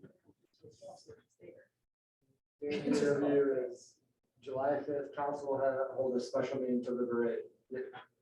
To deliberate. Yeah, to interview. To interview, all right, well, there we go, that's clear. Is it possible to have interviews before the 6th? Following this process? It's possible to hold the interviews whenever council You can wants do to it hold. any day we want. We can do it on Saturday. We can do it on You guys are in. Monday morning. It can be anytime. Honestly, Saturday might be more. If we offered it to you tonight, would you say? Do you want it? So Steve, okay, Councilmember Wilcoxon. Am I You would like to okay be- missing You this? would like to be present for the interviews, correct, or not correct? That would be nice, but, Okay, throwing a wrench into this is just not, probably not worth it. would you be back on like that Thursday, the 7th? Is that? Oh, I would be, it's just that night. Right, so is that, Yeah, no, would July 7th work for everyone at 6 p.m.? Can we pick a day? I said, I will actually be out of town. Oh. So somebody, but I don't necessarily need to be here. Of course you don't. So What was it? Okay, I'm cool with July 7th. I mean, I'm Can we just do it trying, earlier though? Can we do it at like 5? Well, Would you be here? I guess never mind. That's So you will be back, Mr. Wilcoxon, on the 7th? yeah, just wanted to. Okay. And I guess my question is, do we have to actually wait that long?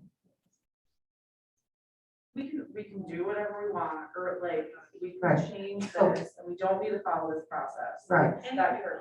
So we could like, we could say deadline is this Friday, you have to apply by this Friday, we can interview people on Monday and make the appointment then. We can do that if we want to. So if you guys want to do that, I'm cool with, I don't, we can change it. So it's just up to, it's the will of council, as Mr. Farr likes to say.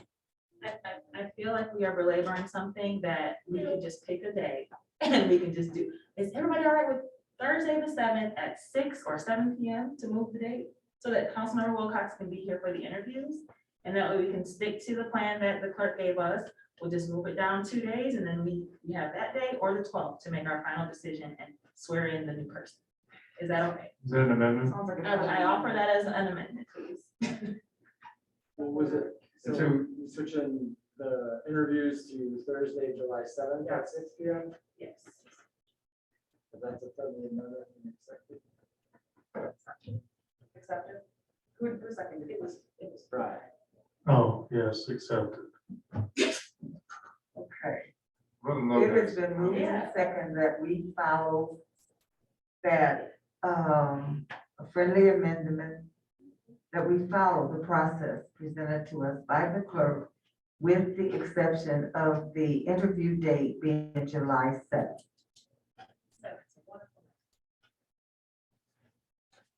Mr. Halinga, would you call the roll, please? Mayor Pro Tem Brown, Yes. Councilmember Somerville, Yes. Mayor Richardson, Yes. Councilmember Simmons, Yes. Mr. Jones Chance. Yes. Councilmember Wilcoxon. Yes, Motion carries 6 yes. Oh, Steve. and thank you for the changes. Yes. No, we didn't. Okay, thank you. All right, moving right along, I would like to entertain a motion to extend our meeting to 12:15. I was there with adjourned. I don't know. We got public comment and then we could adjourn. Yeah, that works for me. Let's see. All right, I support that. What was your motion? To adjourn now. So we have public comment. We have to do public comment first. No, I was joking. I move to adjourn after public comment. Support. Okay, we move after the, After public comment, okay. They've got a long list of proposed business. Oh. Yes, okay. We have, I don't see any nominations or I don't see any communication. So liaison reports, does anybody have a real burning report? Isn't there technically a motion on the floor? Yes. We always do that. I don't think his motion was second. I did. You did second it? I guess, I'm just saying. Oh, I'm sorry, I didn't hear your second. So I'd like to amend it for now. Yeah, I'd like to, is that possible? Yeah, I'd like to move to have public comment now and then adjourn after. I will accept that. Support.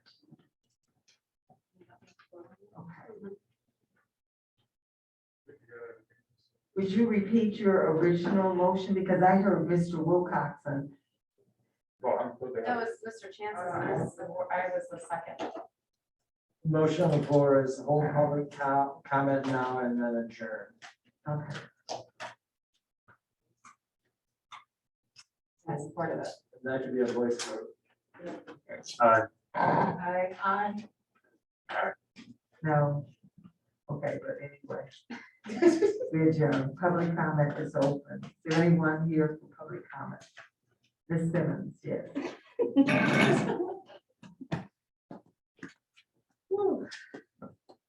Open and closing with y'all. All right, so just a couple quick things. I don't have on my notes, so lucky for y'all.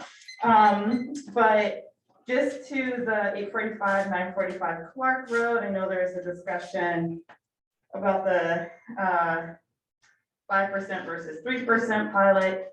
And so I was just kind of looking at the numbers. I think the idea about figuring out the cost of services is not a bad idea.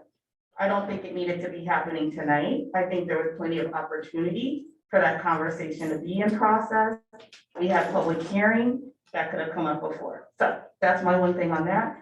Looking at those numbers, I was trying to figure out that table. I couldn't see it, so I wasn't quite sure exactly what it was.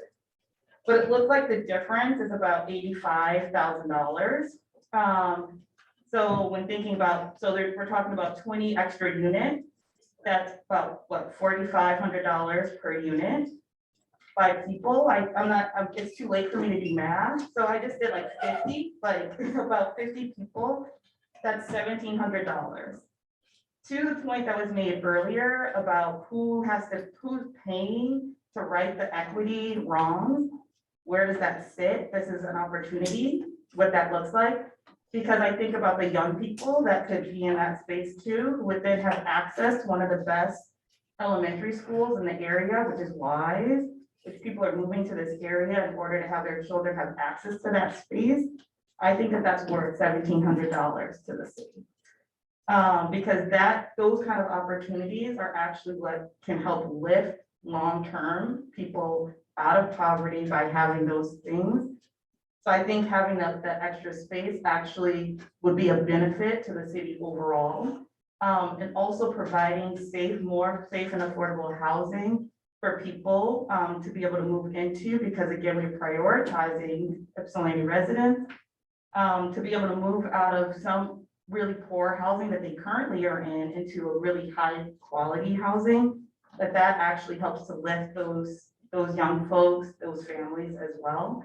And I think that actually, in terms of the benefit to the city, maybe reduction in services in other spaces, equals about $1,500 to $1,700 per person. So I think that's really important to say as well. And then the other thing I'll say about the other development, other CBA, is that it sounds a lot like, I can theoretically understand this idea about the system is wrong. I mean, I'm obviously a person that thinks the system is mostly trash most of the time. But we also have to live in reality, right? And so we can't just pick and choose which parts. And so when we're talking about, a person can't buy a house for $105,000, and having that opportunity is actually a huge benefit. So, thank you. Thank you. Meeting's adjourned. Have a good night. Don't forget to get your reviews done, city manager and city clerk. We are hoping to have that